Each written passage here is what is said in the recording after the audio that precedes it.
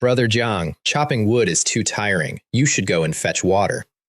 That's Luo Jianjun, big guy, built like a door, and he's saying this to me in the sweetest voice you've ever heard, while his cloth shirt bulges at the shoulders like he's about to burst out of it on purpose. Behind him, a scrawny kid named Guopeng is smiling at me, and behind Guopeng, out of my line of sight but not out of my hearing, a little money pouch changes hands. I heard the coins shift. That's how much I was worth that morning. Whatever fits in a pouch, you can close with one hand. See, chopping wood was the good job. Chopping wood, you're allowed to swing an axe. And if you're allowed to swing an axe, you can practice your saber form while you work, and nobody can say a thing about it. Fetching water is 2 buckets and a hill, and no technique in the world that involves buckets. So they bought the axe out of my hands, not the wood, the axe. I gripped the handle so hard it squeaked, and then I did the smartest, most humiliating thing available to me. I understand, I said, and I let go. Guopeng laughed the whole time I walked away. Not a big laugh. The small kind, the kind meant to be just loud enough. My name is Jiang Ming. I was 16 years old, and I want to be very clear about something up front. I was not a hero. I was a guy from another world with the worst talent in the building and a very healthy sense of self-preservation, and the reason I didn't turn around and swing that axe into Luo Jianjun's face was not honor, it was math. He'd mastered the sect's basic saber form a month ago. I couldn't even lift my arms after practice. Also, I had no lime powder. That's a real thing here. You want to fight above your weight in this world, you bring lime powder and pepper dust and you throw it in somebody's eyes. I couldn't afford lime powder. That's the level we're operating at. Let me show you the reason. Name, Jiang Ming. Lifespan, 16 out of 81. Aptitude, 2. 5 Tiger Saber, 132 out of 500. Culinary Arts, level 2. Aptitude, 2. 2 out of 100.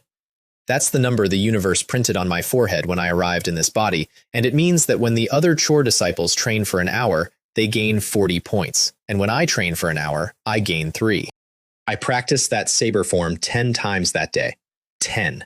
My hands were shaking so hard by the end that I couldn't hold a wooden sword, and the panel gave me 3 points like it was doing me a favor. Trash panel. I want to go home. I want to go back to being a deadbeat.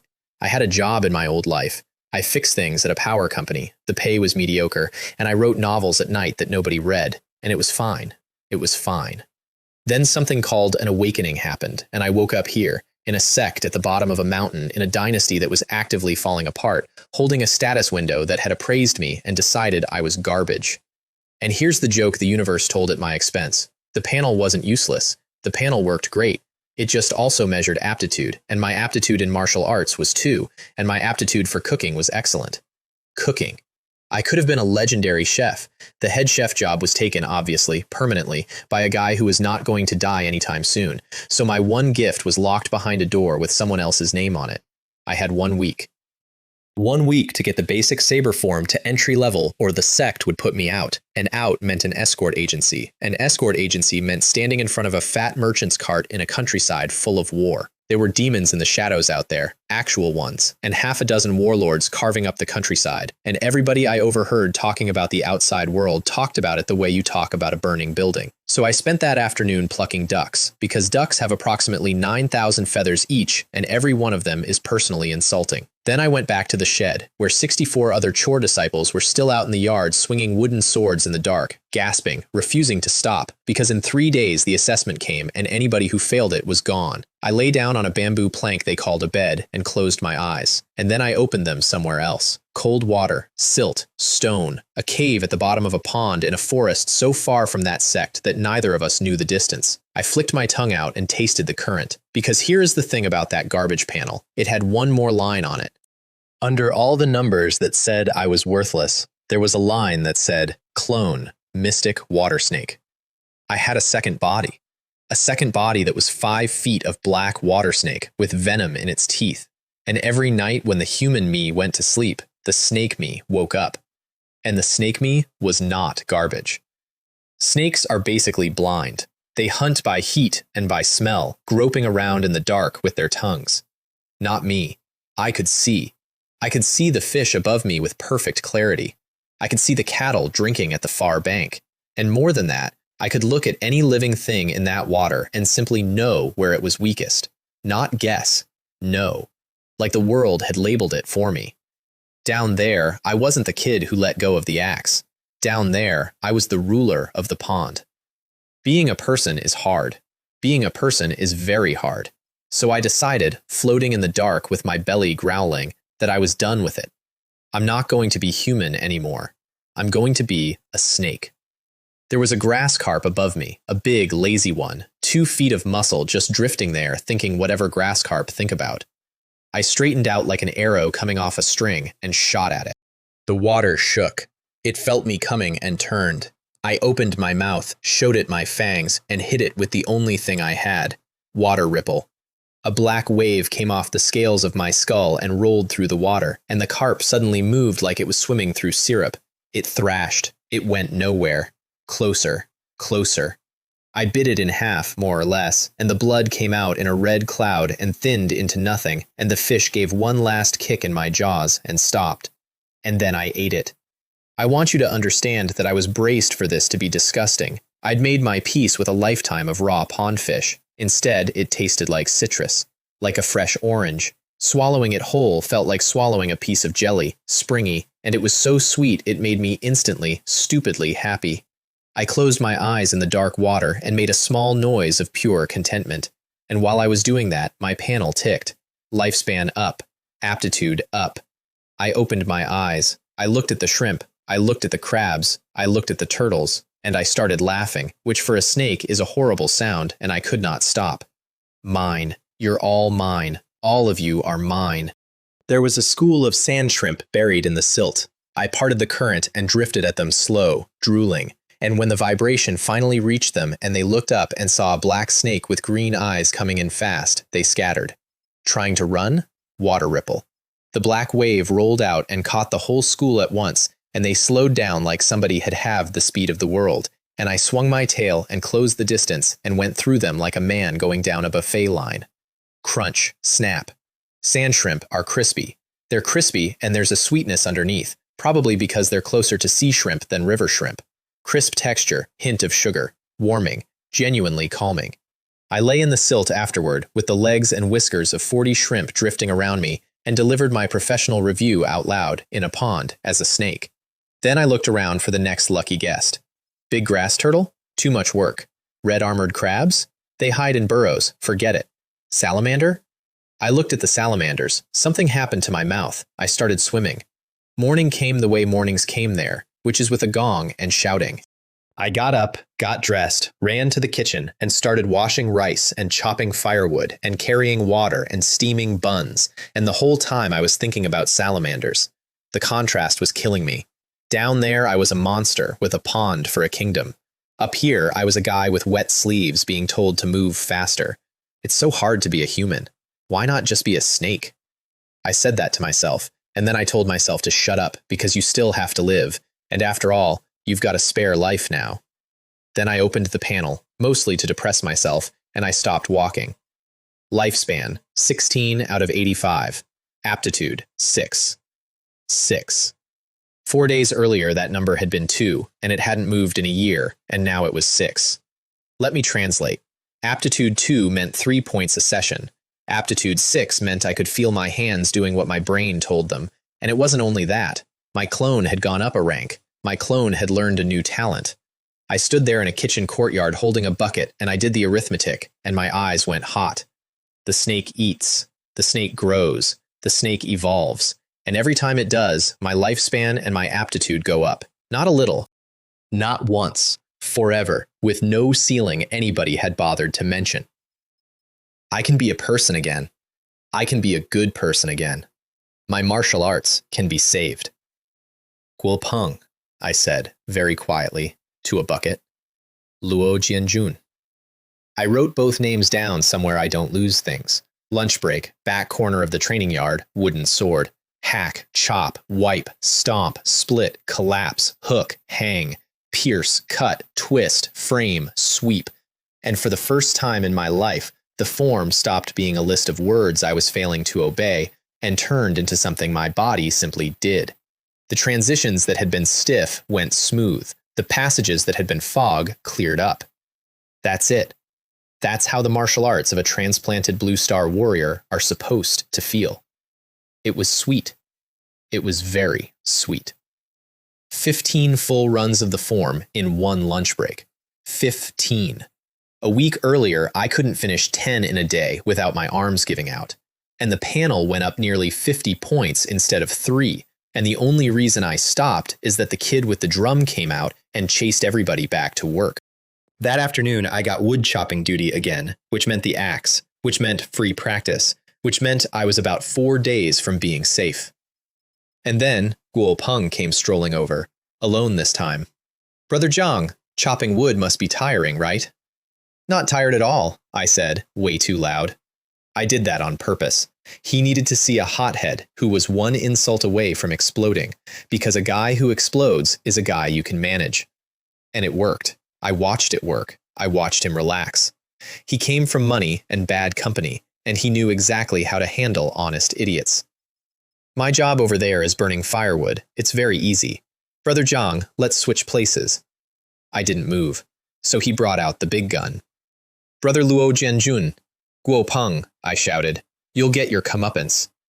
Then I buried the axe in an unsplit log with a great deal of feeling and stormed off. Behind me, he was already picking up the axe, running the saber form, chatting to himself in a satisfied way. Retribution? In this world, only the weak get retribution. One general's success is built on the bones of 10,000. Jiang Ming, you honest, simple farmer, go home and become my martial artist and let the road shine brightly. Ha ha ha. He really talked like that. To nobody, while chopping wood. I spent the rest of that day feeding 5 stoves and doing threat assessment. Guo Peng, close to entry level, not yet a real martial artist, but not far. Luo Jianjun, entry level a month ago, so call him a first-tier martial artist, and then be paranoid and call him a mid-tier one, because I would rather overestimate a man than get killed being accurate. Conclusion, I lie low. I do not fight. My talent gets more absurd every single night while I sleep, so all I have to do is not die for a while, and then I can step on both of them without effort.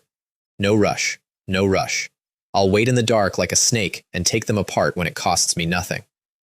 That night, I went out and worked the pond like a man clearing a warehouse. Everything living in there had figured out what I was. When I came out of my cave, the whole pond emptied out ahead of me, fish and shrimp and crabs and turtles all shoving toward the deep water, salamanders and frogs bolting for the surface trying to reach land. The night before, I had eaten anything I saw. They'd expected me to take one big meal and go home. I changed my habits. My little darlings, I said, don't run away. I stopped bothering with small fish. Small fish were snacks. I needed aptitude, which meant I needed mass, which meant anything under a meter was not worth my jaw. I picked out a silverfish over 2 meters long and went for it. It turned around and screamed. Actually screamed, a sound like a human baby, and the spines on its skull lit up dark and sharp. Oh, you're a spirit beast too. Great. I got faster. Watertail. Black light gathered on my tail until it felt like it was sheathed in iron, and I hit that thing so hard it came apart in the water. So it's just a pretty face, I said, and swallowed the pieces whole. My stomach made a noise like a cement mixer, my belly deflated, and the numbers moved again. By dawn, I had gone through every stretch of that pond except the deep water, the part that made something at the base of my skull ring like an alarm bell. Lifespan, 88 to 131. Aptitude, 7 to 11. 11. I had been a 2. Over the next few days, I stopped sleeping in any normal sense. Human me trained. Snake me hunted. Human me got stronger because snake me ate, and snake me got stronger because human me trained. And I want to flag that second half because I only noticed it later, and it's the whole reason any of this worked. It went both ways. The two of us were feeding each other. 4 days out from the trial, my saber form hit entry level, which meant I was now legally allowed to compete for a real disciple's spot. My clone hit Tier 1 Intermediate and picked up a talent called Black Mist that let me spit out a cloud and vanish inside it. 3 days out, I noticed the returns dropping. Ordinary big fish weren't cutting it anymore. I'd outgrown the pond's normal menu. The day before the trial, Guo Peng came for me one more time. He took the axe again, and then, generously, he offered me a deal. come with him into the mountains during the trial, carry his herbs, be his porter, and if my contribution was good enough, he would personally guarantee my place in the sect. Buddy, I come from the age of big data. I have seen so many scams. I have seen scams that were entire industries. What he actually wanted was for me to die quietly in a ravine somewhere. Because a chore disciple who hasn't even hit entry level, walking into those mountains, ends up inside something with teeth. I made my face do frustrated and helpless, and I filed it. Guo Peng, you really think I'm an honest man you can move around at will, don't you? By the night before the trial, I had pushed the saber form past entry into skilled, and when I swung it, there was a faint tiger's roar in the air. Name, Jiang Ming. Lifespan, 16 out of 150. Aptitude, 15. 15. From 2. In under a week. The Phoenix Creek Sect's disciple trial doesn't work like other sects. Other sects make you fight. Phoenix Creek makes you shop. 5 days in the mountain range, bring back herbs and beasts and elemental stones, and whoever accumulates the most points becomes a real disciple. Which is a polite way of saying the sect harvests a crop of desperate teenagers every 3 months and sends them into a forest to see how many come back with groceries. Normally, I'd want nothing to do with a system like that. But I wanted something out of this sect, and I didn't have the strength to take it any other way, so fine. I'll follow your rules. I just won't confine myself to them. The morning of the trial, the yard outside the affairs office was a market. Entry-level saber, anyone? Brother Jianjun is hiring. Guaranteed pass to full disciple, only 100,000 silver. And there was Guo Peng in the middle of it, working the crowd, selling Luo Jianjun's name like a brand, and doing well at it. He signed 3 capable people in the time I stood there watching. Skills, nerve, and he knows how to monetize a connection. Luo Jianjun, if you don't make it, who will? Then I turned around and walked into the mountains alone with a standard Miao blade. First, I did quality control on myself. Wild boars, snakes, wolves, I ran. Rabbits and pheasants, I introduced myself. About 30 of those, and I was sure I could handle small game, so I moved up to medium. Half a day later, I was sure about medium. By the end of day 1, I knew I owned the outer ring of that mountain range, which, for a kid who 3 weeks earlier had let go of an axe, was a very strange thing to know. Other people were going to sprint straight to the inner ranges and gamble their lives for a top 3 finish. Not my style. I don't need to win a race. I need to not die, and get gradually more terrifying and let time do the rest. That's the whole path. That's the only path I want. So I found a hill with a big black bear on it, and I moved in. The bear's cave smelled like a garbage dump had married a wet dog. Perfect. Nobody comes into a bear cave. I took a pouch off my belt and started painting my blade with powder. Tip, spine, edge. When I was done, the blood-stained steel had gone purple. The bear was snoring. It snored like a man with a deviated septum. I stepped up beside it, set my feet, and used the heaviest posture in the form. White tiger leaps the ravine. There was a roar of tigers that had nothing to do with any tiger, and then the bear was awake and airborne and extremely confused about why its body was still on the floor. I looked at the head. The head looked back at me. Why are you opening your eyes so wide? Then I said, you can die in peace. That was expert saber work plus a specialty paralytic powder, and I wiped the powder off my blade, and I tidied up, and I settled in. 4 days. 4 days in a dead bear's cave, alone, running the form until my shoulders were soup. Points can wait. Points I can collect in an afternoon on the last day. Proficiency is the only thing that compounds.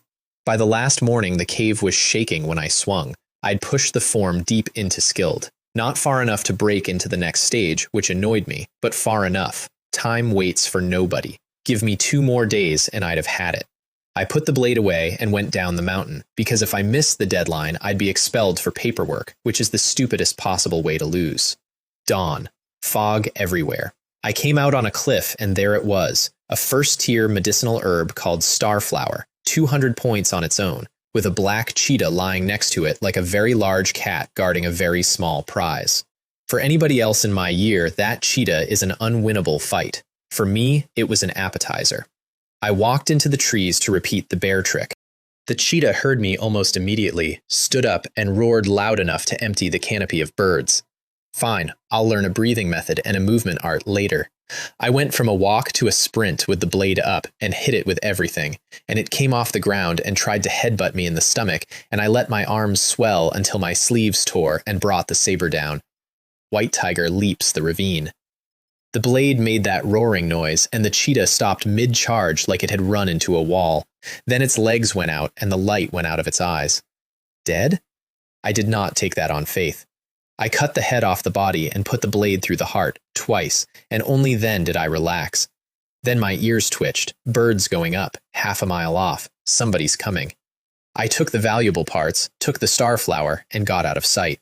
And that is how, purely by accident, I ended up crouched in a bush watching Guo Peng walk into the clearing alone.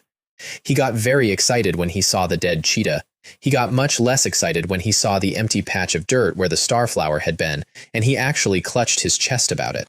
So Guo Peng came all this way for the starflower, but does he have the strength to handle a black cheetah alone?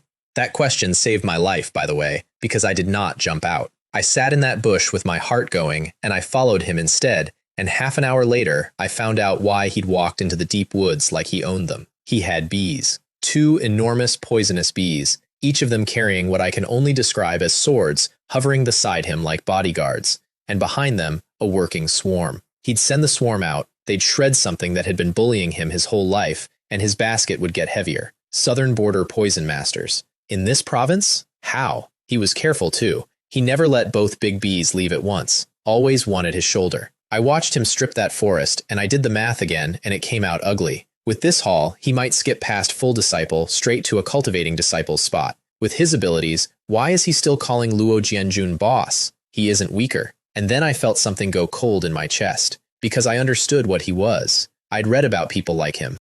He was going to build a bigger swarm, and then he was going to use it. And the first person he'd pointed at once he had power was the honest idiot who'd been quietly getting stronger where he couldn't see. If I let him walk out of this forest, one day I'd wake up inside a cloud of those things. So I stopped watching and started waiting. I set the herbs down, bag in the left hand, blade in the right. Wait. The 2 big bees switched shifts.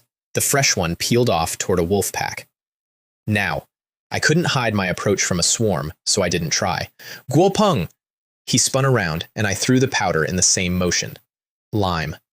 The remaining bee got in front of him half a second too late, and the lime went past it and into his eyes, and he made a sound and started crying, actual streaming tears, which is exactly what lime does, and exactly why I had wanted it so badly back when I couldn't afford it.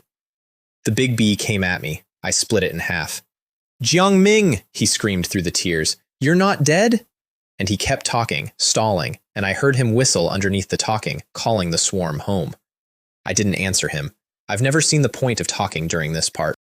I cut the second bee out of the air.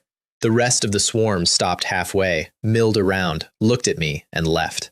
He grabbed a knife. We crossed once. His knife went one way, and he went down on his knees. No, you can't kill me.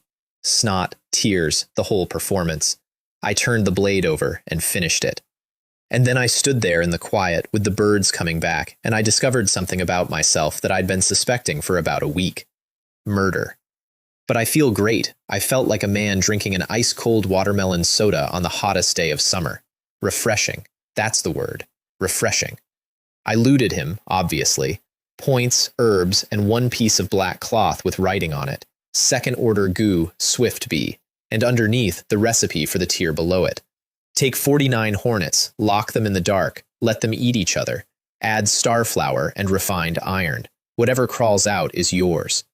That's why he wanted the starflower. I stood there in a forest holding a murdered man's insect recipe, and I put the starflower in my own bag instead of the Sect's, and I went home. I walked into the affairs office with a basket so full I had to carry it with both arms, and I put it down in front of the deacon without saying anything, and I left. They ranked me 8th. 8th out of everyone. Above me were the names people had been saying out loud for months. Luo Jianjun, Sun Meilin, and then, apparently, me. The yard lost its mind. Jiang Ming didn't make a move for 5 days, and he's in the top 10? Is that fake? Isn't his talent terrible? He practices the basic saber form. That stuff doesn't last. Aptitude isn't just speed. The key is comprehension. That's true. Every year, some senior nobody rated opens a grade A aperture and makes fools of everyone, while the celebrated genius opens a C. So what'll Jiang Ming open? Best case A? Worst case C? I did not stop to participate in the discussion of myself. I went and packed my things, because 8th place meant full disciple, and full disciple meant I got a room. It was a terrible room. It was small enough that the bed and the stool were arguing about floor space. It was mine. 64 men to a shed, or a door I could close. I have never in either of my lives been happier about a piece of real estate. That night, I read the bee recipe by lamplight and made a list of what I was missing. And the list was short and awful. 49 hornets. Easy. They're everywhere in those mountains. Refined iron. 3,000 silver per piece. Total funds available to Jiang Ming, 50 silver. Money, I said to the ceiling. Oh, money. And I pulled out a great AO banknote to look at it, the way you look at a photograph of somebody who left. It was a bad banknote. The anti-counterfeiting was, to my eye, embarrassing. Whoever designed it had clearly never met a determined man with a printing press. And then I stopped breathing for a second and opened the panel.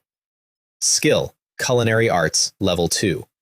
Cooking is a skill, so painting is a skill. And if painting is a skill, and skills level up on this panel, and I got my cooking to level 2 by watching food videos in a previous life, then if I painted well enough that you couldn't tell my painting from the real thing, I looked at that blue banknote for a long time with a smile on my face that I would not want you to see. Then I went to sleep and went hunting. The pond was getting stingy. As my rank went up, ordinary fish stopped paying. So I turned my attention to the ones that had stopped being ordinary, the fish and shrimp that had crossed the line into spirit beast. Which is how I ended up staring into the deep water at a black dragon shrimp over 2 meters long, drooling actual black saliva into the current. I wanted it so badly. And every instinct I had said that if I crossed that line, I would die there. Stay calm. Stay calm. I turned around and went back to the shallows and ate things I was allowed to eat, and I killed every fish, shrimp, crab, and turtle over a meter that I could find, and I told myself the thing I would end up telling myself several hundred more times over the next few years. I'm not short-lived. What's the rush?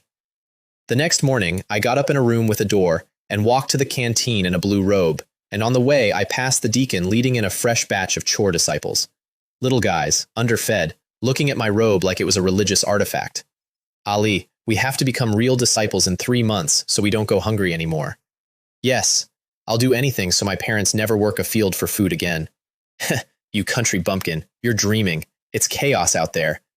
Bet you get conscripted in 3 months anyway. I slowed down without meaning to, and then I made myself speed up. The war outside hadn't gone out. It had gotten hotter. The next big thing on the calendar was the Enlightenment Conference, which is where the sect cracks you open. Here's how the world works. To be a martial artist, you have to open a void inside your body, an aperture, and fill it with true essence. Ranks 1 through 5 are martial artists. 6 through 8 are martial saints. 9 is a martial god. 10 doesn't exist. 10 is immortality, and nobody in the history of this world has ever reached it. While I waited, I did nothing but train, and one afternoon in that little room, a tiger-shaped shadow stood up behind me when I swung. The form had hit minor achievement, and my clone got a present out of it. Talent, Tiger Shadow. Summon a tiger's shadow to fight. I sat down on the floor of a room I could barely turn around in, and I understood the shape of what I had. The snake eats, and my aptitude goes up. My aptitude goes up, so my technique goes up. My technique goes up, and the snake gets a new power. Both directions, forever.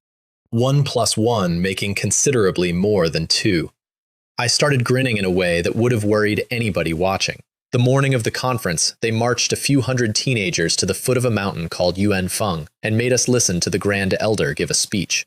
I have lived through the age of information saturation. I know brainwashing when I hear it. I spent the speech studying the disciples in blue who'd skipped the chore disciple stage entirely because of who their fathers were. Then the elder waved his hand and the mountain turned on. It was white jade, all of it. Staircases running up it in different colors, red, aquamarine, wood green, and the whole thing was wrapped in mist, and the mist wasn't mist. It was true essence, compressed until it turned visible. The rule was simple. Climb, as high as you can. Where you stop is what you get. Luo Jianjun went up the ice element stairs without looking back. He had a deal. A first elder of the law enforcement hall had promised to take him as a personal disciple if he could reach grade B, and Luo Jianjun didn't want grade B. He wanted the top, because he was that kind of person. I picked water and started walking. I wasn't fast. Faster men went past me early. I just never stopped. Grade D. Then grade C, which, by the way, is a fine result. Grade C with a good head on you can be a second-tier martial artist in 5 years and live comfortably as a sect administrator forever. I kept walking. Somewhere behind me, a second-generation sect kid was staring at my back with his mouth open, because I had just walked through the barrier between C and B like it was a doorway, and I have no aura, and I have an unremarkable face, and there is nothing about me that says genius. Higher up, the air started fighting back. That's the compressed essence. It pushes. I passed a girl in the grade A zone waving a pink ribbon and laughing because she'd just done it, and every elder down below was cheering for her. Zhou Lihua, somebody's daughter, obviously. I went past her. I want to be clear that I was not showing off. I simply hadn't found my limit yet. Ahead of me were people I would not have dared make eye contact with 2 months earlier, doubled over, gasping, stuck at the edge of grade B, and I looked at them and I thought one clean thought. I am not the same person I used to be. Then I got near the summit and something stabbed me. Not metaphorically. It felt like walking into a wall of needles. Reaching the top means a perfect aperture, 100% absolute perfection. And apparently perfection is forbidden here. Apparently the world has an opinion about it. I stopped. I stood there 1 step short of the summit, feeling the world tell me no, and I said fine. And I stayed where I was and opened myself up. Down below, the third elder made a small, disappointed noise, and every other elder on that mountain quietly exhaled. 10, 9, 3, 2, 1. It felt like somebody set off explosives between my kidneys.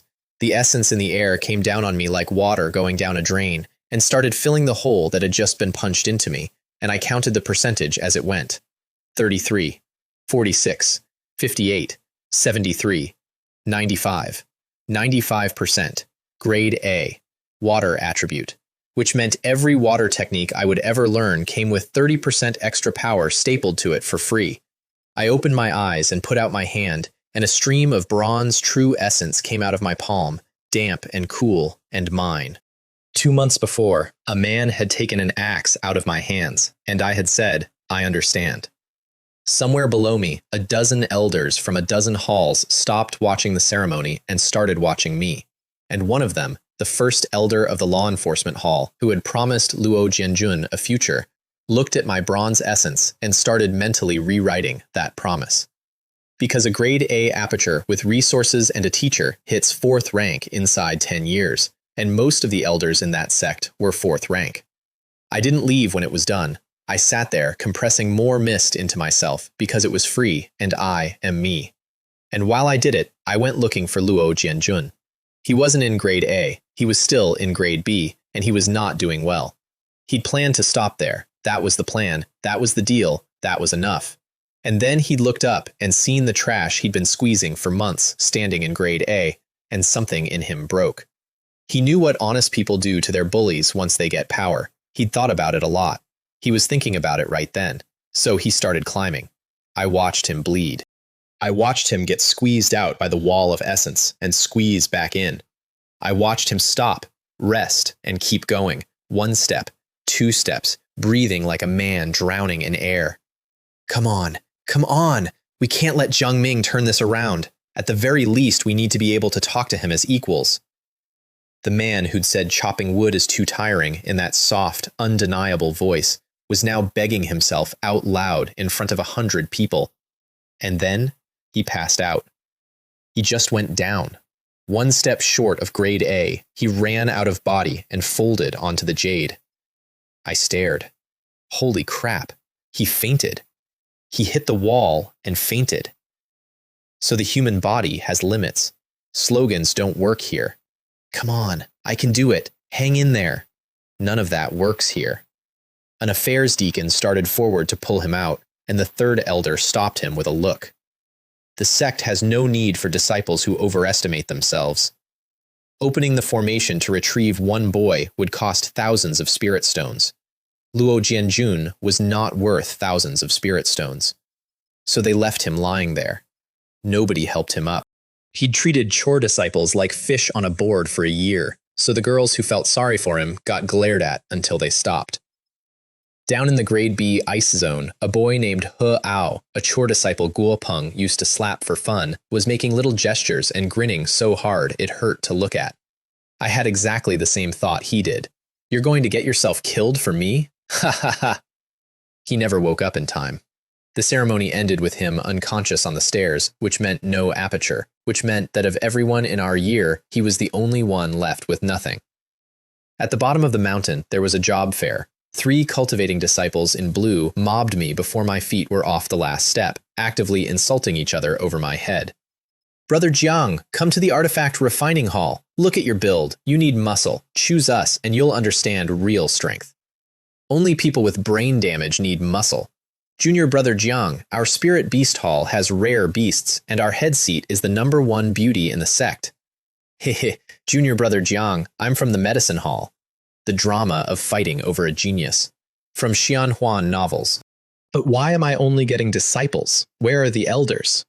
That's true. What kind of person is an elder? Grade A is roughly 2 or 3 people a year in the whole province, even here. While they argued, 10 steps away, a different conversation was happening. Luo Jianjun had woken up and crawled over to Sun Kai, the personal disciple of the law enforcement hall elder who'd promised him everything, and he had hold of the man's sleeve. Luo Jianjun, you bastard, let go of my hand or don't blame me for being ruthless. Sun Kai wasn't even looking at him. He was looking at me, terrified somebody else would get to me first. Senior Brother Sun, master. Master? Where did you get a master from? Let go. And he threw him, face first, into the mud. Useless piece of trash. Doesn't know what's good for him. Then he came sprinting over to me with a smile on his face. Luo Jianjun lay in the mud and cried, and I stood 20 feet away in the middle of a bidding war, laughing at somebody's joke, being handed gifts. A bottle of Tier 1 calming pills. A piece of Tier 1 cold iron. 9 spirit stones, because a girl from the medicine hall named Sun Jia didn't want to be the only one who came empty-handed, even though 9 stones was a third of her month. I bowed. I thanked everyone by name. I said all the right, modest things. Senior brothers, opening the aperture took a lot out of me. I'll take my leave. I was not being humble. I was being careful. Everything they were saying about me was a mirage, and I knew it. Only the road to immortality is real. The second I was around the corner, they started fighting with each other, which I heard about later and enjoyed a great deal. In my little room, I laid out the loot on the bed and counted it. A bottle of calming pills, worth 5 spirit stones. A piece of Tier 1 cold iron, 5 spirit stones, and better than the refined iron in my B recipe. 9 loose spirit stones. Spirit stones are the hard currency of this world. They're not money exactly. They're batteries. You hold one, and the energy inside comes out and becomes yours. I took 2, held them, closed my eyes, and started converting them into strength. And while I did that, I sent my mind down to the pond and started hunting. 2 things at once. Absorb and hunt. Cultivate on both sides. Double the happiness. Meanwhile, Luo Jianjun, who had nothing left, decided to kill me.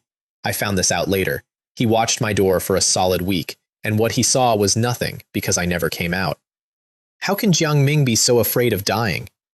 Which grade A genius doesn't run off to the mountains to prove himself? How have you been in your room the entire time, only appearing at meals? If 3 more days doesn't work, I'll have to find another way. 3 days later, I was still in my room. He gave up and went away cursing, and I want to note that this is the entire strategy. That's it. That's the technique. He was a stronger martial artist than me at that point, and he could not do a thing to me because I refused to be outside. 2 weeks later, Hiao came to see me, and we sat in that tiny room, him on the stool and me on the bed. Ming, tomorrow's the day we pick our halls. Where are you going? I'm going to the law enforcement hall, he said, and his eyes were not friendly. I won't be at peace until Luo Jianjun is dead. I sighed. I made it a good sigh. When does this cycle of revenge end? Luo Jianjun is practically a cripple already. And then I took 2 spirit stones out of my sleeve and pressed them into his hand. You've made up your mind. I hope these help. Ming, how many times do I have to say it before you understand? Luo Jianjun has to die.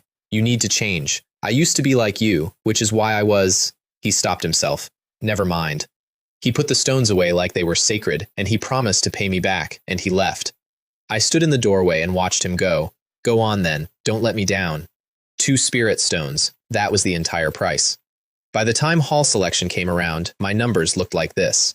Lifespan, 16 out of 207. Aptitude, 20. Saber form deep into minor achievement. Skills, cooking level 2 and painting level 1. 25 points because I'd been practicing. I was, conservatively, 5 times the person I'd been a month earlier. The price was that every single thing I'd been given had been converted into stone dust on my floor. The only thing left was that piece of cold iron, and it was earmarked. Now, which hall?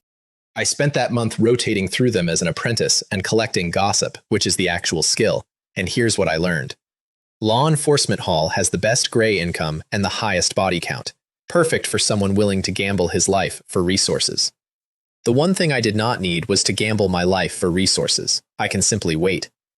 Medicine Hall, brutal early, enormous later. Artifact Refining Hall, good early, good later, and the work is hot and heavy and undignified.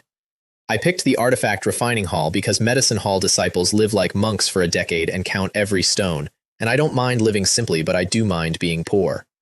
The next morning I got to the hall early and found a crowd. The Artifact Refining Hall sits on Phoenix Fire Peak inside high iron walls, so the whole thing looks like a giant iron barrel with a door in it. There were more people at that door than the door could ever fit. Then the gate opened, and a cultivating disciple named Zhou Guang came out and stood at the top of the steps, where everybody had to look up at him, and sorted us like potatoes. Disciples with grade C apertures, register your name. If you are not grade C, do not register. Grade B apertures, stay. Everyone without a grade B, leave immediately and do not gather. Grade A, come to me. I'll take you to your teacher. The D grades went white. The C grades weren't much better. The B grades stood there, nervously eyeing each other. This is so cruel. It's exactly like high school admissions. I stepped forward, and Zhou Guang's whole face changed. He came down off his high step to greet me personally, which everyone saw, because he wanted everyone to see it. Junior Brother Jiang, it's been a long time. Senior Brother Zhou, I'll be relying on you. I'll need a lot of guidance. He'd spent the last few days investigating me and had concluded I was an extremely reliable investment, which, to be fair, was correct. It turned out only 2 grade A apertures came to the Artifact Refining Hall that year, me and a 17-year-old named Qin Feng from a powerful Sect family. Everyone else went to Medicine Hall and Spirit Beast Hall and the Bounty Hall, because those places don't require you to be shirtless in front of a furnace for 6 hours a day. Decent, decent, Zhou Guang sighed as he walked us in. Why can't they see it? He took us down bluestone steps past workshops full of enormous half-naked men hammering metal, muscles about to secede from their bodies. Brother John, I wasn't lying, was I? In a few months, even a skinny thing like you will fill out. Yes, that's right, I said shyly. Qin Feng looked at me and smiled a little. He had a nice face and a nobleman's build, and he had clearly already decided which of us was going to matter. Then we were standing outside a house made of white frost stone with willow trees around it, and the air went cool the moment we crossed the threshold, and Zhou Guang told us to wait and went inside. I used the time to inventory the room, not because it was interesting, because your teacher's taste tells you what your teacher hates, and you don't have to flatter a man's preferences to survive, you just have to not step on them. Jiang Ming, right? Said Qin Feng. I'm Jiang Ming. What's wrong? Heh, it's nothing. It was not nothing. It was him checking whether I was a threat. 2 grade A apertures, 1 teacher, and a teacher only has so much attention. Inside, a middle-aged man built like a brick foundry was reading our files. Zhou Tianming, first elder of the Artifact Refining Hall, 5th tier martial artist, 1 step from sainthood. Zhou Guang brought us in. I looked at the man exactly once, long enough to confirm he had a fleshy face and an enormous sense of threat, and then I looked at the floor and kept my mind flat while he examined me like meat. Beside me, Qin Feng's legs were shaking. Then Zhou Tianming said the thing. Jiang Ming, Qin Feng, would you two be willing to become my personal disciples? I heard Zhou Guang's head come up. Because Zhou Guang had entered this hall as a second-class talent and worked like a slave for 3 years to get from full disciple to cultivating disciple, and here were 2 teenagers being handed a first elder's personal discipleship on day 1. Disciple agrees, I said instantly. Disciple is willing too, said Qin Feng half a second later, which he noticed and I noticed. They gave me a courtyard, 1 bedroom, 1 sitting room, 1 training room, and my own toilet. Zhou Guang walked around it 3 times, making small, envious noises. Junior brother Jiang, do you know? I've struggled for 5 years in this hall, and I still don't live this well. You have to seize this. Don't anger Elder Zhou. I didn't say much. I kept pouring him wine, and as he got drunker, he told me everything. What Elder Zhou liked, what Elder Zhou hated, who Elder Zhou owed, and who owed Elder Zhou. I nodded a lot and remembered all of it. I didn't believe all of it, but a direction is worth a great deal, even when the map is bad. When he left, he was still looking at my courtyard. Senior brother Zhou, I said to his back once he was out of earshot. I used to envy you people so much. Then I realized envy doesn't do anything. You have to move yourself. That night, Ha'ao came by with wine and good news. He'd gotten into the law enforcement hall. He'd already hit first-tier martial artist. He would be able to kill Luo Jianjun soon. Luo Jianjun, meanwhile, had no aperture, no essence, no patron, and had ended up on the bounty board working as a low-grade sword guard. The man had been the strongest of us 4 months earlier. Without true essence, he'd become fish on a board. The next morning, I met the 3rd senior brother. Wei Zichuan came through the door of the white stone house like a black tower that had learned to walk, slapped both of us on the shoulder hard enough to rattle teeth, and grinned. Hey, you 2 must be Master's new disciples. I'm your 3rd senior brother. I made a small noise. Qin Feng went pale. Qin Feng, you're tall. How come you're not as solid as Jiang Ming? Have you been ruined by wine and women? How could that be, 3rd senior brother? You're overthinking it, said Qin Feng sheepishly, and I filed that away too. Master handed you to me to teach the basics of casting. I don't care about your personal lives. You will complete the tasks I assign you every day. I said nothing and was privately delighted because this man was clearly the honest, stubborn, salt-of-the-earth type, and I had a walking benchmark standing next to me named Qin Feng. On the way to the workshop, Qin Feng asked him what rank of smith he was. Wei Zichuan's mouth twitched. He tried to look casual. Not much, only 2nd-order craftsman. Only 2nd? Said Qin Feng, visibly disappointed. Something went off in my head like a fire alarm. Is this man brainless or blind? Brother Wei, I said immediately, you're a 2nd-order craftsman? That's incredible. I heard every 2nd-order craftsman can stand on his own and open his own workshop. His whole face lit up. He gave me a look of deep approval. And then Qin Feng, who had apparently learned nothing in 17 years, jumped back in. 2nd-order craftsman? Tisk tisk. Brother Jiang, you're overthinking it. How could a mere 2nd-order craftsman stand alone? A 2nd-order craftsman has only just graduated. Wei Zichuan's face went dark, like a window closing. I shut my mouth so fast I nearly bit it and stood quietly to one side. Qin Feng kept going. He kept going all the way to the workshop door, demonstrating his knowledge.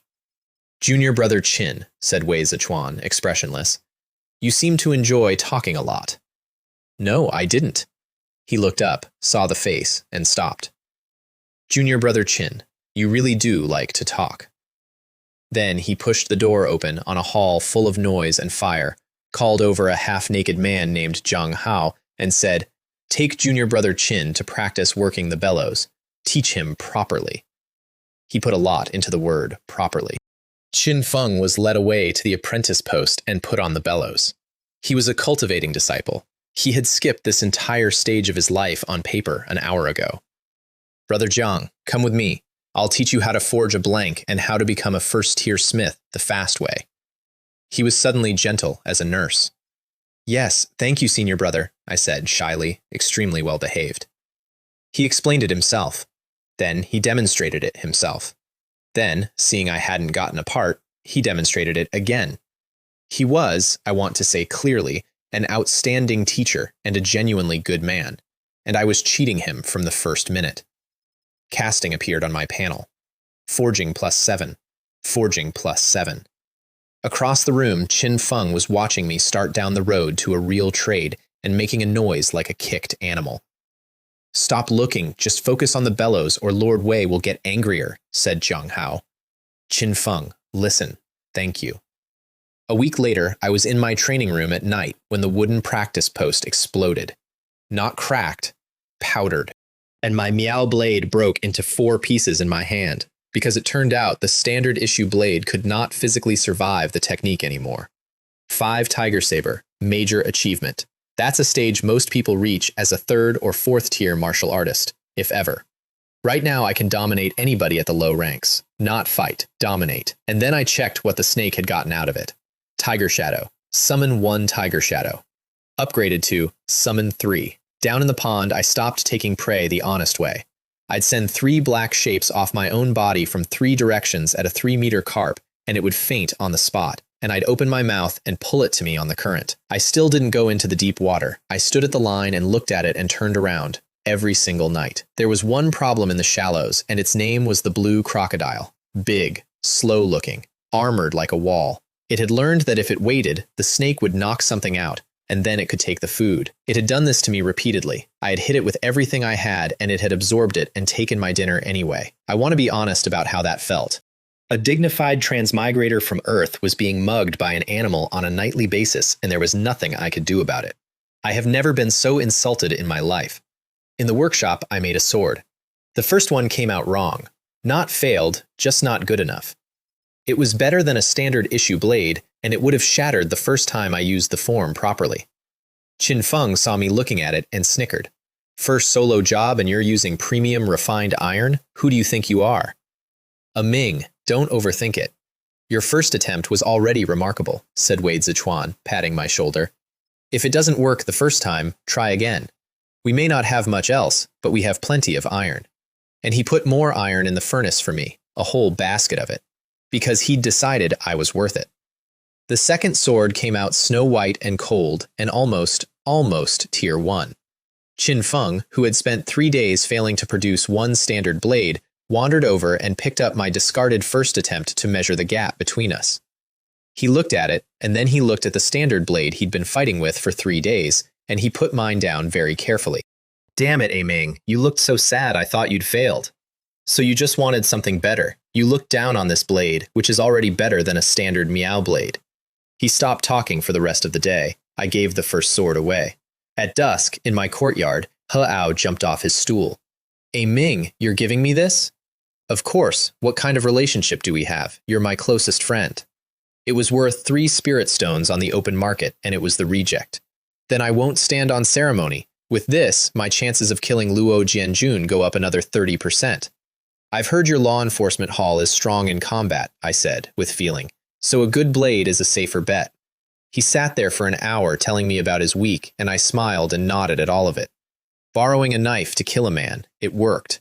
4 days later, on a night with lightning coming down on the bluestone streets of Phoenix Rivertown, He Ao went in through the 5th-floor window of the Yan Inn and took half the meat off Luo Jianjun's right thigh before he was awake. Luo Jianjun screamed and grabbed his blade. "Which cowardly wretch dares to attack in a mask? Luo Jianjun, you never expected this day, did you? Back then, you wouldn't even leave me a way out."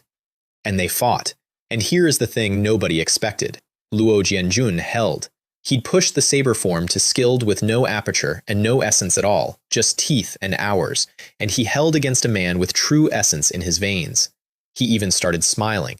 He told He Ao to listen, the sound of people getting dressed downstairs, guests coming, and once they arrive, ha ha ha. Then his blade lost a corner against the sword I'd made. Then his blade broke into pieces and left him holding a hilt. "Hero, spare."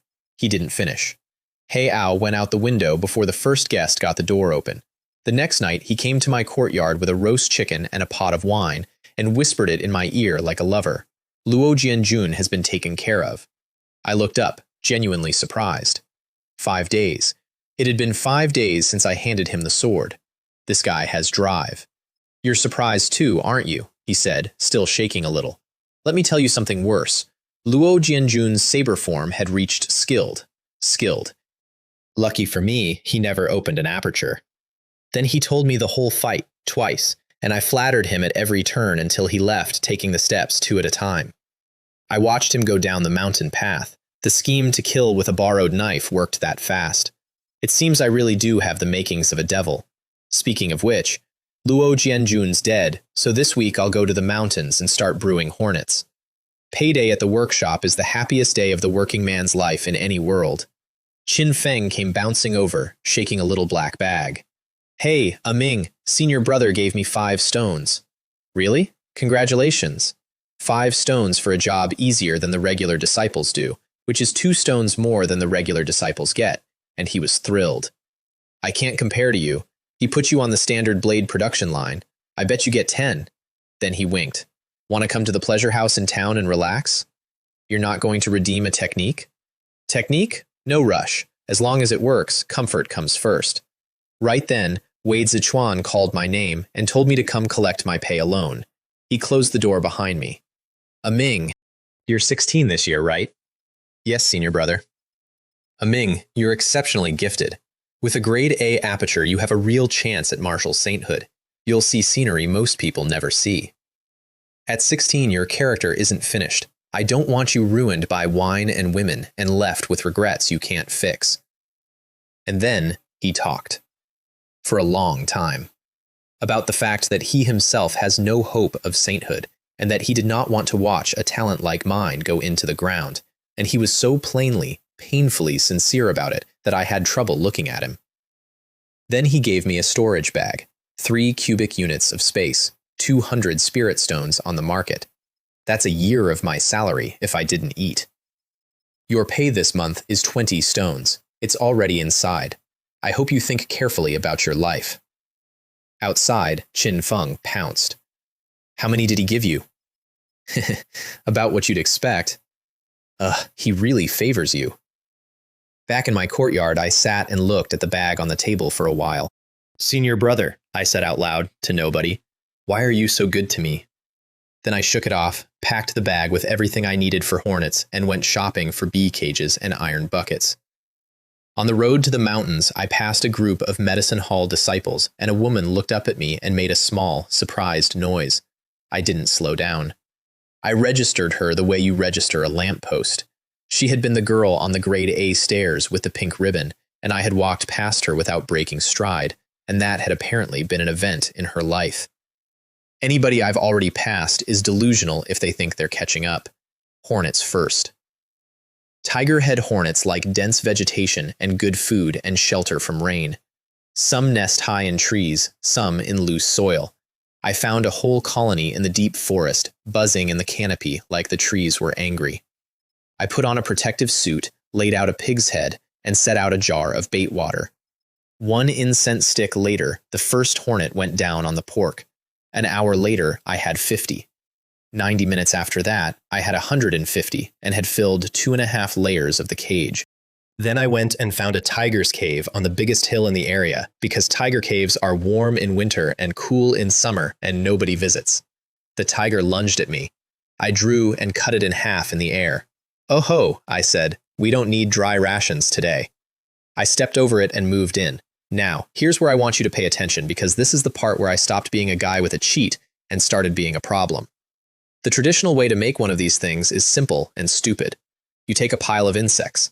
You lock them in a jar in the dark. They eat each other. The one that survives is the meanest, and the mean one is yours. Guo Peng did it that way. Guo Peng's bee was garbage. I'm from Earth. I know what a catalyst is. 49 hornets went into a big iron bucket with a lid. I left a crack for light, and through the crack I could see them sitting there looking wilted, like cut flowers. Then I upgraded the environment. Crimson bloodgrass, red honeysuckle, low-grade herbs, cheap, and their effect on animals is that they lose their minds. And on top of that, a cobra's corpse, because cobra venom in the diet makes the survivor's venom worse. Heh, I said, closing the lid. Let the struggle devour you. Then I took out a black notebook and a charcoal pen and started taking data. I want you to picture this correctly. If you had given me a white coat at that moment, you would have assumed I worked in a lab. Inside the bucket, the starving hornets went for the cobra and ate it down to nothing. 3 of them died of the venom on the way. Then the survivors, still starving, found the bloodgrass and the honeysuckle and started eating that, and their eyes went red, and the thing in their heads that stops an animal from attacking its own kind switched off. Bang, bang, bang, bang. The bucket started jumping. Is it finally starting? 2 hours of watching through a crack, writing everything down. First batch to die, the ones that weren't venomous enough. Second batch, the ones that weren't fast enough. Third batch, weak stingers. Fourth batch, fragile. By induction, 4 traits: venom, speed, sting, jaw. The winner has all 4.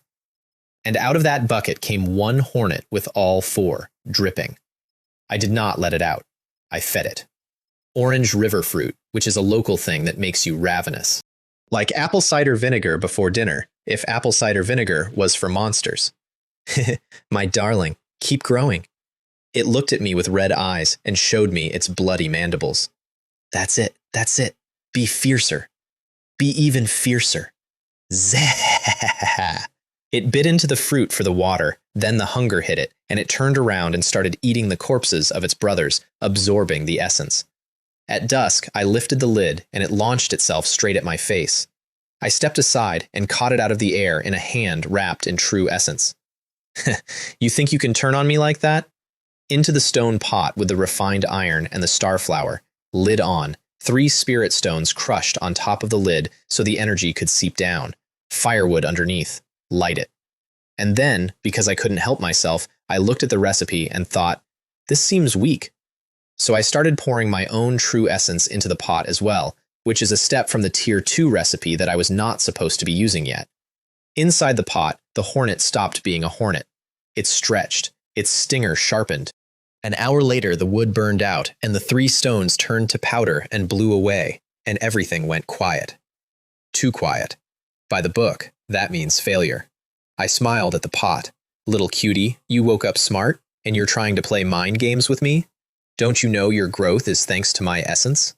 Inside, a giant hornet with 2 blades and a ferocious jaw was pressed flat against the underside of the lid, waiting for me to open it. So I didn't open it. I put 2 spirit stones in my lap and poured essence into the pot, and I kept pouring. You want to compete with me on essence? I'm 95% grade A. I have essence to burn. Bit by bit, the will of the thing inside got erased. An incense stick later, it knocked the lid off itself, flew out, landed on my shoulder, and stood there like a hawk on a glove. Completely mine, the way a flying sword is completely yours. I sent it to eat the tiger, because a goo insect has to eat or it dies, and this one eats meat. And while it was chewing, my panel moved in a direction I was not expecting at all. Forging, plus 220. Casting, tier 0, 453, to tier 1. I stared at it. Then I started laughing, because refining a goo is forging. It's the same craft. The panel had looked at what I just did with a pot and a fire and a piece of iron and classified it as smithing, and handed me 220 points in one lump, and turned me from a fake smith into a real one on the spot. A first-tier smith gets a cut of every weapon he makes. I was making 20 stones a month. That was about to triple, or quadruple. And then I looked at the bee cage with 100 more hornets in it, and my mouth went wet, and I sat down and drew a diagram on the floor. Use the goo to gather materials. Refine the goo. Refining the goo spikes my smithing. Smithing rank spikes my income. Income buys techniques. Techniques make me stronger, which lets me gather better materials, which makes better goo. A circle. A closed, self-feeding, upward circle. Ga ga ga ga ga, I said, in a cave, alone, and the hornets in the cage got upset. The next day, I ran it again, this time using the tier 1 cold iron. Under pressure from the finished one, the fresh batch fought and cannibalized each other like somebody had hit fast forward, and the second goo came out with sharper blades and a nastier stinger. Forging, plus 201. Third, fourth, fifth failed, and I ran out of materials. Final tally, 4 of them, hovering in the dark, and behind them a couple hundred ordinary tiger-head hornets that had been rounded up and pressed into service, because these things command lesser bees. They'd form shapes in the air on command, swords, curtains, which meant that functionally I was now a southern border insect master. Hehehe, I said, watching 100 hornets fold themselves into a blade shape in a tiger's cave. I remember the library has books on formations. Would things get more interesting if I learned formations too? Ha ha ha. On the way home, I got attacked by a 2-meter snake that dropped out of a tree to strangle me.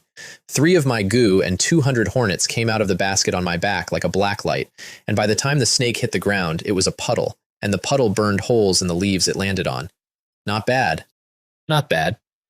At noon, I smelled blood, followed it, and found several black wolves, torn into pieces that were still steaming, and past them, 5 medicine hall disciples running for their lives from the rest of the pack. Tsk, I said. I thought it was a robbery, and I could commit some murder and arson and get rich. It's just wolves. Medicine hall disciples are famously broke. There was no profit in this. I turned around and left. Behind me, one of them started shouting a plan about luring the wolves toward the stranger so they could escape, and a woman's voice shut him down. No, we can't drag innocent people into trouble we made ourselves. And then that same voice said something else. Jiang Ming? I stopped. I turned around. I looked at her. How does this woman know me? Jiang Ming, please help us. Please help us. I turned back around and kept walking, because I am not a man who is helpless in front of a beautiful face. I can give you spirit stones, lots and lots of spirit stones. My master is a sect elder. My father is a sect elder. I turned around so fast I nearly pulled something. Stones? Lots of stones? With this pack of wolves standing right there? Free money? A wolf tried to stop me on the way in. I cut it in half without slowing down, and walked up to her through the fight like a man walking to a counter. She was, I will admit, staggeringly beautiful. I noticed for about 1 second. How many spirit stones can you offer? I said, casually knocking a wolf away with the flat of my blade. How much do you want? Oh, wow. 200. I'll resolve this crisis for 200. Impossible, shouted the guy doing all the actual fighting, and then got dragged back into the wolves. 200 spirit stones, she said, and her mouth stayed open a little. 2 years of her salary. I watched her do that arithmetic on her face. Then she set her teeth. Fine. My name is Zhou Li Hua, Medicine Hall. I don't have that much on me. I'll give it to you when we get back. She'd volunteered her name and her hall, which meant she intended to pay, and also meant I could find her in about 4 minutes if she didn't. I believe you, I said warmly. You don't seem like the kind of woman who'd lie. Then I pretended to whistle. 3 goo and 200 hornets came off my back in a wave. My darlings, go on. She went white and pointed and could not make words. Never heard of beekeepers? I said. Whatever the black light touched stopped being a wolf and became a stain. The pack broke and ran in every direction at once. I whistled again. The swarm came home, folded itself into the basket, and I closed the lid, and the clearing was quiet. Remember your 200 spirit stones, Zhou Li Hua, I said. I'd like them within the month. And I left her standing in a meadow full of red grass with holes eaten in it, listening to 5 people swallow at the same time. Behind me, Zhou Li Hua was doing math of a different kind. She'd been born into a family that mattered, which meant she could tell at a glance that those 3 misshapen hornets were Tier 1 spirit beasts, and that she was not confident about handling even one of them alone. That's not Spirit Beast Hall work. Spirit Beast Hall disciples at our level are still learning to say hello to animals. If the hornets are like that, what is the man? She decided not to think about it too hard. Back at the Sect, I bought beekeeping equipment and spent an entire day boarding up the windows of my 2 storage rooms because I had 200 insects and nowhere to put them. 1 room for the hornets. 1 room for refining. Being a cultivating disciple is great, I said, wiping my forehead, extremely pleased with myself. No, having a powerful master is great. No wonder Zhou Guang couldn't keep the envy off his face. I sent 1 goo out to call the swarm to dinner, and stood there watching 200 hornets pour out of a hive and into a feeding trough full of meat and water. Feeding them once a day, it's like raising chickens, except easier because I can just look through the goo and know what's happening. The next morning I walked into the workshop and felt a stare on my back. Wei Jichuan watching me from the door with his arms folded. Half a month of holiday and here I was, on time, clear-eyed, moving fast. He wasn't late and he's in high spirits. A Ming listened to me. He didn't go fooling around. Very good. Then he turned to look at the other one. Qin Feng was standing at his furnace, yawning with his eyes half shut, having received his pay 4 days ago and spent it in a manner I will leave to your imagination. Wade Sichuan's eyebrows went up like a drawbridge. He turned away before he said something, and his eye landed on my hands instead. I was folding refined iron, and the rhythm of the hammer and the rate at which I was driving the impurities out of the metal had reached the standard of a first-tier smith. He came over to watch. I noticed, and I turned everything on. I used every trick he had taught me, and about 6 he hadn't. Talk is nothing. I wanted him to look at my hands and know. Bang, bang, bang. Where a normal man stops to rest every few dozen strikes, I kept the rhythm like an ox that had been born pulling a cart. Has Ming's stamina improved? He muttered. Then, no, his technique improved. He knows where the impurities are. I stopped to fold the metal. He reached out and put his hand on mine. Ming, stop making standard blades. Put it down. Come with me. I'll teach you to forge a Tier 1 weapon. And he walked off before I could refuse. The workshop had 3 first-tier smiths in it. Zhou Tian, Luo Yong, Ding Wen. Grown men, years of work behind them. They watched us walk past their stations and stop at the Tianyi furnace, which sits right next to the Tier 2 zone. Goodness, does Brother Zichuan really think his baby junior brother is first tier? Casting is different from everything else. It's water grinding. It's ours. Grade A aptitude doesn't help you here, said Luo Yong sourly. He's been here a month. Brother Zichuan is probably just showing him some advanced knowledge, said Ding Wen, who had watched Wade Zichuan himself take half a year to make first tier and did not intend to be disrespected by a teenager. At the furnace, Wade Zichuan lit the fire for me. Then he squatted down and worked the bellows for me. My senior brother, a second-order craftsman, pumping air for a boy on his first day at the good furnace. Ming, start hammering. Let me see how far you've come. Don't be afraid of ruining the material. A piece of Tier 1 cold iron is 5 spirit stones. He did not care. He wanted a measurement, and he was willing to burn a stack of them to get it. I brought the hammer down. The cold iron deformed. What's going on? Said Zhou Tian, blinking. He actually can forge Tier 1? Luo Yong made a dry sound in his throat. Impossible. Absolutely impossible, said Ding Wen, shaking his head. Jiang Ming can't be better than Brother Zichuan.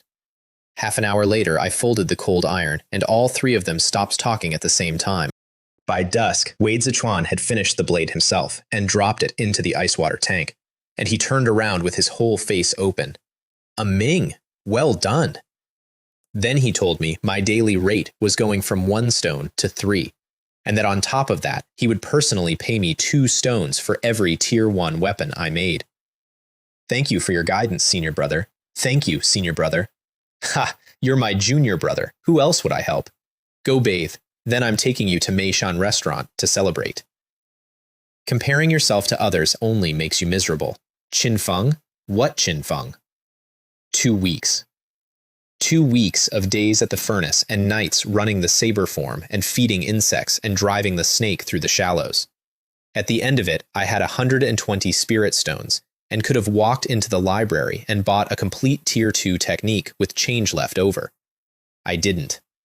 I sat on my bed with the stones in my lap and decided to wait, because I wanted a Tier 5.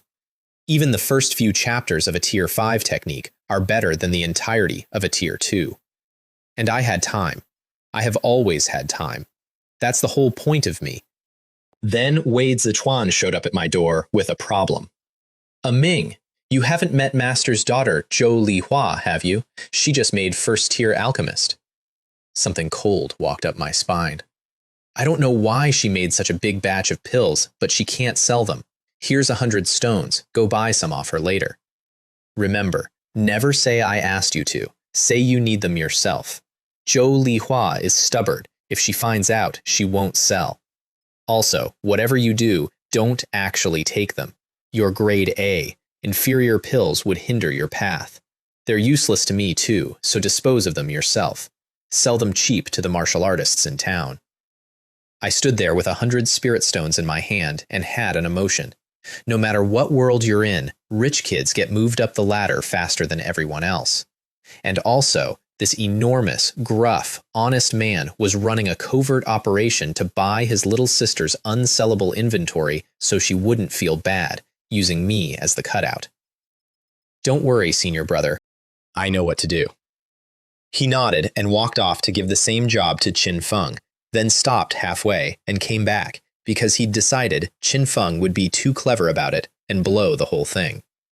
Qin Feng never learned he'd missed an opportunity. Down in the pond, meanwhile, I had a different problem. The shallows were empty. Genuinely empty. 2 months of unrestricted fishing, and there was nothing left but minnows and swordfish too fast to be worth the effort.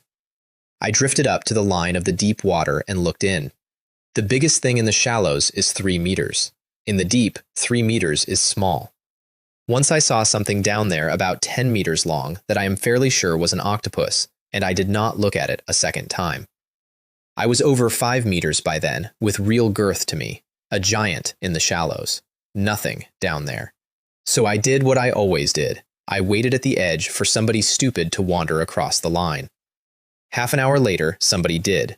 Tiger shadow. 3 black shapes came off me and hit a 3-meter crucian carp from 3 directions, and it rolled its eyes and fainted, and I opened my mouth and pulled the water toward me until the fish came with it. I kept my eyes on both sides the whole time.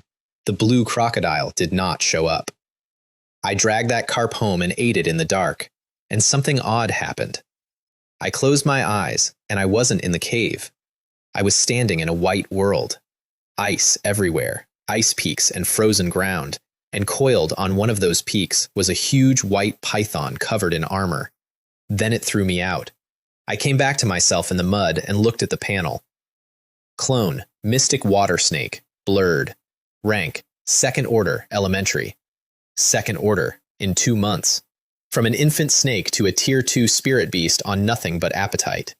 And the panel had started to blur because I had run out of room. The mystic water snake race had a ceiling, and I'd hit it. Spirit beasts live and die by bloodline. It gets you in, and then it stops you. The only way past a ceiling like that is to stop being the thing you are. White armored python. That's what you turn into, isn't it? I filed it and swam out to the deep line one more time and stood there. The killing pressure was still there. But it had changed. It used to feel like certain death. Now it felt like probable death. Should I go in? Going in means a lot of fish. And then I turned around and went home. Why fight for a single moment? I'm not short-lived. Longevity Marshall Path. What kind of life-threatening nonsense is this, seriously? The next morning I put on a fresh blue robe and went to the white stone house, because Wei Zichuan had told me to. He was standing outside with 2 men I didn't know. Ming, over here. This is your 4th senior brother, Zhou Liang. He's currently the city lord of Tianan City. Zhou Liang was in brocade, tall and thin like a crane, with eyes like stars, and the first thing he did was smile at me and take an enormous bow out of a storage bag. Hello, junior brother. A small thing. I hope it helps. Wei Zichuan caught my eye and gave me a tiny nod that said, take it and don't argue. It was called the White Bull Bow. 150 pounds of draw weight. You could dry fire it forever and it wouldn't complain. It would still be useful to me at 3rd rank. I wouldn't dare refuse a gift from an elder. Thank you very much, senior brother. I nearly dropped it. If I hadn't spent a month swinging a hammer, I would have. He is indeed a reliable child, said Zhou Liang to Wei Zichuan, pleased. Ming, this is your 5th senior brother, Fan Cheng, Black Wolf General of the Yong Province Army. He commands the Black Wolf Cavalry. Fan Cheng was in black, built like a bear, and radiated the specific kind of pressure that men who have killed a lot of people carry around by accident. Hello, senior brother, I said, obediently. He tried very hard to look friendly at me, which, on that face, was a strange sight. Archery and strength go together. Since 4th brother gave you a bow, I'll give you the Azure Deer Mountain moving art from the Green Deer Taoist Temple, and the prescriptions that go with it. Wei Zichuan's eyes lit up. He physically stepped in, took it, and put it in my arms before I could do anything polite.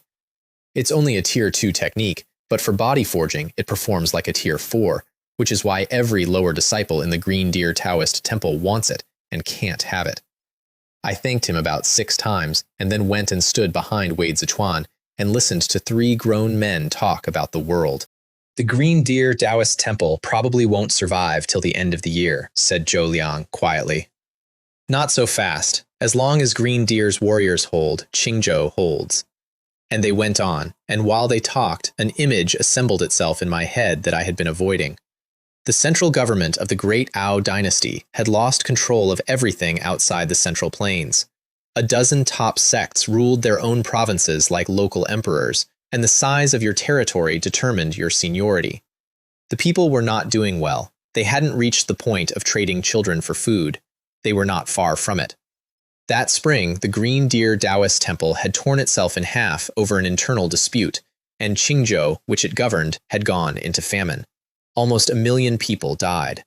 The survivors were walking into Yong province right now. So everything outside the sect is on fire. Goodness, it seems I should study casting harder and become a properly qualified logistics man, aiming to stay in the rear and never see a front line. I contributed nothing to the conversation and paid for the entire thing in attention. And then the doors of the white stone house opened. A girl in a pink gown stood there, 17 or 18, beautiful in a way that stops the room, and she greeted the 3 senior brothers by name in a voice like water. I swallowed. Not because she was beautiful, because I knew her. Zhou Lihua, the woman I had extorted 200 spirit stones out of in a forest. Master Zhou Tianming's daughter. Oh dear, the flood has washed away the Dragon King's temple. Now the music and dancing really do have to continue. She was working her way through the greetings. Brother Zichuan, Brother Zhou Liang, Brother Cheng, and then she saw me. She looked again to be sure. Jiang Ming? 3 senior brothers turned around and looked at me with interest. Hello, Sister Lihua, I said, with a warm and humble smile. 2 weeks earlier, I had been so arrogant and indifferent to her that I'd walked away while she was screaming for help. She found this extremely funny, and she was quick enough to work out exactly what I was worried about, and she did not sell me out. She just gave me a look that said she owned something now, and let us all inside. I was terrified. Those 3 men adored that girl. If it came out that I'd charged her 200 stones to survive a wolf pack, they would have hung my skin on the wall. Master Zhou Tianming's study had a rosewood and marble table piled with famous calligraphy, dozens of expensive inkstones, and a forest of brushes. A rue kiln vase with white chrysanthemums.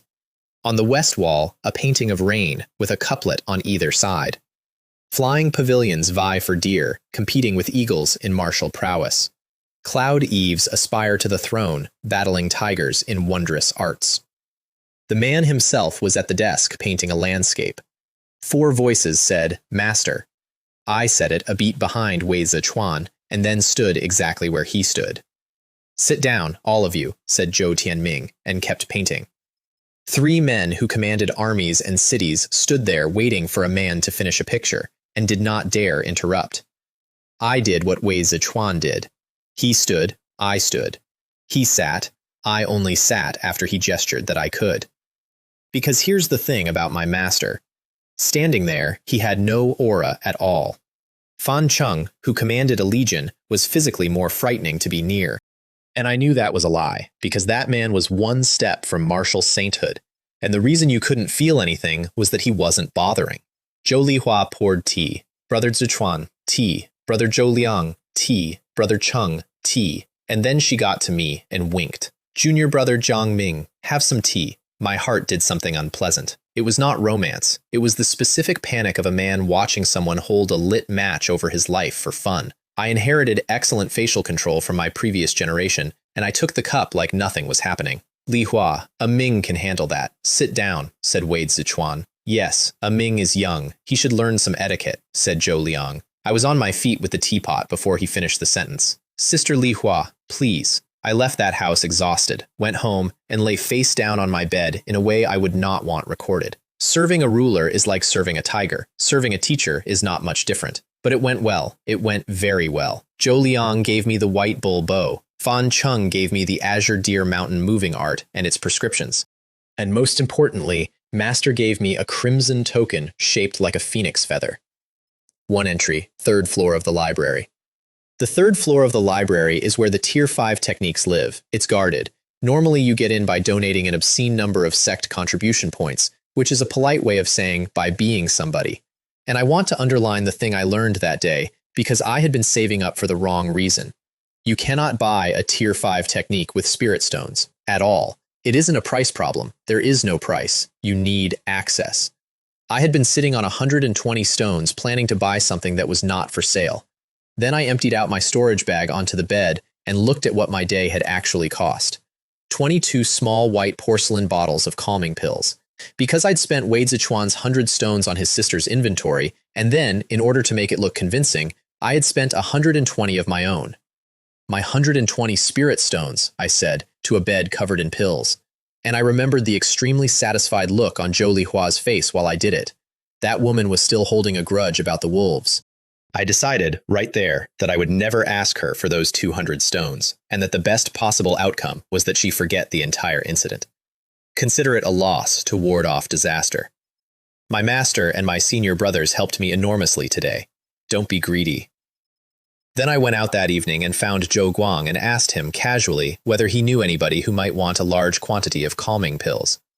I still remember his face when he found out how many I had. Stunned, speechless, genuinely incredulous. I sold him 12 bottles for 80 stones. Then I found Heao and sold him 2, gave him a third as a gift, collected the stones he owed me, and walked away 22 stones richer. He watched me go with real feeling. Jiang Ming, my dearest friend. 7 bottles left, 102 stones, and 1 crimson token. I did briefly consider selling the rest to Qin Feng, since he came from a powerful family and could certainly move them. Then I remembered how he spends his salary, and decided that reducing contact with him was worth more than the stones. He indulges in all 5 vices: eating, drinking, whoring, gambling, smoking. He hasn't fallen all the way yet, but I can see the slope from here. Everything was ready. The next morning I went to the library. The library was a palace. White jade floors with a warm glow in them, phoenixes carved into the sandalwood eaves with their wings out, windows of carved blue tile, walls of stacked jade, and a plaza at the end of a straight road with a dragon-carved pillar on a central altar. Wow, they really put a lot of expensive nonsense into a library. Then I stepped inside and it was quiet, and I loved it immediately. The first floor is mass-produced Tier 1 and 2, over 100 movement arts, nearly 200 saber and body refining methods, a whole section for breath concealment, flying on water, soaring through clouds, stepping through smoke, swift afterimage, mountain-splitting saber, heavy river saber, 13 east wind sabers, bronze body, elephant skin, tortoiseshell. You pay before you copy, which is the only reason I did not simply move in.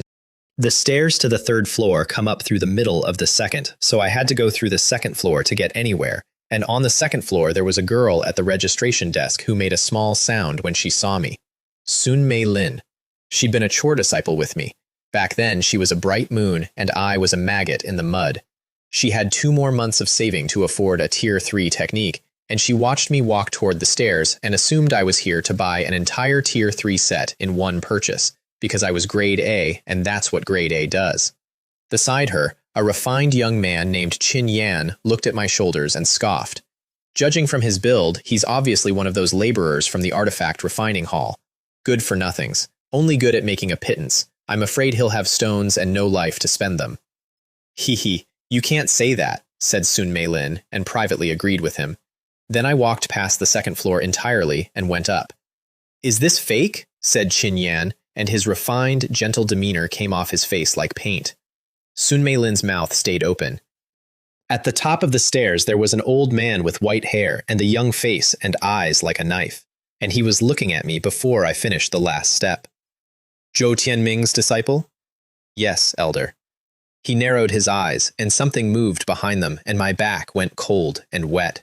An old monster, an absolute old monster. Good potential, no less than your master's. A promising talent. Go ahead. I thanked him and walked away at a completely normal speed, while every instinct I owned screamed at me to hurry. If nothing unexpected happens, that man is a martial saint. Otherwise, he wouldn't have appraised me like a junior appraising a junior. They have a martial saint guarding the library. Tisk, tisk. The waters of this sect are deeper than I thought. The 3rd floor was empty except for him. Absolute silence. Not the quiet of the 2nd floor, where people whisper. Silence. My aperture is water, so I want a water technique. That's the best of both worlds. There were 8 of them: the Celestial River Sword Scripture, the Kunyu Treasure Technique, the Tai Ching Precious Seal Script, the Myriad Silence Primordial Skill, the Zheojiang Secret Method, the Secret Manual of Overturning the Seas, The Myriad Layers of the Jian Abyss. I picked them up one at a time and read the introductions. Overturning the Seas, the Jian Abyss, and the Celestial River Sword scripture went back on the shelf first. All three of them are for people who intend to charge forward and carve a path where there isn't one. All three of them assume you plan to be fearless. I do not plan to be fearless. That's not the path. I need things that keep me alive. Defense. Movement. Then the Nine Rivers Secret Method and the Mysterious River Golden Chapter went back, because both of them require you to travel to great rivers and refine their essence in person, and my entire strategy is not going outside. If the snake could learn techniques, I'd have taken one of those instantly. The snake can't. I checked.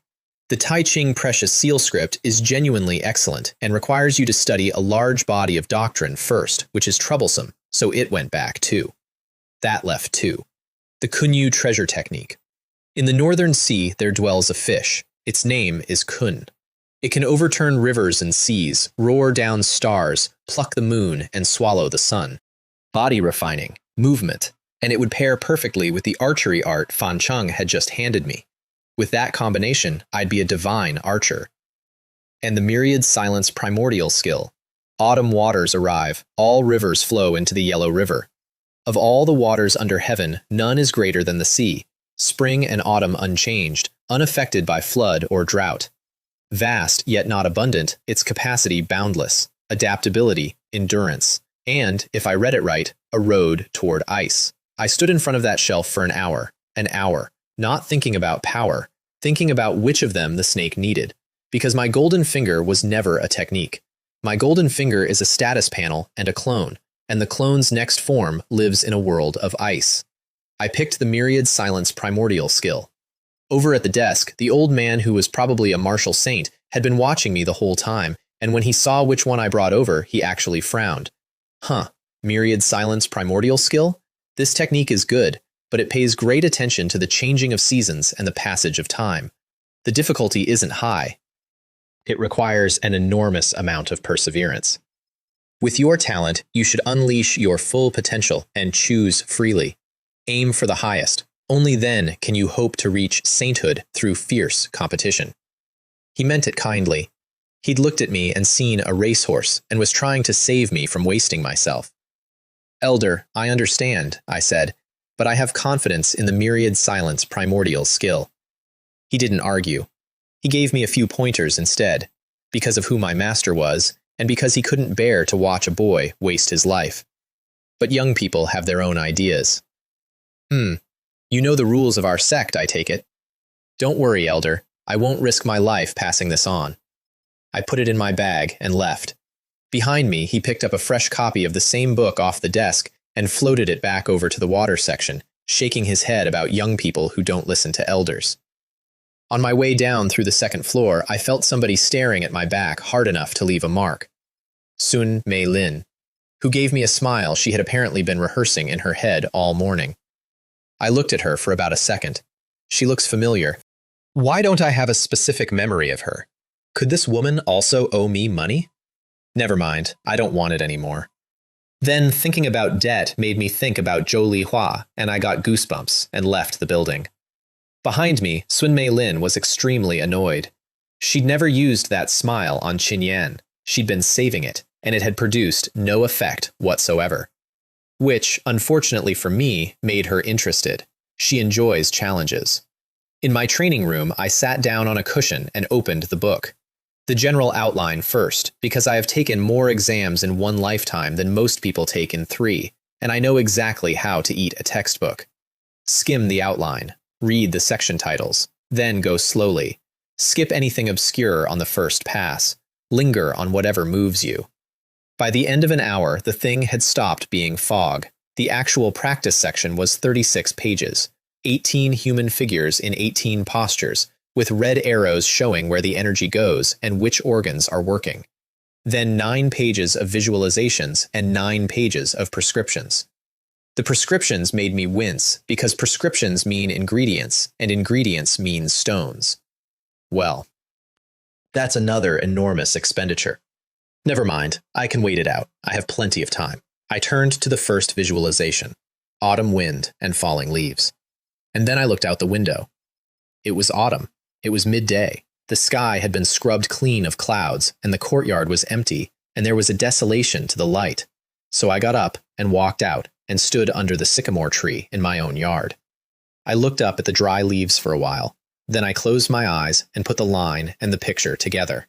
When autumn waters arrive, all rivers flow into the Yellow River, and I imagined one leaf coming off the branch. The wind takes it out of my courtyard, out of Phoenix Fire Peak, out of the Sect, down the Colne River, into the sea. Visualizing is like quenching thirst by looking at plums.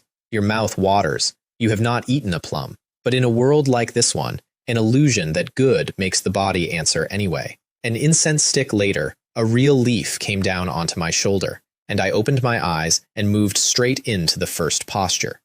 Collapse. The essence in my aperture stirred and came out in threads and went circulating through my organs in a rhythm. Untrained organs are fragile. Mine had never been touched. And the essence went around them like water going around stones, refining the blood without doing any damage at all. The instant the posture completed, I came off the ground. Not physically, it just felt like it. Like being carried on wind, like walking through a paradise. It lasted about 15 minutes, and then I was standing in a courtyard again, being a person. A pleasure so intense it's addictive. Shame it can't be maintained. And it really is about seasons and the passage of time, exactly like the old man said. The reason it stopped is that I didn't have the essence to hold it. So I took 2 spirit stones out of my bag and burned them. An incense stick later, the stones were powder in the wind, and I lifted my hands and started laughing. The barrier between the first and second tier, the one I've been stuck against for half a month, it just broke. The sea of essence inside me had gone clear, and the silver in it, silver is the second tier, bronze is the first, had gone from 23% to 25% and stopped. At that rate, I'd be a second-tier martial artist inside 2 weeks, at 16. Then I opened the panel and found the line I'd actually bought the technique for. Clone, Mystic Water Snake, Ice Armor Python, 1 out of 10,000. There it was, not a vision, a progress bar, because an Ice Armor Python is a 4th-order spirit beast that can put a frozen wonderland into the middle of summer, and my snake had just been told, formally, that it was allowed to become one. We made a fortune. We made an enormous profit. I decided to add a couple of dishes to dinner. 2 weeks after that, I ran out of money. That's the honest summary. Second Order Elementary, Myriad Silence at 372, Azure Deer Mountain Moving Art started, Ice Armor Python at 127, Silver Essence up to 73%, and 0 Spirit Stones in the bag, including the 200 worth of calming pills I'd sold to buy more. I punched the air in the training room, and the sound cracked and dust came off the floor. I hadn't trained my body on purpose. That was the technique. Limbs, waist, chest, all of it connected and firing together, which is what happens when you run a Tier 5 method through an untrained body for 2 weeks. Then my ears twitched. Someone's coming. Outside on the snowless steps, 2 people were climbing toward my courtyard, and one of them was arguing. Li Hua, you gave all 200 to that bastard Jiang Ming. How are you going to live next month? Don't worry, Jiang Ming wouldn't dare come looking for you. A mere cultivating disciple can't turn the world upside down. That was Han Lei, Zhou Lihua's most persistent suitor and a man who had not enjoyed watching me charge his crush 200 stones. A person cannot stand without integrity, said Zhou Lihua. If I don't pay Jiang Ming, how do I earn anyone's trust again? Also, can you stop commenting on what I do? I don't believe in that many coincidences. Keep this up and I'll have Brother Zichuan beat you. Han Lei went quiet. Zhou Lihua came up the path, saw me in the doorway, and her whole face lit up. Jiang Ming, you really did stay home just like Brother Zichuan said. Then she threw a small storage bag at me. 200 spirit stones, remember to return the bag. And she turned around and walked off before I could get a word out. Decisive, efficient, extremely elegant. Han Lei stayed 1 extra second to glare at me and hiss, quietly enough that she wouldn't hear it. I'll take good care of you at this year's Sect competition. Ah, there it is. I'm so scared of the Sect competition. Too bad I'm not going, ha ha ha. So I took a deep breath and shouted at full volume at the sky. What? The Sect competition is targeting me! Zhou Lihua stopped dead on the path. She turned around. She looked at Han Lei with no expression on her face at all. Hanlei went the color of a dead fish. Oh no. I subconsciously used the same tricks I use on other female disciples. And how can Jiang Ming be this shameless? I went back inside and closed the door. Payday came around again, and this time, when Jiang Hao read the names, mine came near the front. Not top 3, top 5. 132 spirit stones.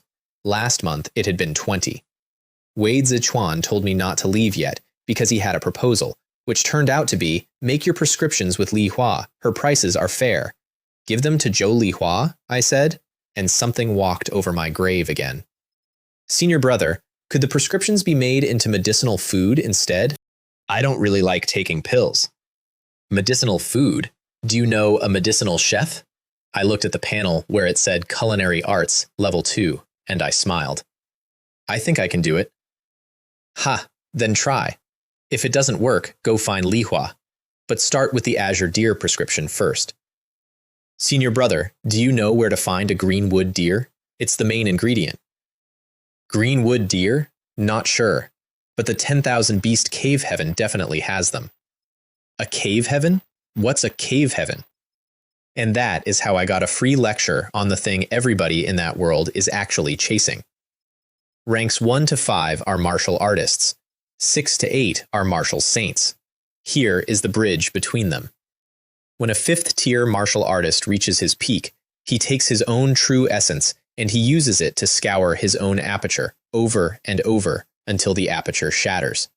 Deliberately. That's step 1, shattering the orifices. Once it shatters, it's irreversible. If you fail, you die, or you become mortal, which, for these people, is roughly the same thing.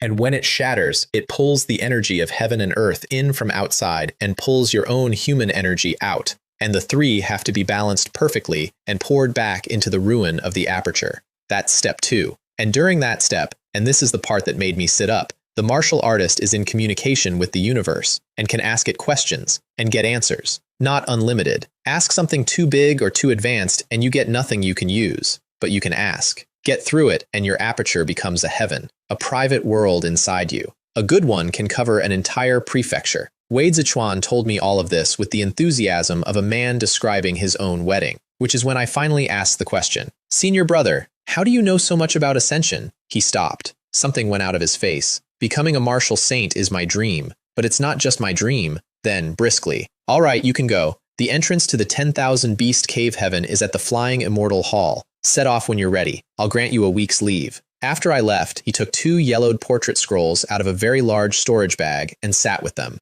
He is Zhou Tianming's 3rd disciple. He is also the most senior disciple Zhou Tianming has left alive. The 2 senior brothers he loved most both went into the Ascension and came out as ash. I didn't know that yet. I only knew that a very large man had said one sentence and then changed the subject, and that I had made him do it. The market, meanwhile, had a surprise for me. A green wood deer is only 100 stones. That's not expensive at all, sir. Please don't think it's too much. Other shops charge worse. But a tier 2 spirit beast, a gale sparrow, costs 120. Explain that to me. The shop assistant looked around and then rubbed his little finger and thumb together at me. I was speechless. Why is this happening in another world too? Then I took a breath and, using a technique I learned from short videos in a previous life, slid a spirit stone across the counter from underneath. His eyes lit up like a festival. He had been expecting coins. Sir, rest assured, I'll tell you everything I know. The reason greenwood deer had tripled in price was that the son of an elder, a young man named Jiang Yu, had been buying them all, which meant I couldn't buy, which meant I had to hunt, which meant the cave heaven, which meant competition, because anyone else who'd gotten hold of that archery technique had the same shopping list. So I spent 2 days doing the only thing that actually matters before you walk into a place like that. I asked how much control the sect has over it. Because if the sect's grip is strong, then geniuses will not risk breaking the rules to kill me, and I can go in and work. And if the grip is weak, then I don't go at all, no matter what it costs me, because my path is longevity, and longevity requires being alive. 2 days of quietly asking around, and the answer came back good. The 10,000 Beast Cave Heaven is a public one. The sect watches it closely. Disciples may have conflicts inside. They may not break the peace. Fine, now I'll go. I laid out my gear on the floor of my courtyard and counted it like a man packing for war, because I was. 9 gu insects, 1 white bull bow, 50 arrows, 1 tier 1 blade, 3 packets of lime powder, 2 of dried chili, 2 of laxative, 1 set of tier 1 soft armor to wear under the robe, 331 spirit stones. And then I looked at that last line and realized I'd made a beginner's mistake. Resources aren't strength. Resources are potential strength. 300 stones in a bag are 300 stones somebody can take off my corpse. Entry to the cave heaven costs 50, so 250 of these need to stop being stones and start being me. Zhou Lihua's 200 spirit stones. Never mind, I'll use them first. What's more important than my personal safety? 3 days of sitting on the floor burning money. Sea of essence quality up to 79%. Practically second-tier intermediate. There was 1 thin membrane in the way and nothing else. My preparations took 5 days. I had to go back to Wade Sichuan and ask for a second week off, and he gave it to me while looking at me the way you look at a very cautious dog. This junior brother is overly cautious. What dangers could there be in a sect-blessed land? Go and explore with confidence. Sure, I'll go explore with confidence. After I finish packing the laxatives. The 10,000 Beast Cave Heaven is where the Phoenix Creek sect keeps everything it has ever captured. There are rumors of a 6th-tier wild beast living somewhere in it. For most sects, a place like that would be the family treasure. For this one, it's a public park. My clearance got me into 2 zones, Flowing Firefly Forest and Lingkong Lake. The Flying Immortal Hall is the transfer station for all of it, and it was busy, and while I was walking toward the queue, I bumped shoulders with a cultivating disciple in blue. We looked at each other for exactly 1 second, and I felt the specific, unmistakable sensation of meeting a man competing for your job. Sure enough, when I got in the queue, he got in behind me. Everybody else in that line was in purple, true disciples. The 2 of us in blue stuck out like a pair of clerks at a shareholders meeting. He couldn't hold it in. Senior brother, are you also practicing the Azure Deer Mountain moving art? Heading to Flowing Firefly Forest? The competition has arrived. It seems no matter what world you're in, moving forward means squeezing somebody out of a spot. Could you spare me a few green wood deer? He said, looking as pitiful as a man can look on purpose. The herds have been almost entirely hunted out by the senior brothers. You overestimate me. I need you to reserve a few for me. I did not believe 1 word. Nobody who makes cultivating disciple is easy to deal with, and certainly nobody who managed to get hold of that technique. He gave me a bitter smile, and inside his sleeve he was gripping a small storage bag with a map in it. A map of every greenwood deer herd in that forest, from his own master. These competitors are difficult. My usual approach doesn't work on this one, but I have a map which should give me an edge over this guy. Then it was my turn. Junior brother, keep the beast tokens safe. If you're in danger, crush it and the guiding light will take you out. I understand. Thank you for the reminder, senior brother. White light. And then I was standing in a forest under a full moon, at night, when it had been broad daylight 30 seconds earlier. The sun and the moon turned upside down. Flowing Firefly Forest at night is very quiet. Insects and bird song and nothing else, and both of those sounds make the back of your neck itch. There was just enough moonlight coming through the canopy that I wasn't blind, which is the only reason I didn't crush the token immediately and go home. 9 goo came out of my aperture and spread into the dark to be my eyes. With them, I found an abandoned cave, cleared out the venomous snakes and centipedes living in it, and went into a light meditation with 9 armed insects standing guard. I'd hunt tomorrow, in daylight. I'm not in a hurry. If I come back empty-handed, so be it. Just do your best. I can walk the longevity path. I absolutely cannot risk my life for a temporary reputation. The next morning, I did not go looking for deer. To do a job well, you first sharpen your tools. Greenwood deer are fast. They're hard to find and harder to catch. Without the right method, you stand in front of a treasure mountain and cannot get in. But I am not only a martial artist, I am also an insect master. And the one real limitation on that was that I couldn't bring my 300 hornets in with me. Fine, I'll get new ones. Bees nest where it's cool in winter and warm in summer and where nothing disturbs them, and where their wax nests are protected from wind and rain. That's the whole search algorithm. 20 minutes later, I found a colony of small black bees in a sheltered ravine on a hillside. Black bees can't fight. Their information gathering is better than anything else with wings. Scouts. Go bug one. One goo peeled off, dove into the swarm, and put out a strange resonance that simply took the first 100 of them. A tier 1 goo can command exactly 100 unranked bees, so when it filled up, I sent the second, and shortly afterward, I had 200 black bees and a marked location. I left the queen. I left enough workers to keep her alive and the larvae fed, because I plan to come back and I do not eat my own capital. Go and find more of your friends. 200 bees went out over the hills, and suddenly I had a dozen video feeds in my head. Silver moonwolf, man-eating flower, 5-step snake. It was like standing in a security office watching a bank of monitors that I could not turn off. Thank God that in my previous life the factory sometimes made me sit the guard desk, or I'd have gone insane in 10 minutes. Then one feed showed me something in a dark cave that looked like a hornet and was clearly worse. Wait, is that a mutated tigerhead hornet? I pulled the black bees back immediately. 24 of them didn't make it home, killed or stepped on by other things while working. Then I went back to the hill and emptied it. 7 more goo went in, and I took 532 black bees, and the Black Queen, herself a tier 1 spirit beast, did not say a single word about it. Then we went and took the mutated hornet's cave. 2 swarms of insects with different wing frequencies hit each other in a dark hole in the ground, and the mutants had no idea what a coordinated formation was. Half an hour. 400 mutated hornets. I did not go deeper into that cave because there was something further in and I didn't know what it was. 900 insects, half scouts and half killers, formed up over my head in a double-clawed capture formation. Which is a real formation, by the way, and I knew it because my 5th senior brother commands the Black Wolf Cavalry, and I did not want to be the junior brother who couldn't hold a conversation with him. My children, come with me. 900 insects lifted off at once, and half the forest relocated. I still couldn't find a single deer.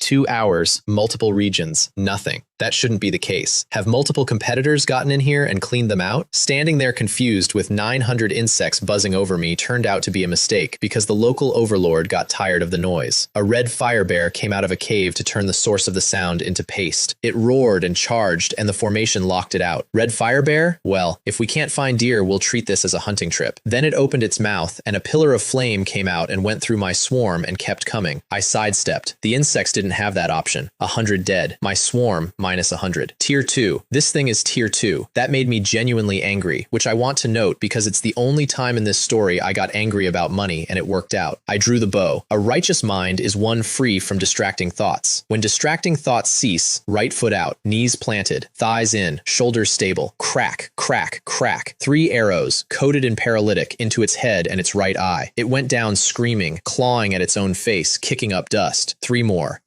It stopped moving. And then I did the thing that made everything after it easier, which was to stop thinking of my swarm as an army and start thinking of it as a tool. I sent the insects in through the eye socket. They ate their way into its skull and chewed until the head came off the body. A headless bear in a pool of blood, a tier 2 corpse with a unique ability worth 120 spirit stones on the open market. And I felt nothing about it, because that bear had killed 200 of my insects and crippled 100 more, which is half my force. The casualty rate is too high. I'll have to replenish while I search. I would rather fail to catch a deer than get weaker. In a bamboo grove that afternoon, I found dragon wasps. 10 of the meanest of them can poison an ox to death. I did not swagger in. That grove was tier 2 territory, so I put a bloody arrow into a hive from a distance, ran, and let the hive chase me out into open ground where I could take it on my terms. Half an hour later, 900 again. Half dragon wasps, half mutants, a meaner army than the one I lost. As the sun went down, I finally found 3 green wood deer drinking at a lake. I checked the area twice and found nothing wrong with it, sent 5 goo wide to cut off the tree line, put an arrow on the string, and waited for them to be in position. Then I put an arrow through the biggest one's skull. The other 2 bolted and ran straight into a wall of insects, and I took them both. 3 deer, all day. Terrible efficiency. Genuinely terrible. Behind a tree on the far bank, Guo Shuo watched me pack up and leave, having sprinted all that way toward the sound of wings, only to arrive as the work finished. He looked at the cloud over my head, decided I was a Spirit Beast Hall disciple, and started grinding his teeth. Damn it, it's Spirit Beast Hall again. Are these guys specifically targeting the Green Wood Deer clan? 2 days of that. Deer, no. Other things, yes. Sword-wielding tiger, cloud mountain sparrow, great white python. My first storage bag filled with corpses. The black bees washed out of my force entirely. They can't survive contact, so I ended up half mutants and half dragon wasps. Better fighters, worse eyes. On the 3rd day, I passed a young man in the forest, carrying a longsword and looking exactly like a handsome swordsman is supposed to look, and the two of us made eye contact and, by unspoken agreement, went in opposite directions without a word. Anyone alone in that forest is the best of somebody's haul. By day 5, I'd essentially given up on deer and switched to a different plan, which was to hunt everything else, sell it, and buy deer at a markup from merchants. I'd lose money twice over, but at least it was a direction. While I was at it, I was also collecting the ingredients for the next goo, the second order swift bee, and by day 5, I only needed a pair of eagle wings. Then a herd of green wood deer came out onto a grassland in front of me. 20 of them, maybe more. All of them running flat out toward the mountains. I swallowed. And here is where I want to be honest about the shape of my own head, because I did not go, this is suspicious. I went, 20 of them, and I followed. Behind me, from a bush, Guo Shuo watched me take the bait with a smile of complete control on his face. He had driven that herd into the mountains himself. Go and fight. I'll come back and clean up the mess after I've finished hunting the other herd. He hadn't wanted to involve me. But the 2 Spirit Beast Hall disciples working the forest had squeezed him too hard, and he had a safety net. On the mountain path, the deer scattered. I dispatched everything except my personal guard of dragon wasps, and turned 3 of them back, and put 3 arrows in 3 deer. Then I opened the first bag, which was already full of corpses, threw out the giant white python to make room, and let the insects eat the python off the grass while I stood guard, because I do not waste protein. Then I heard fighting. Circular formation, I said. Everything came in tight around me, heavy on the outside, thin in the middle, no obvious weak point, good for bluffing and good for a counterpunch. And I walked toward the noise, slowly. There was a stream. In the stream were more than a dozen dead greenwood deer with the water running over them. Above the stream, 2 Spirit Beast Hall disciples were driving a pack of lightning wolves and 5 wind-chasing eagles against 5 other cultivating disciples, and winning. Good heavens, I've met the real thing. A fake beast tamer meeting a real one. Their wolves and eagles were mostly Tier 1, and their 2 leaders were Tier 2, which is to say, their army was small and made of elites, and mine was large and made of bugs. Senior brother, another one's arrived, said the girl. Looks like another Spirit Beast Hall senior brother. The man was controlling 25 animals at once and had no attention left. He glanced at me sideways and got stuck on the circular formation. Because of every hall in that sect, only Spirit Beast Hall bothers to study military formations, and here was somebody standing inside one. Maybe a new junior brother. Junior sister, go ask that senior brother to help. We'll give him 5 greenwood deer. She bit her lip about it. 5 deer is a lot of deer. Then she looked at how the fight was going and shouted, Senior brother over there, we're all disciples of Spirit Beast Hall. Please lend us a hand. The reward is 5 greenwood deer. I stood there for a second. I'm a perfectly good Artifact Refining Hall disciple, and I've been mistaken for Spirit Beast Hall. Can I really get 5 greenwood deer for free? Good, I shouted. I wasn't worried about being cheated, by the way. There were disciples from 6 halls in that clearing. 5 deer isn't enough to make 2 people burn their reputation in front of that many witnesses. Circular formation into cone. The swarm went off my back like somebody had opened a sack, and it hit their attackers from the flank, and the man's problem dissolved. He was the hammer, I was the mass. His force was elite and small, and mine covered the sky, and together it stopped being a fight. Damn it, these Spirit Beast Hall people are hateful, roared a big man with a saber. Beside him, the handsome swordsman from the forest said very coldly, Fan Xiong, cover me, 50-50 if it works. And then he did something genuinely impressive. Killed 2 wolves with movements like calligraphy and went straight for the deer, trusting the big man at his back, and the big man held. He was already reaching for a storage bag. Everyone in that clearing was watching him. Both beast tamers were pinned and couldn't spare a thought to stop him. Crack, crack, crack. 3 arrows went past everyone's expectations, including his. He had to twist in midair, and one of them opened a wound he already had. Lucky for him, my arrows only had paralytic on them, and not the legendary tetanus medicine, or he'd have held that grudge for the rest of his life. He hit his knees on the grass and pulled out his beast token and crushed it, and light came down around him, and he looked at me with an expression I remember very clearly. "Dare to say your name?" I did not answer. I shot the big man with the saber instead. He crushed his token too. "You despicable bastard, I'll crush you inch by inch at the year-end sect competition." The other 3 followed, and all 5 of them, without exception, stared at me on the way out with the specific concentration of people memorizing a face, because an ordinary spirit beast hall disciple cannot command beasts and use martial skills at the same time. Their minds don't allow it. So the man in front of them had to be a top-tier spirit beast hall genius, and they would find him at the competition. I had made 5 enemies by being mistaken for a hall I do not belong to.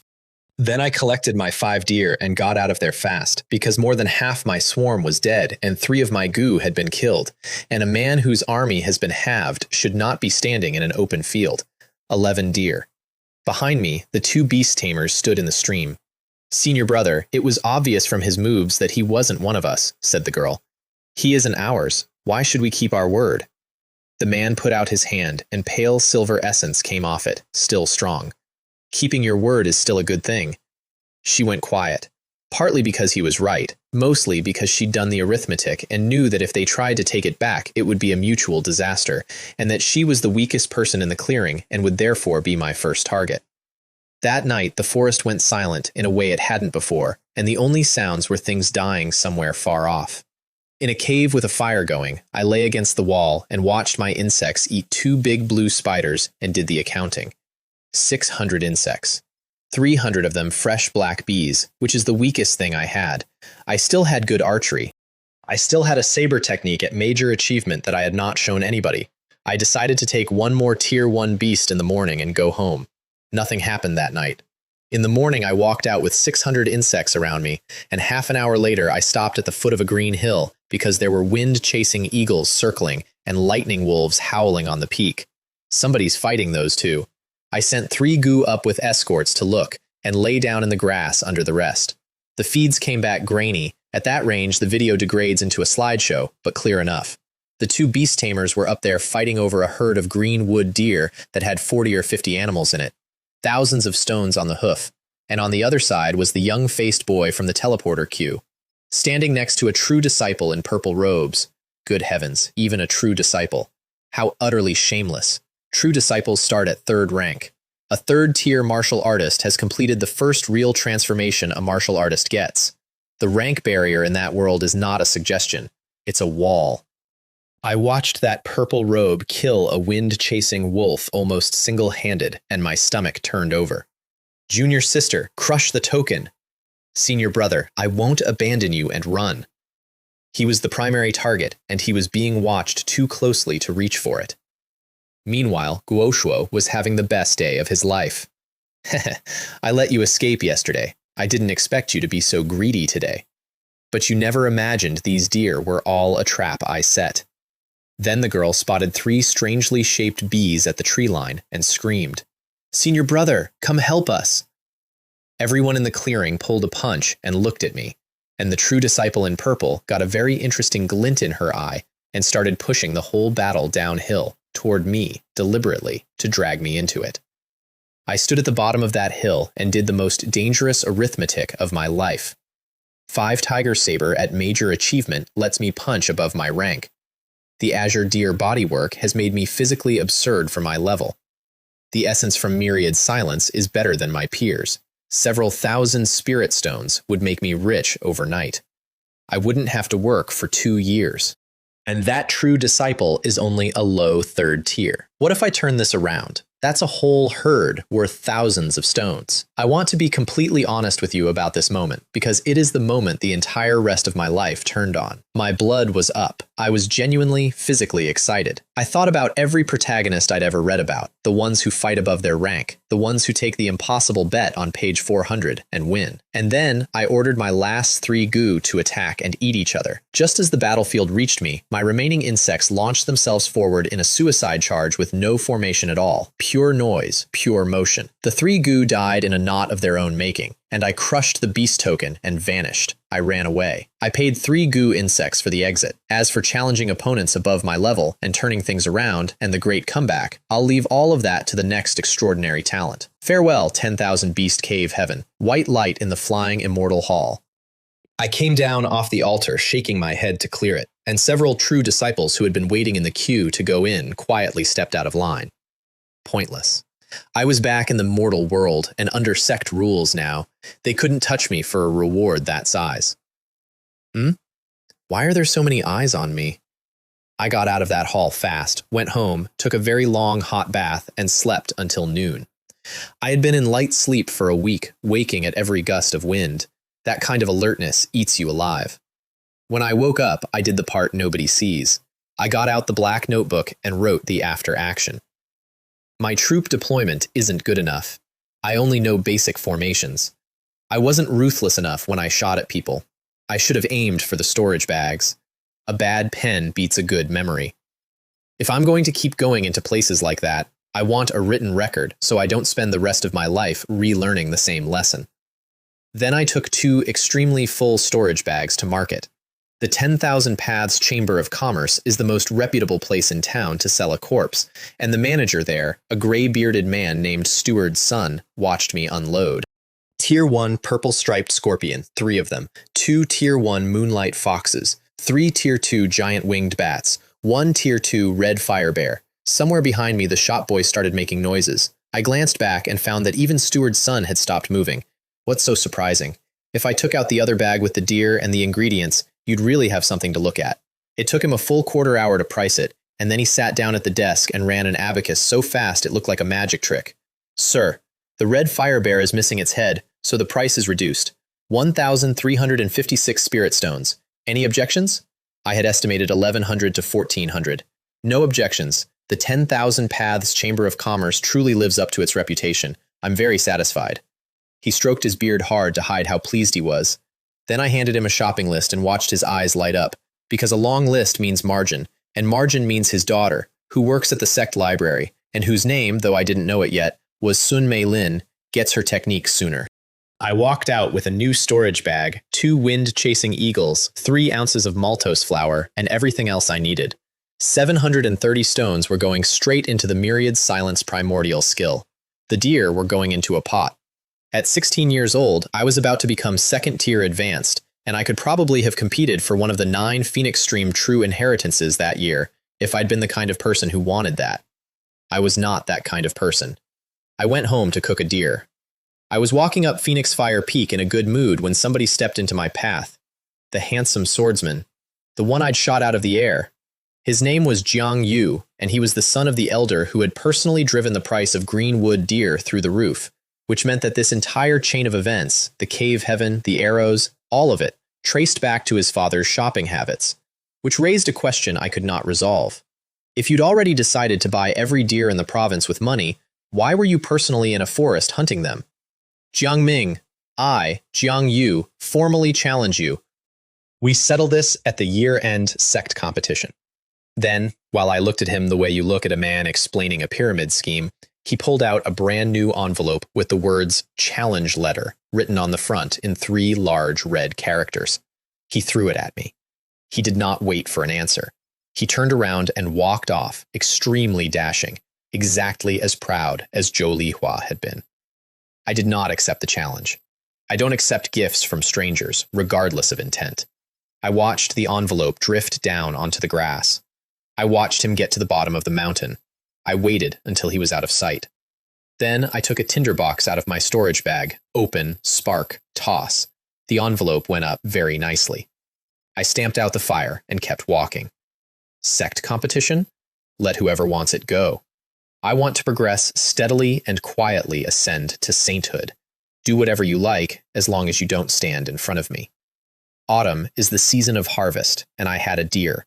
I set a big wooden tub in a quiet corner of my courtyard and dropped a still-living green wood deer into it.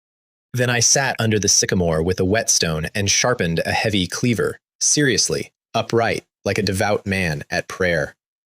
Here's the thing about me that the panel understood before I did.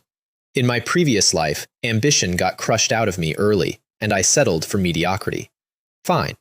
But I never stopped caring about food. Not once. I was the most loyal viewer every cooking channel ever had. I copied their techniques and then improved on them out of spite. That's why the culinary arts line said level 2 on a body that had never cooked anything in this world. The water in the stove came to a boil. I brought out a pot of it and poured it into the tub. 2 hours later, I sat down in my own hall with a pot of green wood deer stewed in medicinal wine. Medicinal food is better than pills, and I have plenty of time, so why should I make myself suffer? I picked up a fat leg, and the smell alone made my mouth water, and I took a bite, and the venison was tender and full of sweet juice, and I was, for one moment, perfectly, embarrassingly happy. The exact happiness of clearing a level you've been stuck on for a week. Then my eyes cleared, because the effect started. I felt like my whole body had been set on fire from the inside. Azure Deer Mountain Moving Art, Proficient, 32. I dropped the leg, went out into the courtyard, pulled the white bull bow out of my bag, and started drawing. Full moon, half moon, full moon, half moon. Crack, crack, crack, +7, +8, +10, +15. The panel updated so fast it looked like water running. This is what a high aptitude actually buys you. 23 by then, a number the old man at the library would have called worth praising. I drew that bow until my hands gave out, and then I looked at the number. Proficient 32 to Proficient 452. One meal, 420 points from one meal, and I had 10 more deer. I started laughing in my own courtyard like a lunatic. But the numbers were the small half of it. The big half was physical. As the technique went up, my organs went warm and my blood ran hot, and I could feel myself becoming faster and denser and harder to kill, which meant my body could now handle a larger output of essence out of the aperture without tearing. From a babbling brook to a calm river. I sent essence down to my toes and kicked at nothing. The air popped. That kick would have crippled a Tier 1 spirit beast. 3 days later, I ate the last fat leg, went into the training room, and drew the bow until the string sang and the number turned over. Azure Deer Mountain Moving Art, minor achievement. And down in the pond, the snake got its present. Talent, crazy plants. A thick tree root rises from the ground and drives itself into your opponent. Which brings me to the blue crocodile. I want to explain what my life in that pond had become, because it will make the next part make sense. The human me lived very well. The snake me lived in a cycle of hunger and satiety with no floor under it, because everything I killed near the deep line got taxed by an armored animal that I could not hurt. I could not grow. My territory had been capped by a crocodile. And I had to grow, because lifespan and aptitude come out of that pond and nowhere else. So I went to the library and looked it up, because I am also a disciple of the Phoenix Creek sect with access to a reference collection, and there is no rule that says the snake and the man have to fight the same way. Ironclad saw crocodile, Tier 2, blue-green scales, rectangular scutes, powerful forelimbs, beige belly plates, serrated red bone plates along the head, back, and tail, slow-looking and then suddenly not, opens its mouth to intimidate, pushes off with its hind legs, closes, bites, and twists its neck to tear you apart. Tisk, tisk. What a terrifying opponent. And then, 3 pages later, its fatal weaknesses, besides the eyes, are on the abdomen. 3 days. 3 days of practice, and then I went out to the deep line and set a table. There was a 3-meter sailfish drifting past. I opened my mouth and hit it with a water gun, and it fainted and floated, and I changed the current to walk it slowly toward me like a waiter carrying a tray. Everything was going perfectly, and I was tense in every muscle I had. Sure enough, as the fish crossed the boundary, there was a sound like waves breaking somewhere far off, and a blue shadow resolved out of the deep. There he is. I looked slightly away from him, exactly the way I always did, and let him take my fish. Eat up, this is your last meal. He swallowed it whole, and then, exactly as he had every other time, came across the line at me, slow and mean. Normally, I would have been gone by then. This time, I ran slowly. He was delighted. He'd finally starved the snake down to nothing. 20 meters, 15, 10, 8, 7. Now, I came around like an arrow off a string, and my whole 6-meter body came out at once, and he understood in that instant that this was not a retreat, and roared and came in with his jaws open. I turned my head out of the way of the bite, and then I wrapped him. Constriction, the oldest thing a snake knows. I squeezed until his blue armor turned bright red, and he grabbed my body with his forelimbs and pulled, and I made a noise I am not proud of and started dragging him down toward the riverbed. Because here's the thing, I was stronger than him. I had always been stronger than him. My venom simply couldn't get through the armor, and without venom, a snake has lost its argument. But now I had a move that goes through the floor instead of through the shell. We went down through the water, tearing at each other, and everything alive in that stretch of pond got caught in it and turned into a red mist. His flesh armor started to deform. My tail came apart. I want you to understand something about that pain. Somebody once told me that having a fingernail ripped out is the worst pain there is. This was twice that, and it kept going, and I kept squeezing. And then, sensing death, he put everything he had left into one convulsion and shattered the lower half of my body and took my tail off. I did not let go, because if I let go, the longevity path ends here. By the time I'm strong enough to try this again, he'll have torn the mystic water snake to pieces. I got him to the mud. Crazy plants. Warmth came out of my belly and ran across the riverbed, and a tree root as thick as I was came up out of the ground and went into his abdomen. His belly armor came apart and the soft parts showed. I went around and put my fangs in and emptied everything I had into him. His face turned purple. He went slack. And a snake that had shrunk from 6 meters to a little over 4 dragged a dead crocodile longer than itself back to its cave. Pah. You thought you could kill me with that pathetic performance? You thought you'd use me as nourishment? If you hadn't stood in the way of my longevity path, would you have ended up like this? Then I unhinged my jaw and swallowed him. My stomach worked overtime with a sound like a mill. Aptitude, 23 to 25. Lifespan, 207 to 217. And after that, the whole shape of my nights changed. I could hunt at the edge of the deep water without a tax collector taking it off me. I could eat at leisure instead of bolting it and running. I had gone from a petty thief snake to a vicious thief snake. I even started chewing. A python is supposed to swallow whole.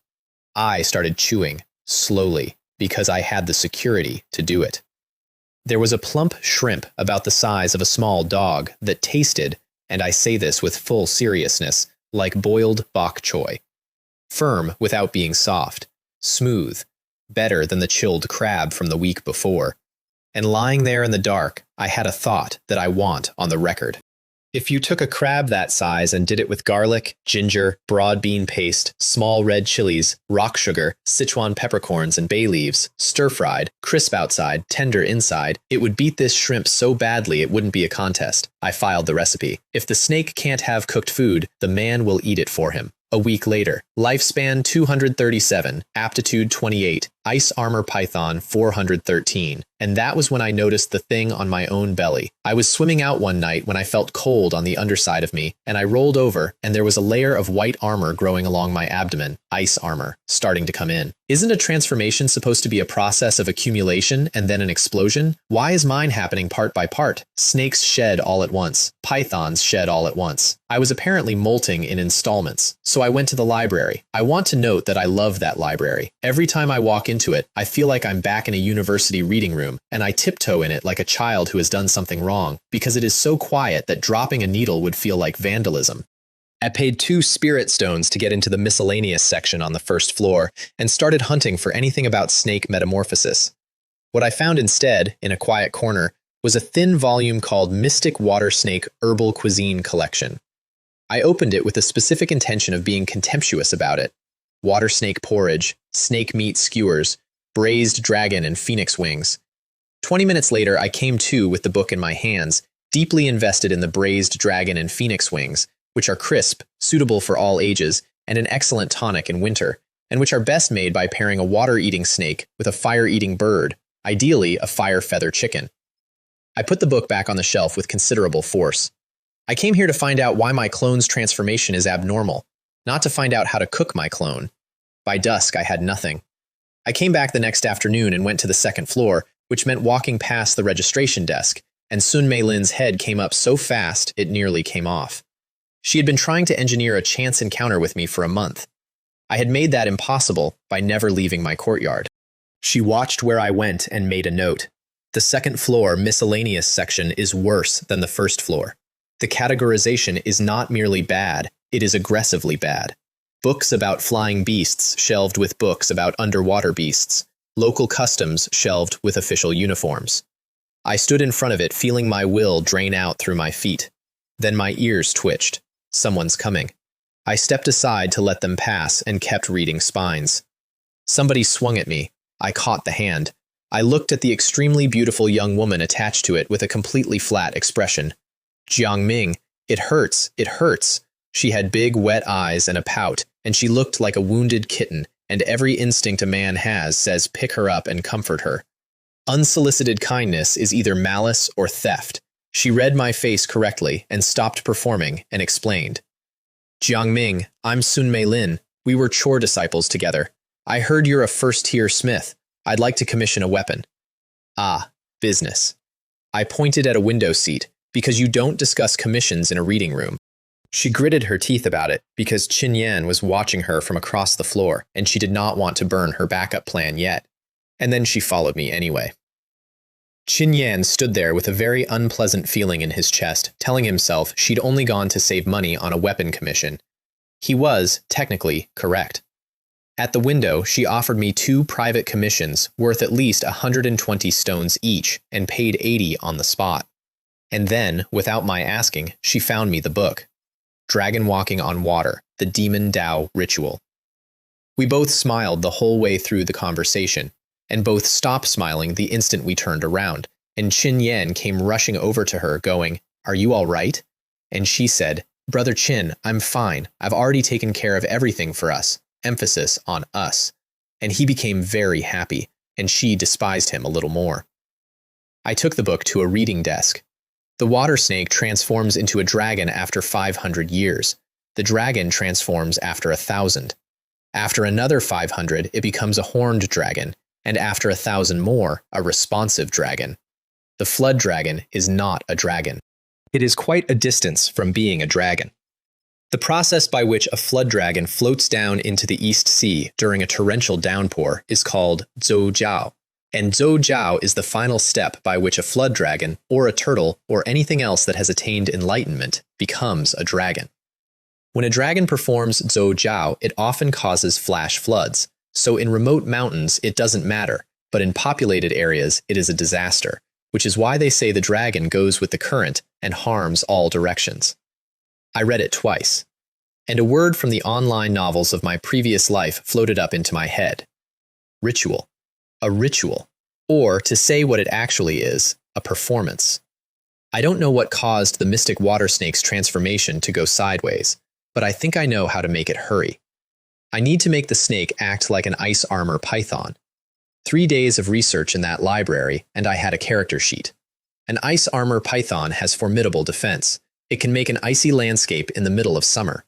It thrives in cold, dislikes heat, and prefers to make trouble on land. Powerful defense means a defensive talent, which means a body refining technique.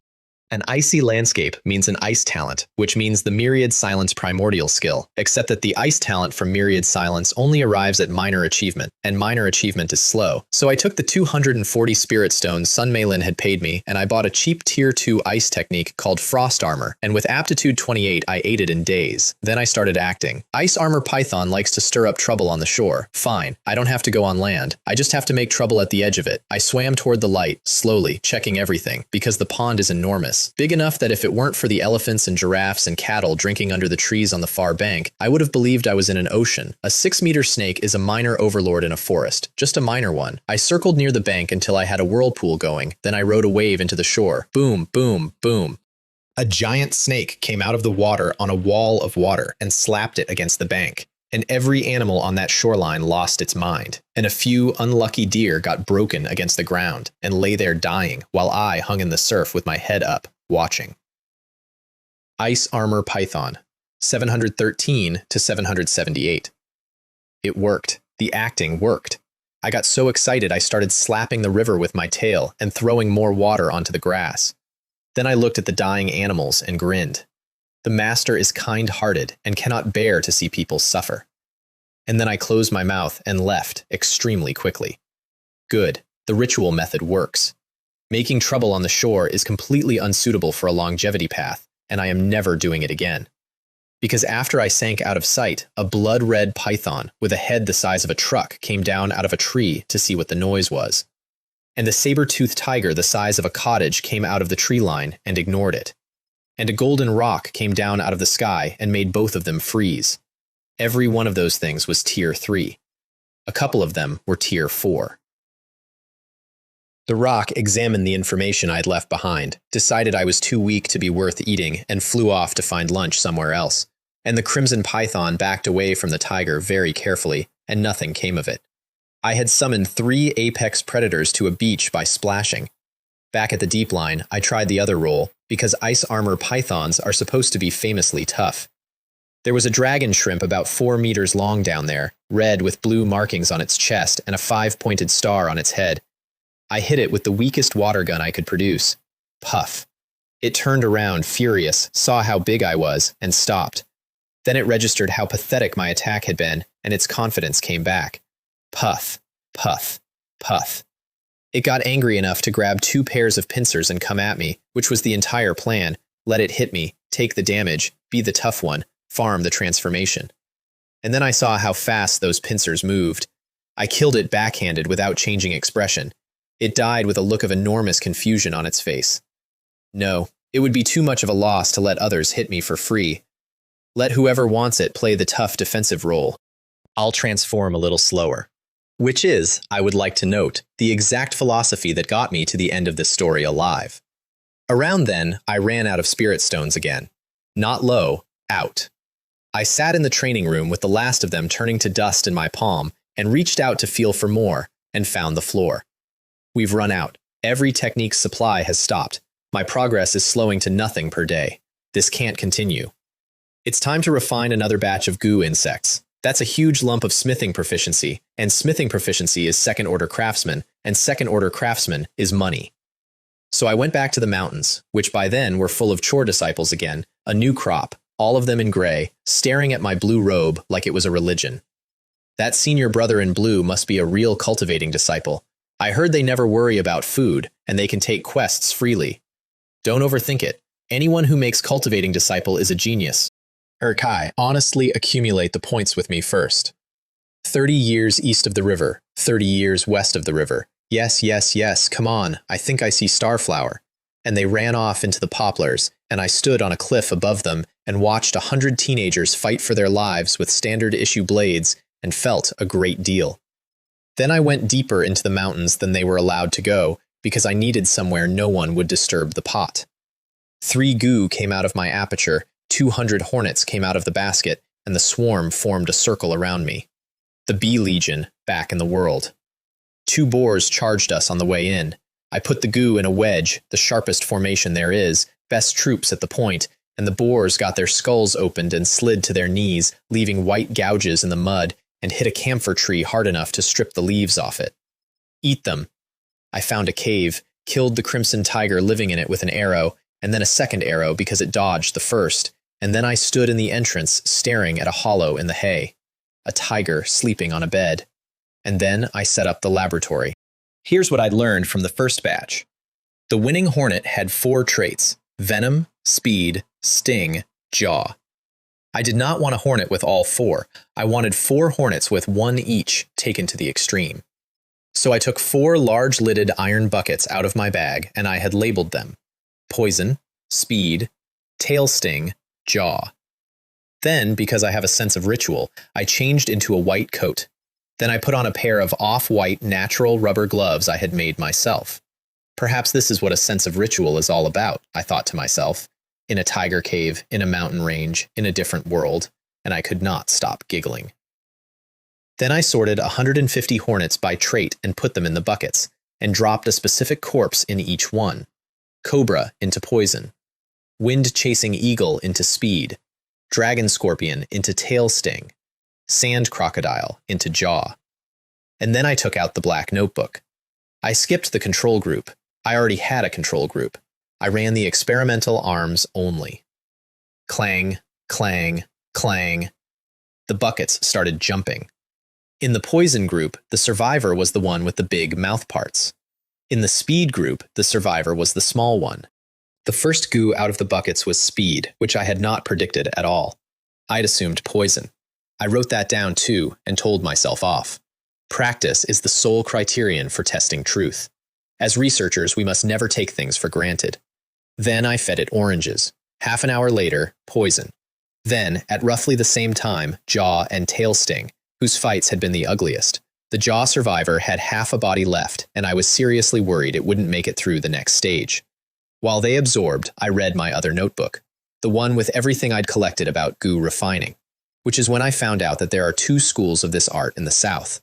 There is the artificial method, which is what I was doing, and which insists on silence and isolation. It's safer and raises the success rate. And there is the natural method, which is the true transmission of the 5 poisons sect, and almost nobody knows it. The passage in the old book put it like this: the artificial method focuses on the present and does not consider the long term. The natural method demands more of the environment, but does not require quiet or isolation. Being in nature is like a mother holding an infant, and you draw on the power of heaven and earth to help you. Heaven and earth are the best place to raise gu. Artificial method, 1 or 2 successes out of 10. Natural method, 6 or 7 out of 10. My own success rate was propped up entirely by the panel. Without it, I'd have spent years wondering why this was so hard. Unfortunately, everything I owned was written in the artificial method, so I closed the notebook and went back to the pot. Then I made them. Speed first. Half the size of a normal one and 30% faster. Light cavalry. Pursuit and surprise attacks. Poison second. Blackish purple lower body. The venom came off its stinger and ate a hole 10 centimeters across in a bluestone slab. I wrote that down and then let my imagination go for a walk. Highly poisonous, suitable for stealthy work, such as poisoning water sources. A dedicated toxin core. Respiratory ailments, colds, chronic bronchitis, asthma, pulmonary edema, bronchiectasis, pneumonia, pertussis, plague. 9 attempts, 7 successes, 3 ordinary. 2 slender speed types, 3 purple venom types, 2 sharp sting types, no jaw type. The jaw ones were half dead going in and couldn't absorb enough to come out. Forging plus 255. Casting tier 1, 879 out of 1,000, which was not enough. Even if every remaining tier 1 gu succeeded, I'd only reach 982. I needed the tier 2. The swift bee. I want to tell you about the failure because everybody tells you about the success. Fiery wood grows hidden inside forests. It drains the life out of the trees around it and turns it into a sweet sap. And people cut it open to make a wine that is sweet and refreshing and slightly unbelievable. I'd had a cup once at a restaurant with Wade Sichuan and felt my essence get denser while I drank it. 100-year fiery wood is rare. The piece in my hand was black, like something struck by lightning, with faint red lines in it like embers. I watched the herb water in the pot boil, and only when it was rolling properly did I throw in the wood. Refining a tier 2 gu is second-order craftsman work. My attitude was extreme caution, stability over brilliance. I checked every ingredient twice. I chose the strongest of the 3 ordinary gu because they had been with me longest. In it went. It turned bright red on contact. If it had been conscious, it would have jumped out of the pot. Then the smell came up, and I stood there breathing it in carefully because the smell is the instrument. The smell tells you whether the wood and the insect have fused. Second section of wood. Third section. White smoke coming off the pot like a python writhing. Up out of the cave mouth, up over the mountain, and my face got worse and worse because the foul stench that means success never came. 2 mountains over, the 2 Spirit Beast Hall disciples saw the smoke. Senior brother, look, somebody's actually started a fire in the inner range. They're courting death. Probably a 3rd or 4th tier senior brother. Don't overthink it. It's late. Let's go back. And he dragged her away, which is the only reason there wasn't a fight that night. In the cave, I looked into the pot at a perfectly cooked insect. Failed. I cleaned it out and sat down on the mat and went through it again in my head. That doesn't make sense. Could the ingredients be wrong? I made the best I could from the recipe. I took everything out and checked it again. Wings, heart, wood, nothing wrong. Nothing. Which gave me a headache. 879 out of 1,000. 121 points short of a life change. The only other road to those points was 10 extra hours a day at the forge for 13 days. And the Sect competition was coming, which meant no tier 2 commissions until it ended. A wasted month. I sat there for a long time, and then I exhaled. I'm still not mature enough. It's a waste of a little over a month, so what if it's wasted? The longevity path doesn't need 1,000 years is too long. Seize the day. And I restarted the furnace. Break the stone, tinderbox, light it. Eagle wings, tiger heart, 100-year wood. And this time, when I picked the goo, I picked the speed type. Because the swift bee is famous for speed. And I had spent an entire day breeding a hornet whose only virtue was speed. Those two things should have been in the same sentence from the beginning, and I had been too careful to notice. The speed type went in and fought the heat instead of dying in it, and pulled the wood into itself. A rich fragrance came up, and half an hour later, underneath the fragrance, a smell like a garbage can that hasn't been emptied in a month. I smiled at a pot of rot. When the white python of smoke turned black and the whole cave stank, a blue insect came out. It looked like it had been carved out of blue wood. Something between a bee and an eagle, wings like banana leaves, body the size of a fist, and completely, absolutely silent.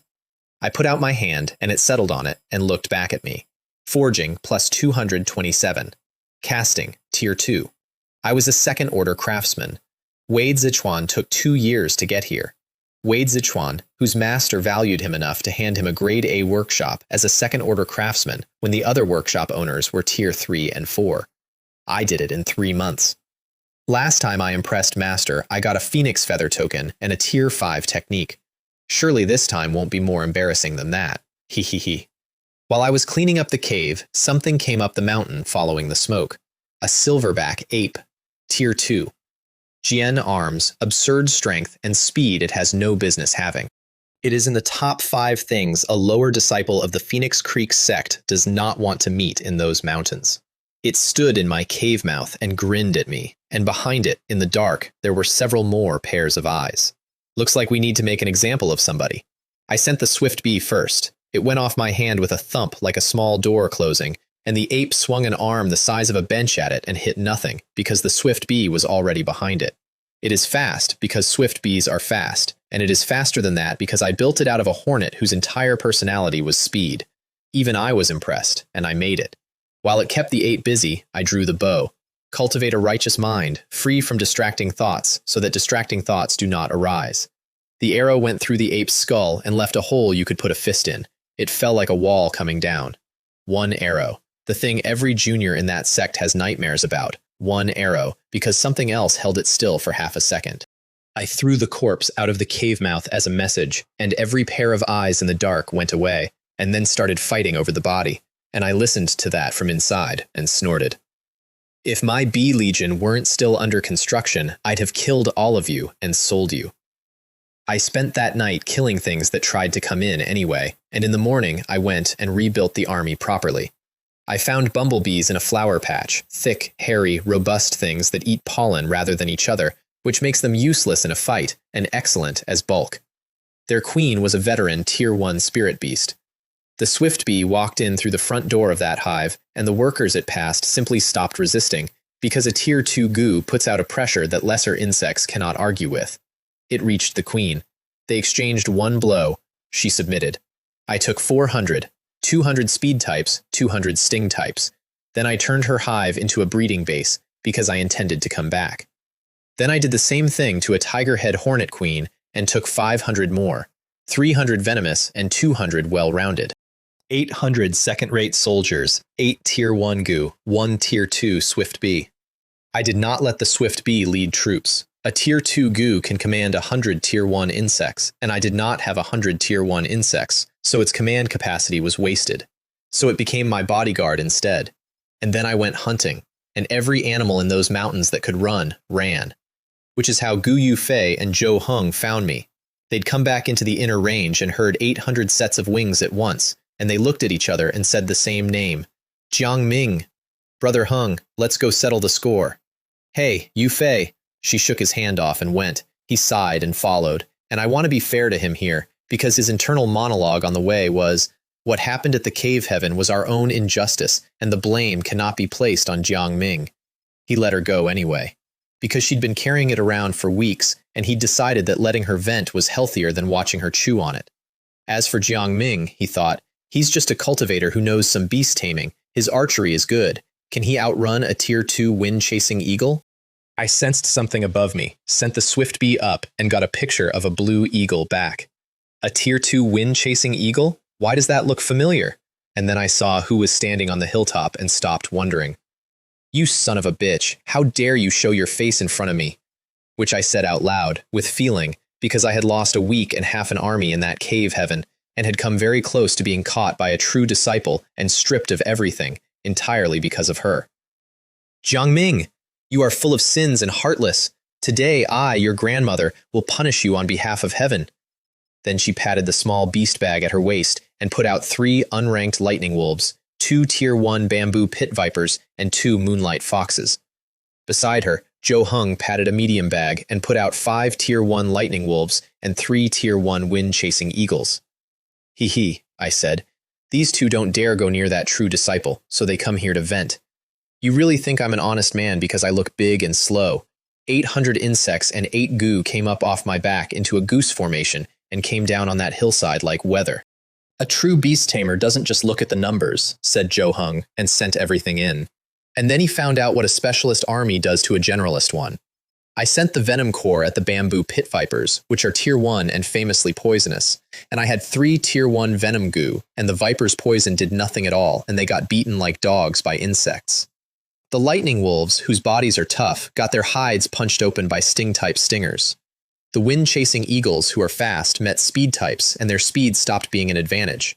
That is the entire lesson of that fight. It was not numbers. It was that I had spent a week in a cave sorting hornets by trait, in a white coat, with a notebook.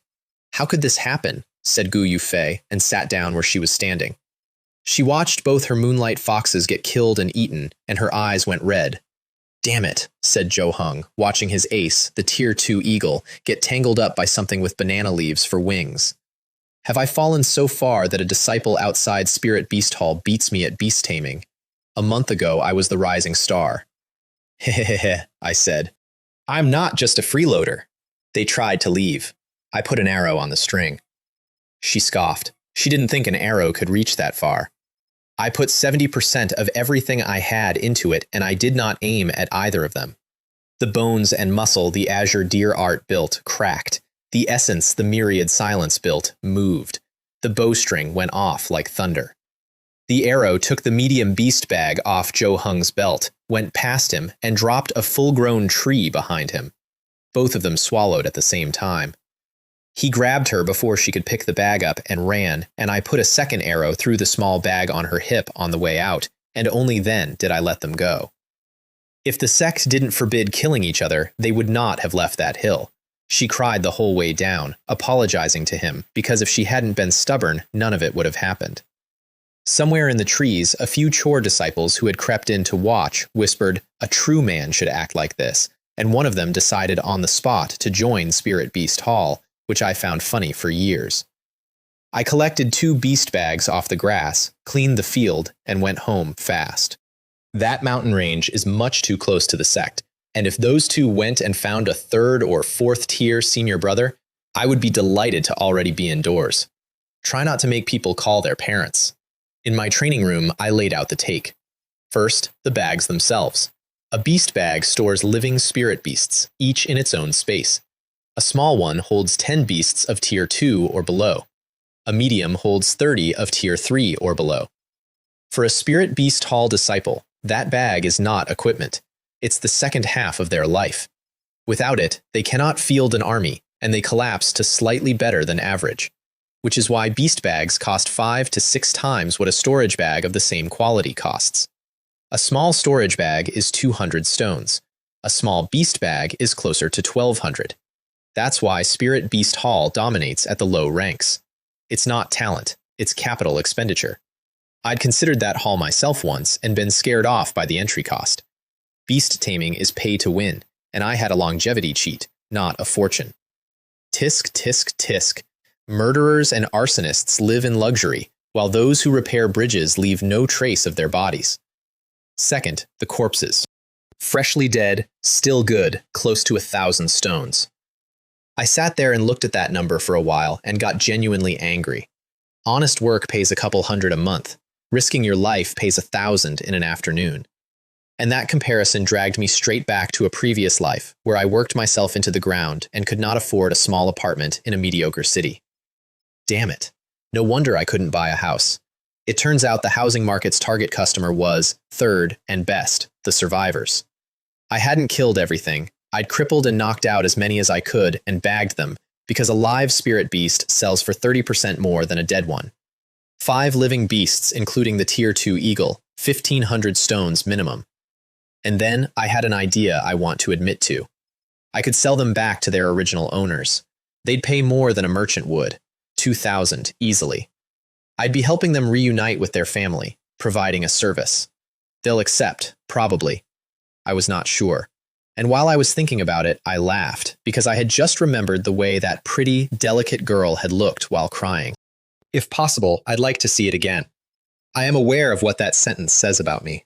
That evening, I set up in the sitting room, which contains a table, a teapot, 4 chairs, and nothing else, not even a decorative plant.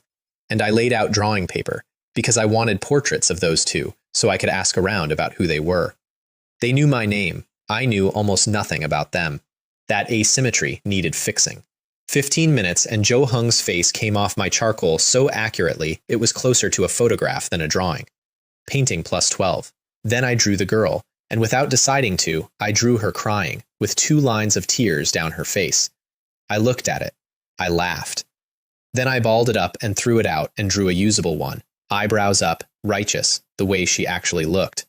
And then, because I had paper left and it was late, I drew a mystic water snake. And then, because I was in the mood, I drew an enormous ice armor python coiled around an ice peak. And I sat there, staring at the panel. Painting plus 3. Ice armor python plus 121.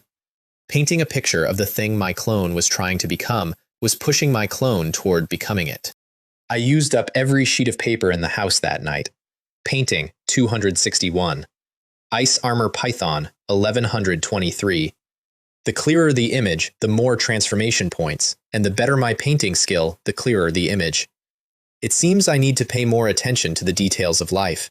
I have no idea why realism specifically was the variable. I did not need to know why. Once you have the pattern, you can simply use it. We are a people famous for 2 things, our food and our willingness to borrow anything that works.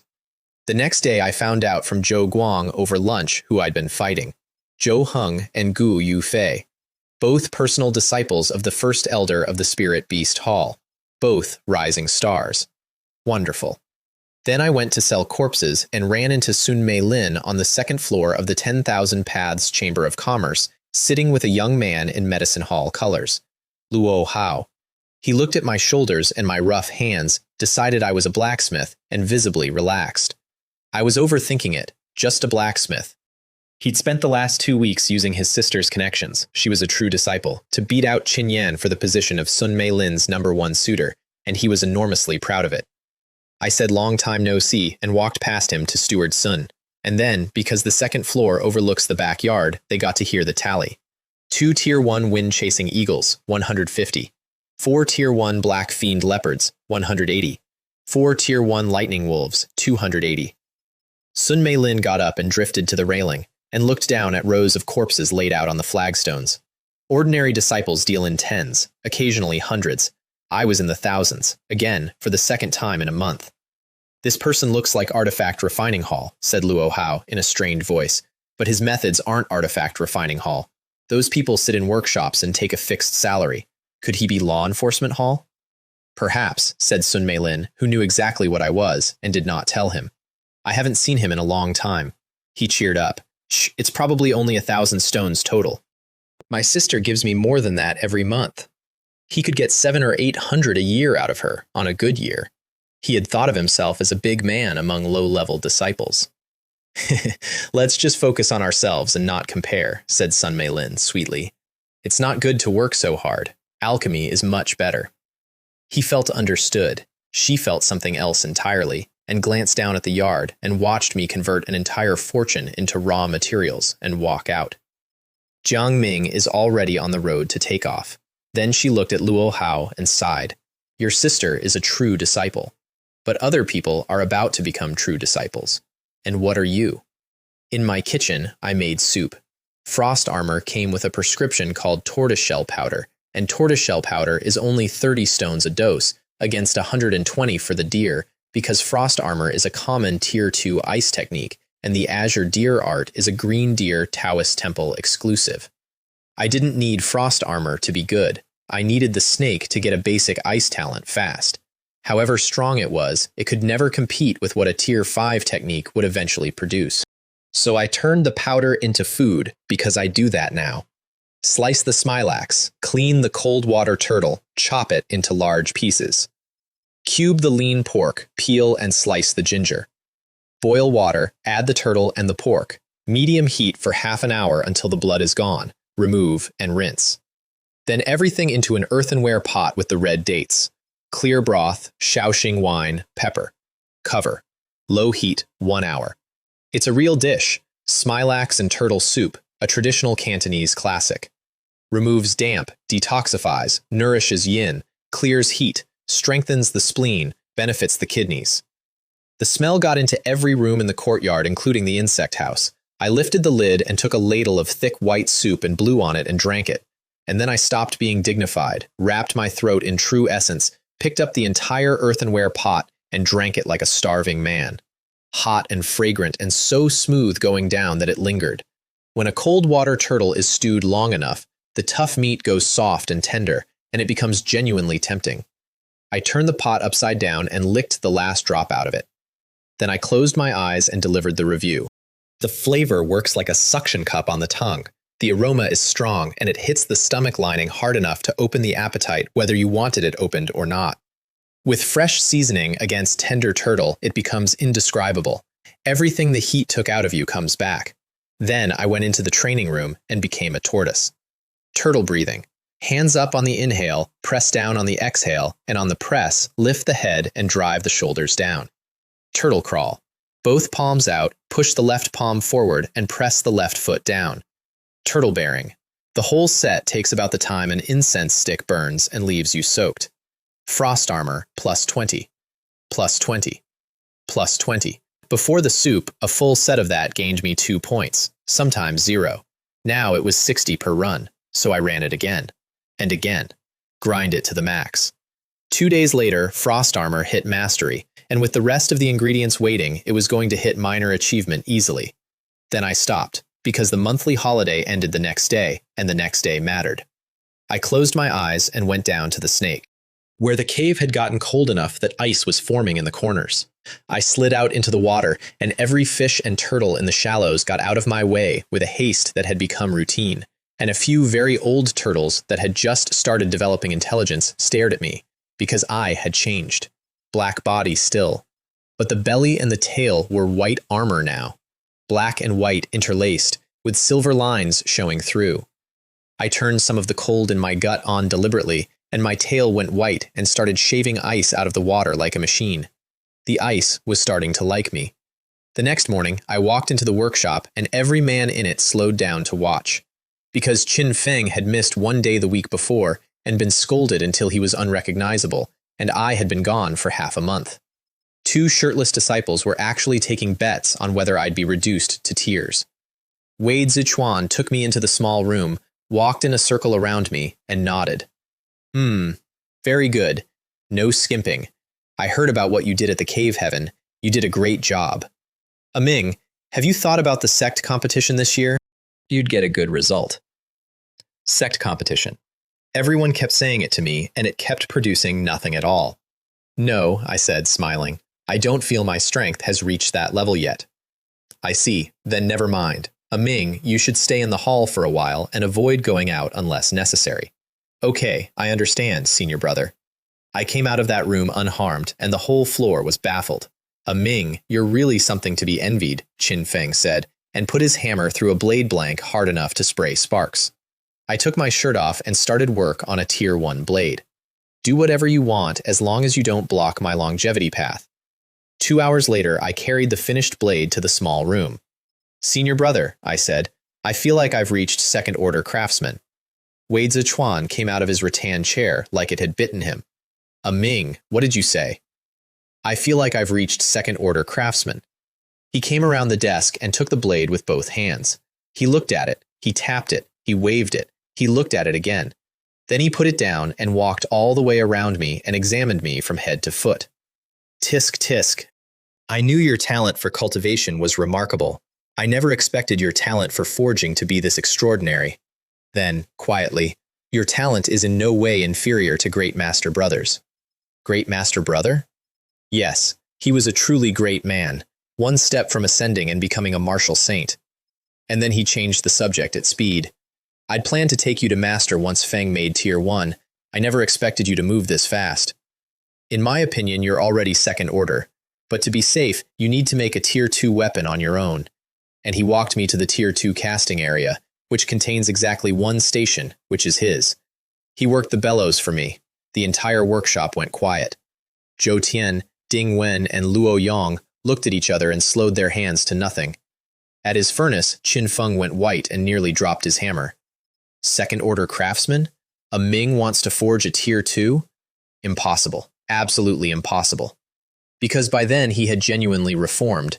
He'd stopped going to the pleasure houses, he'd started working, and with real family talent and real effort, he'd broken past mediocre blades and was touching the edge of first tier. And the man who had arrived the same day as him was 2 whole tiers up the ladder and standing at the head of the workshop's only Tier 2 furnace. If this continues, how do I compete with him for Master's favor? Then, with his fists closed, Zhou Li Hua. Since the main road is blocked, the only option is a roundabout path. But why am I so unwilling to accept this? Forging is patience with a hammer in it. Big hammer, then small hammer. Each tap makes its own note, and the notes come out in a rhythm. Wei Zichuan squatted at the bellows and drove the fire so hard the charcoal looked like it was about to become liquid, and every few passes the metal went into the cold water tub, which is quenching. Normally, forging one piece of iron takes a day. It can take 6 months. With true essence in the room, it takes 1 or 2 days. I turned the copper iron over and started taking the corners off it, and then I got to the step that decides everything, the edge. That single step is the wall between a first-tier smith and a second-order craftsman. Plenty of second-order craftsmen still can't do it cleanly. Wei Zichuan opened his mouth to warn me about it. He'd told me to do it alone, which in his head meant right up until the moment it might go wrong, because I was his junior brother. A Ming, and I drove true essence into the raised part of the copper iron. A dull thud, a faint line of sharpness came up along the edge, exactly as it's supposed to. It's nothing, he said when I looked up. You can continue. And then he picked up an enormous teacup off a bench and drank water like a cow, because that step has stopped more men than any other, and his baby junior brother had just done it on the first attempt. A Ming, you're even more amazing than I imagined. 2 hours later, I had a rough Tier 2 horse-slaying blade. Genuinely rough, pitted and uneven along the rim. Wei Zichuan was delighted because everything left was water grinding, which is time. Hiss, a Tier 2 horse-slaying blade? Said Zhou Tian. How can there be such a person? Said Ding Wen, blinking. I wish my sister wasn't married yet, said Luo Yong, stroking his chin. And Wei Zichuan stood there looking at me and thinking about somebody else, because that terrifying talent reminded him of his great master brother. The difference being that his great master brother was full of vigor and dared to be a pioneer, and I was cautious to the point of being both amusing and exasperating. He took me into the small room afterward and then didn't say anything for a long time. He sat in the rattan chair, tapping the mahogany table with one finger. The gray teacups on it shook without spilling. Finally, a Ming. How old do you think Master is? I thought about the man. Middle-aged, fleshy face. 45, maybe. But he was asking, so 60? Guess again. 80? Not 80. Master is 147 this year. I looked up so fast my neck hurt. There's no need to be surprised. Master was fortunate in his youth and gained some of the qualities of a martial saint ahead of time. But he isn't a martial saint, and his means of extending life are limited. If he cannot become a martial saint before 300, then Master... He stopped there. A Ming. What I'm about to say is only for the two of us. I nodded. Ever since Great Master Brother failed to ascend, Master has ranked us. He allocates resources by rank.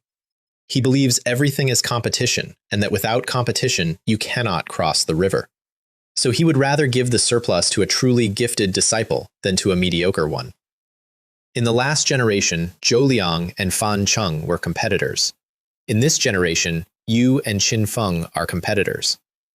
Ah, I don't know what Great Master Brother did to change how the old man teaches, but I had better follow the rules if I want more. He saw me understand and nodded, and he liked me more than Qin Feng, who came from a powerful sect family, because when he looked at me, he saw the shadows of two dead men.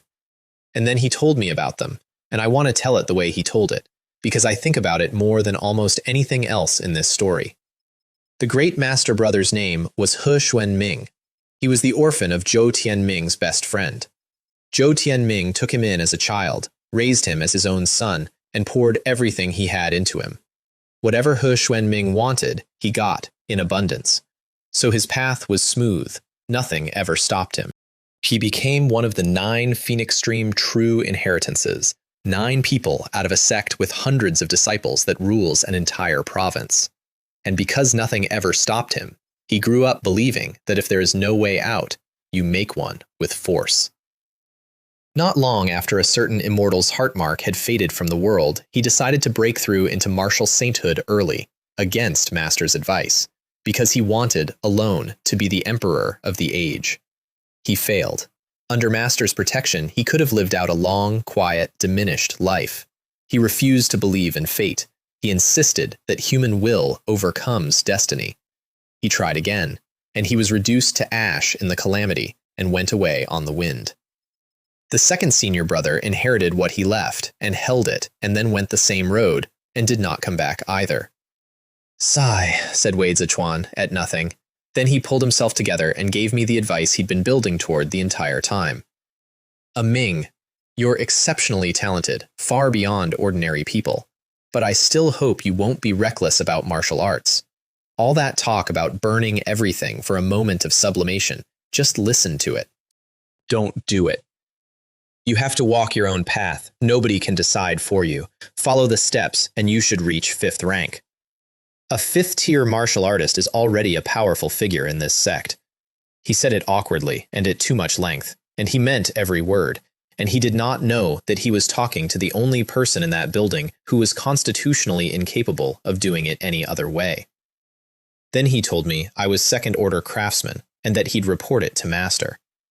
The next morning, I put on a brand new blue robe and walked to the white stone house through bamboo with frost on it, and my steps felt extremely light because I was about to be given something. What is it going to be? A weapon? A technique? A pill? There was a woman standing outside the house in a pinkish plum snow fox coat and a pleated skirt, standing in falling snow, blending into the plum trees. Zhou Lihua? My stomach dropped about a foot. Good morning, Brother Zichuan. Ming. Lihua, what's wrong with you? Said Wei Zichuan, genuinely alarmed, because this girl does not get up early. She has stated, on the record, that great beauties need sleep, and only ugly women get up early to apply heavy makeup. Good morning, senior sister, I said, well behaved. Hee, I made shrimp noodle soup. You should try some later. She said it to the group and looked exclusively at me. Wei Zichuan caught it half a second after I did. Lihua wants something, and it's from Ming. Alchemy? No, she's a Tier 1 pharmacist and I'm not, so it's about my cultivation, which means combat. Sect competition. It's absolutely the sect competition. She winked at me on the way to the study, extremely charming, extremely innocent. I admit I was tempted for about a second, and that second only hardened me. I'll take the reward and run. I absolutely cannot give her an opening to speak. Here's the arithmetic that made that decision easy. The competition runs a month. The rewards are ordinary. The top 50 get items worth 200 to 500 stones at most. I make more than that at a furnace, and rank means nothing to me. Being top 3 of my year means nothing, worse than nothing. Once you're famous, you attract attention, and once you attract attention, the sect starts assigning you missions under the heading of tempering, and tempering means deeper and deeper life and death fights. Compete with the prodigies inside the sect, then compete with the prodigies of other dominant sects, Repeat until you become a phoenix stream true inheritance, and then a martial saint. That road is soaked in blood, and I want no part of it. I want to become a martial saint quietly and reach eternal life quietly. Every fight I had taken so far was because the snake's growth had stalled and I needed materials. And I now had materials. Once the snake finished becoming an ice armor python, I'd enter a period of explosive growth without ever needing to leave my courtyard. The only reason I ever wanted speed was Wade Zichuan. I wanted him to see it. That was all. In the study, Zhou Tianming sat in a mahogany armchair drinking lotus tea and watching my face with obvious enjoyment, because he had just given me 3 options, and I was clearly in pain about it. Help me open a grade B workshop. Give me 20% of the Jia Sun workshop. Give me a small smithy in the market. All 3 of those are means of production. All 3 of them are a permanent income that does not depend on me being alive in a forest somewhere. For a man on the longevity path, means of production are worth more than techniques. I took a breath. Master, I choose 20% of the Jia Sun workshop, because I did not trust myself to run something alone. In my last life, I was a technician. Put me in charge of a group of people from scratch, and I would find a way to sink it. Standing behind my senior brother drinking the soup is fine. That's a good life. Yes, that's fine, said Zhou Tianming. Then, to Wade Zichuan, Zichuan, you take 20% as well. Wade Zichuan opened his mouth to refuse and got cut off. What use do I have for so many workshop quotas? You are not allowed to refuse. And I understood, standing there, that the entire conversation had been engineered to get 20% into Wade Zichuan's hands without letting him say no. That makes sense. He's followed Master the longest. If he weren't so stubborn, the old man would have signed the whole workshop over years ago. Who cares? Being a small business owner is pretty cool. I said goodbye, made an excuse, and got out of that building at speed. Behind me, Zhou Lihua was waiting in the hall for 2 people to come to breakfast, and got one. Brother Zichuan, where's Aming? Aming had something to do. He's already left. Her whole face changed, and she muttered something. Lihua, what's wrong? No, it's nothing. Outside, on the frost, I was walking down the mountain saying I'm a small business owner. I'm a small business owner now, under my breath. 20% of Jiasun Workshop is 3,000 spirit stones a month. Guaranteed. In the off-season. 3,000. Every month. Forever. Which meant no more cave heavens, no more mountain ranges, no more talking to true disciples in purple robes. I looked up at the leaves over the path and had to physically restrain myself from jumping to knock some down. At that moment, I felt an enormous, uncomplicated gratitude toward my master and my 3rd senior brother, and something that in a normal person would be called belonging. And I made a decision. 100 years from now, when they're gone, I'll look after their descendants. I want to be clear that I meant it, and also that I was already thinking about the interest. Back at the workshop, I packed up my teapot and my tea and my bindings under the eyes of 3 first-tier smiths, and then Jiang Hao cleared the way and I moved my things into Wade Zichuan's small room. The workshop lost its mind. They actually moved him in. What is it about Jiang Ming that gets him into that room? Qin Feng's eyes went red like a ghost's. He was 17, he had been famously good at managing his own face, and it came apart completely. He brought his hammer down on 3 days of finely folded iron and shattered it, and the disciples nearest him picked up their things and moved. For a moment, he genuinely wanted to hire an assassin. Then reason arrived, because Master would find out. Jiang Ming, you really are my good junior brother. Snow came. Phoenix Fire Peak went silver, and I stayed inside and drilled frost armor until a shape stood up behind me in the training room. A frost armor dragon turtle. A tier 3 spirit beast with a trace of dragon blood in it, found in cold and shaded places, famous for absurd defense and a long life, Jian life. Naturally, I'd end up with the turtle. When I finished the last movement, scalding silver essence came out of my aperture into my limbs and laid a thin layer of frost-white armor over my skin. Frost armor, minor achievement. I spent an hour testing it, which is the part people skip. I slapped a wooden post with my palm. I tested the edge of a tier 1 blade against my own hand. The blade could not get through. And frost armor does more than block. It conceals. It lowers your presence, which is the single most valuable property any technique can have if your entire strategy is not being noticed. It also makes ice. I pushed essence at a wooden post slowly, and it froze solid into a sculpture, and it cost me 5% of my reserve, and myriad silence refilled it before I'd finished being impressed. Is this the true essence of ice? My aperture is water. Under frost armor, it converts. I looked inward, and there was a touch of cold white sitting on a vast blue seabed. For an ordinary martial artist, one attribute is an achievement worth being proud of. Deriving a second one out of the first is supposed to be extremely difficult. I got lucky. Ice and water are close relatives. If it had been water and fire, balancing that aperture would have given me a headache for a decade. And down in the pond, the panel gave me what I'd actually paid for. Ice Armor Python, 1574. Talent, Frost Armor. Condense a layer of frost armor on the body, release chilling energy, enhance defense.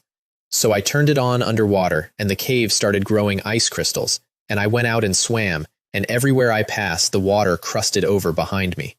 Then I stopped and thought about how an ice armor python is supposed to behave.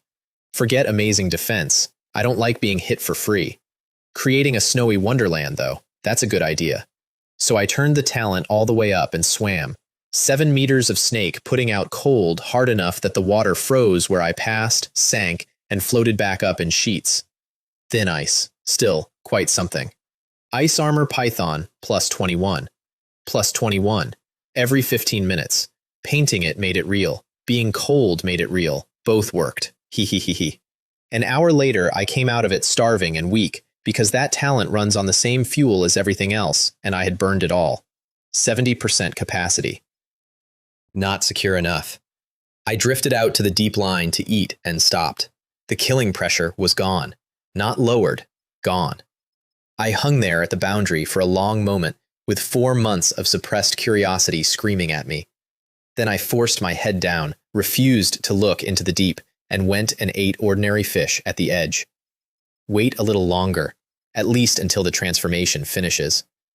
Some time after that, Zhou Lihua cornered me on my own doorstep with Han Lei in tow, and I did something I still consider tactically excellent. Before she could open her mouth, I pulled a storage bag with 200 spirit stones in it out of my sleeve, pressed it into Han Lei's hands, said, "Sister Lihua, I understand, and ran. Wei Zichuan had warned me 2 days earlier that she wanted me for the competition and had told me, as her brother, not to help. I did not want to be in that competition, and I could not say no to her face, so I intended never to let her get a sentence out. Ming, that's not what I meant. She got in front of me, which, credit to her, took nerve. And then she made her pitch. Join the team, explore the blessed land with them. Compete against the prodigies of every hall. She got more excited the longer she talked. You could see the whole future in her face, overcoming obstacles, defeating monsters, instant fame. Ming, you think it's interesting too, right? Come and make a name for yourself with me. I looked at the ground. I'm sorry, Sister Lihua. Ming Zixin is not fond of fighting, only of cultivation. Contests and duels are not my forte. There was a silence. Han Lei's mouth came open and stayed open, and I want to record his exact internal reaction because it's the funniest thing anybody has ever thought about me. This is truly bizarre. You, a killer, are claiming you don't like fighting and prefer quiet cultivation? Making excuses to refuse is one thing. This is a bit much. While the two of them were frozen, I sidestepped, went around her, and got to my door. Unlock, open, close, lock. One motion. Outside, on the snow, Han Lei recovered and said, Don't worry, Lihua. Even without Jiang Ming, I can make you famous. Just do your best, she said. And she looked at my very firmly locked gate for a long moment before she left. Because without me, they had nothing that could handle the prodigies, all of whom had already broken into second rank. But she'd been refused to her face, and she couldn't make herself ask again. I went inside and started plucking a white-feathered pheasant in a wooden basin. Autumn River Powder, the second prescription from the myriad silence primordial skill, about to become dinner. Because I had very high expectations for what a Tier 5 technique would eventually hand my clone. Look at the arithmetic. The Azure Deer Mountain moving art is Tier 2, and it produced crazy plants, which killed the crocodile that had capped my growth for months. Multiply by the difference between 2 and 5, conservatively, and whatever comes out of the myriad silence primordial skill should be about 2.5 times that at minimum. As for the Sect competition, I had no interest in Zhou Lihua's team-building philosophy at all, and I'd have listened to none of it if she weren't my master's daughter. It's not that we lack resources. She has everything. She lacks nothing. She just wants to be famous. I couldn't summon a single unit of respect for that. And then I remembered a man from my last life, an obscenely rich second-generation heir the whole country called the national husband, and I understood her perfectly and stopped thinking about it. Whatever she does, I'll walk my own road. And I went back to humming and plucking feathers. Winter came properly. Big, soft snow. I stood in my doorway in a blue cotton coat and put my hand out and caught a snowflake and crushed it and felt very calm about everything. Wade Zichuan closed the workshop for a month so everybody could prepare for the competition and have a peaceful new year, and handed out generous subsidies. And he handed me a share of the profits. 4,500 spirit stones. I had budgeted 3,000. I had allowed for 3,500 at absolute maximum. I had to switch to an intermediate storage bag to carry it. Senior brother is really generous. On top of which, with his silent approval, I used the workshop's rare materials to forge myself a Tier 2 blade and nearly 100 Tier 1 arrows, which is another 1,000 stones of value that never appeared in anyone's ledger. The more I thought about it, the more comfortable I got. That night, Heao came up the path, and he was not alone. A Ming! From Heart. Who's this? A Ming, this is Zhou Wei. She's a full disciple of the Talisman Array Hall. Zhou Wei, a Ming, is my closest friend, an incredibly powerful genius from the Artifact Refining Hall. Luo Rong bowed. I nodded. I looked at how close the two of them were standing and how she was smiling, and I reached into my sleeve and took out 2 bottles of Tier 1 calming pills and gave them to her. She looked at Heao, confused. He looked at me with enormous gratitude and told her to take them. A Ming really boosted my standing. He truly is my best friend. Then I fed them red prawns and gave him the Tier 1 blade I'd made and wished him well in the competition and watched them go down the mountain in the snow under one oiled paper umbrella, leaning together. 2 bottles of pills, a blade I'd outgrown, and a meal. 70 spirit stones total, all of it junk I had no use for. Absolutely worth it to win people's hearts. He. On the road, Luo Rong asked him, softly, if she should inscribe a talisman on the blade. A talisman? That works. Put the gentle breeze array on it for me. In a world where nearly everyone is a first-tier martial artist, a Tier 1 weapon carrying a wind array is an enormous advantage. I did not know she'd done that. It mattered later. While I was living well, so was Gu Yufei. She and Zhou Heng went into the 10,000 Beast Cave Heaven and stayed there. She had, after our fight, spent a day and a night in her room without eating or drinking, and then cut her hair short to make a point, and stopped caring about beautiful beasts and started caring about strong ones. Jiang Ming, you're mine, you're mine. A famously clean girl spent half a month sleeping in a cave heaven eating field rations so that she could hurt me at a competition I wasn't attending. Her senior brother, meanwhile, went and asked their great master, a Phoenix Stream True Inheritance, for help, and used it to build a specific counter to me. Red fire bears, 3 of them. Because red fire bears breathe a column of flame that kills insects 100 at a time, and he had watched one do it. Jiang Yu was also training. He'd reached 2nd-tier martial artist inside a year of starting, which makes him a genuine prodigy, and he had decided that getting shot out of the air by me was the great humiliation of his life. He swung his sword art in his training room until he cut a bronze figure into several large pieces. And Qin Feng went to the medicine hall and applied, respectfully, to join Zhou Lihua's team. A mere Tier 1 high realm dares to join our team, thought Han Lei, and I dislike this guy's eyes. He actually dares to covet Lihua. At which point, Han Lei discovered that he suddenly missed me because my aloofness had at least been safe. You want to join my team? Sure, come over, said Zhou Lihua, and she smiled at Qin Feng being happy and thought about me and snorted. Father, Brother Zichuan, even without your help, I will make a name for myself. The competition opened in heavy snow, and I went because Wade Zichuan invited me to watch the first day and cheer for Zhou Lihua with him. I did not want to be within a mile of Zhou Lihua. I did want a full day of goodwill from my senior brother, and I had, as always, plenty of time.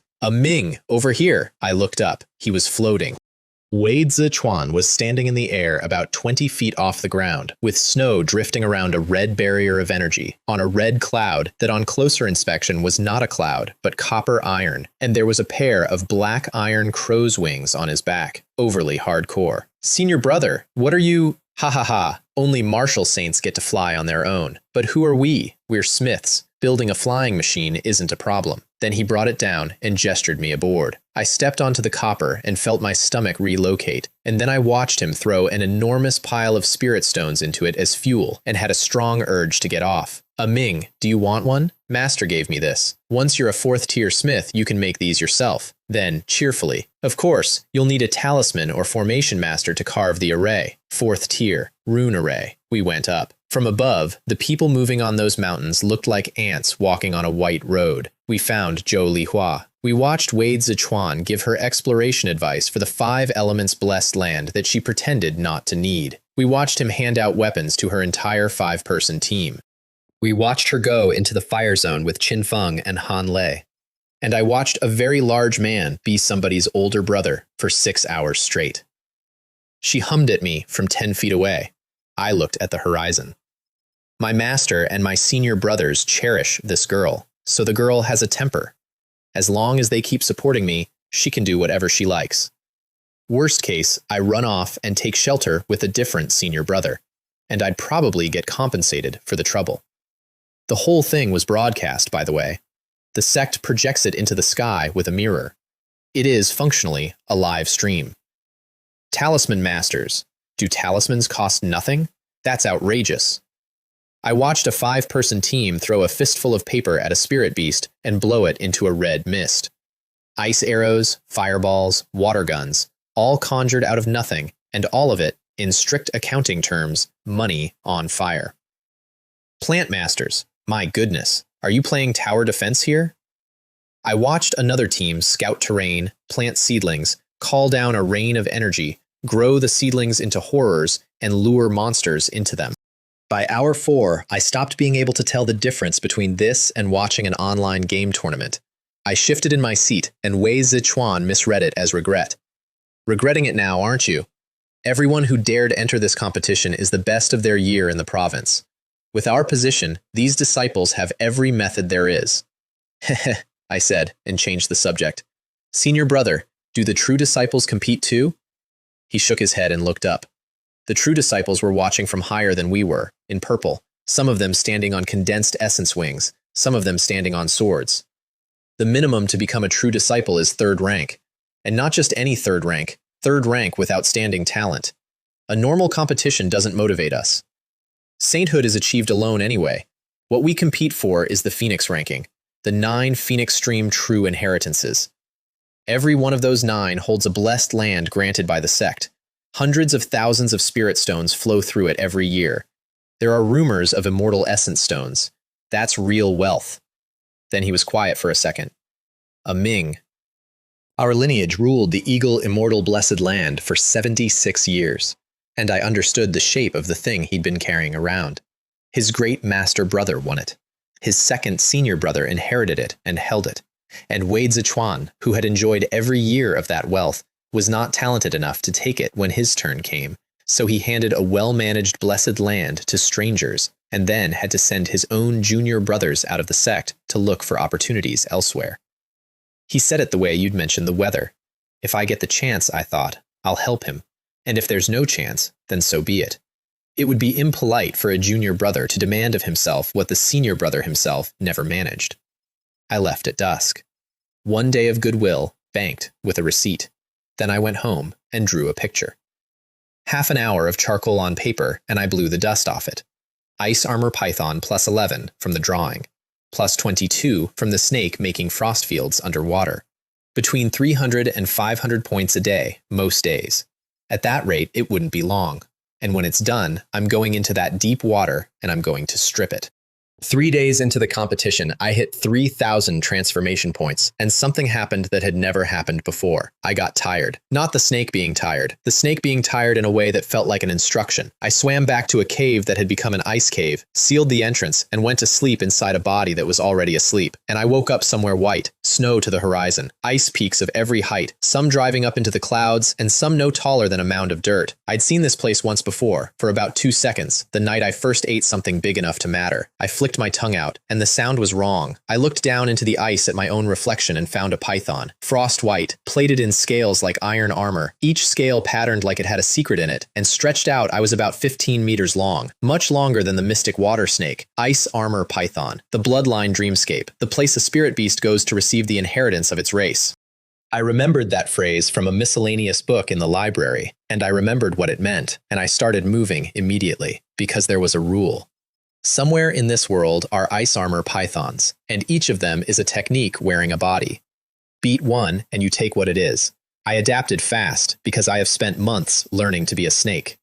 Then I tested every talent I already had, and found all of them stronger in this shape than they'd ever been in the other one. Half an hour later, I climbed toward the coldest peak I could see, and there was one there. It was so large it hung over the peak like weather. That was not a python anymore. That was most of the way to being a dragon. That's the best technique the race has. If I beat that, becoming a 6th-tier wild beast gets much easier. I looked at it for a while, and then I shook my head and went to find something my size. On a middle-sized peak, there was a 10-meter one with its eyes shut. It opened them the second I entered its territory and came at me like a locomotive with a head. And on the way in, it grew ice spikes along both sides of its skull and fired them at me in a formation, like a sword array. Frost armor. I got the plating up and it didn't matter. The spikes hit me one after another and drove me into the peak, and snow came down and buried the front half of me. I coughed up something blue, and when I checked myself, the warm current in my belly, which is what this place uses instead of a life bar, had dropped a long way. I remembered the rule from the library. If it beats me, I lose the whole opportunity and get nothing. I wanted very badly to leave and find something easier, and I could not because I didn't have the warmth left to go looking. So it came again with the same attack, and I ran and crushed through snowdrifts and got clear, and it chased. Same attack, same distance, same trigger. I kept running, and while I ran, I kept collecting, because that thing was not a mind, it was instinct with a body attached, and instinct has a pattern, and a pattern is a door. Once I understood its logic, I stopped running away and started running somewhere. Highly poisonous. I bent my neck and spat purple venom in 2 lines across the snowfield ahead of me, and it ate the ice and left 2 pits in the ground. The python came through, obeying its own rigid script, and put a body weight through 2 holes it had not accounted for, and its movement broke, and it had to stop mid-air to fix its posture. Now. Crazy plants. Warmth out of my belly, across the ground, and a tree root came up under it while it was stuck and went into its abdomen. The frost armor over its belly came apart. The root kept driving. I killed it while it was pinned, and it turned into a white streak of light and came into me. And then the world started to blur because my time was up. Talent, Frostthorn. Condense several ice shards before you and unleash them at your opponent. Frostthorn is not a fancy technique. It just goes off 5 times an hour instead of once, and it hits 5 places instead of 1. I woke up in a frozen cave and went straight out to try it. Everywhere I swam, the water condensed on my skin into little irregular strips and shards of ice, because the ice armor python and I were fusing further. Every low-ranked thing in the shallows got out of my way without being asked. I stopped over a cracked mud riverbed and tilted my head back the way the thing in the dream had. Frostthorn. Warmth out of my belly up into my chest, and a cold current opened in front of me and carved 5 large icicles out of the water. I sent them. They went like cannon fire and left a crater in the riverbed, and the sand came up in a cloud, and when it cleared, the surface of the crater had frozen over. Frostthorn is not as strong as crazy plants on a single target. It hits 5. Together, it is worth much more. I checked the cost. 5 uses an hour. That's it. That's the budget. Then I went to the deep line, and I noticed something I did not like. There were Tier 1 and Tier 2 spirit beasts at the boundary who had no business being at the boundary. I wasn't even having to hunt. They were coming across into the shallows on their own. There was a black carp nearly 4 meters long, thick through the body, chewing a large shrimp and watching everything. A tier 2. An absolute tier 2. I turned on frost armor and lowered my presence to nothing, and closed the distance a foot at a time, calculating the range of Frostthorn the entire way. And when I got inside it, I did not fire. I waited until it finished the shrimp and wagged its tail in satisfaction, the way I do. As a fellow professional, that was the moment. Frostthorn. 5 icicles came around it in a fan. It felt the shock and turned its skin slick and jumped and dodged the first 2. It did not dodge the last 3. It died frozen, standing up in the water like a sculpture. Easy. So easy. That black carp was faster than the crocodile and would have cost me a very ugly night. I coiled it in my tail and started dragging it home, and then I heard the sound. 2 of them, coming through the water like breaking surf. I looked back, and there were 2 ironclad saw crocodiles closing on me. Fine. I slowed down, deliberately, because I did not want to fight 2 of those at the boundary where anything could join in. I wanted them in the shallows. They looked at each other, made a noise at each other, agreed on something, and stared at my head. I smiled too, because we were now standing in my house. One of them lit its armor up blue and charged. The other stood off and started charging something long-ranged. Frostthorn. 5 spikes through the proud armor of the first one while it was still coming. Frostthorn again. Through the skull of the second one while it was still charging. Both of them died frozen in the same posture they'd started in. Did you think I was some ordinary mystic water snake who had to fight to the death with your kind just to have a chance at surviving? Heh. Lifespan, 295. Aptitude, 34. Clone rank, 2nd order, advanced. And then I sat in my cave looking at 2 dead crocodiles and stopped being pleased. Because tier 2 spirit beasts do not casually wander into shallow water. That's why the crocodile had been such a problem in the first place. That was an event. Something has happened in the deep water. When I get back, I'm converting every stone I own into materials and refining that tier 5 talent as fast as possible. I wasn't careful enough. I'm not prepared to actually reach shore. A cunning rabbit has 3 burrows. I cannot stay in the shallows. Which is how I came to be walking to market through a blizzard with 4,800 spirit stones in a bag under a deer fur coat. The wind came at me hard when I opened the door, and I noticed that it did not feel unpleasant. It felt friendly. I actually wanted to throw the umbrella away and stand in it. I did not throw the umbrella away. But I did stop using frost armor to keep warm and let the cold have me. Myriad silence plus 13. Because my affinity with ice and snow had gotten so good that standing in a blizzard was training. 34 aptitude does something strange to your head. The texture of everything gets clear. Things that used to be arguments, is this right, is that wrong, stop being arguments. Occasionally, you have a small realization about a technique without trying. Concretely, pure ascetic practice used to give me 10 points of myriad silence a day, maximum. At 34, the same practice gave me over 50. The terrifying part of the longevity path was finally starting to show. The market was shut and white and empty, every shop with its windows barred and one miserable assistant standing outside each door to prove it was open. Upstairs at the 10,000 Paths Chamber of Commerce, I walked into an argument. Sis, please, 20 Tier 2 Fireball talismans. With Tier 2 Fireballs, I'm certain I can make the main tournament. I promise I'll listen to you from now on. I'll follow your instructions. I'll cultivate properly. Luo Hao, pulling on the sleeve of a woman in a purple robe. The sister, Luo Min, a true disciple. She frowned, which is a refusal. She was a true disciple, and she'd had a bad few years, and the spirit fields she'd contracted hadn't produced. She budgeted every month. She had just spent a very large sum on a Tier 4 technique. 1 Tier 2 Fireball talisman is 70 stones. 20 is 1,400. If her brother had been a serious person, she'd have bought them without blinking. Her brother wanted a name. She bought them anyway. It left her with a little over 300 stones. Then I walked in, and all 3 of them looked at me, and I looked at her, because a purple robe and a gold belt is a true disciple, and she was extremely beautiful, and I have a professional interest in knowing which people in a room could kill me. Luo Hao decided to stay. No rush, sister. I want to see what this blacksmith buys. He held his head up and looked at me with enormous satisfaction, because last time I'd embarrassed him in front of Sun Mei Lin, and this time he had spent 1,400 spirit stones in one transaction. Steward Sun, could you collect these materials for me? I handed over a sheet of paper. He glanced at it, and then he stood up out of his chair. Mr. Jiang, these herbs are all badly overpriced right now. Are you sure?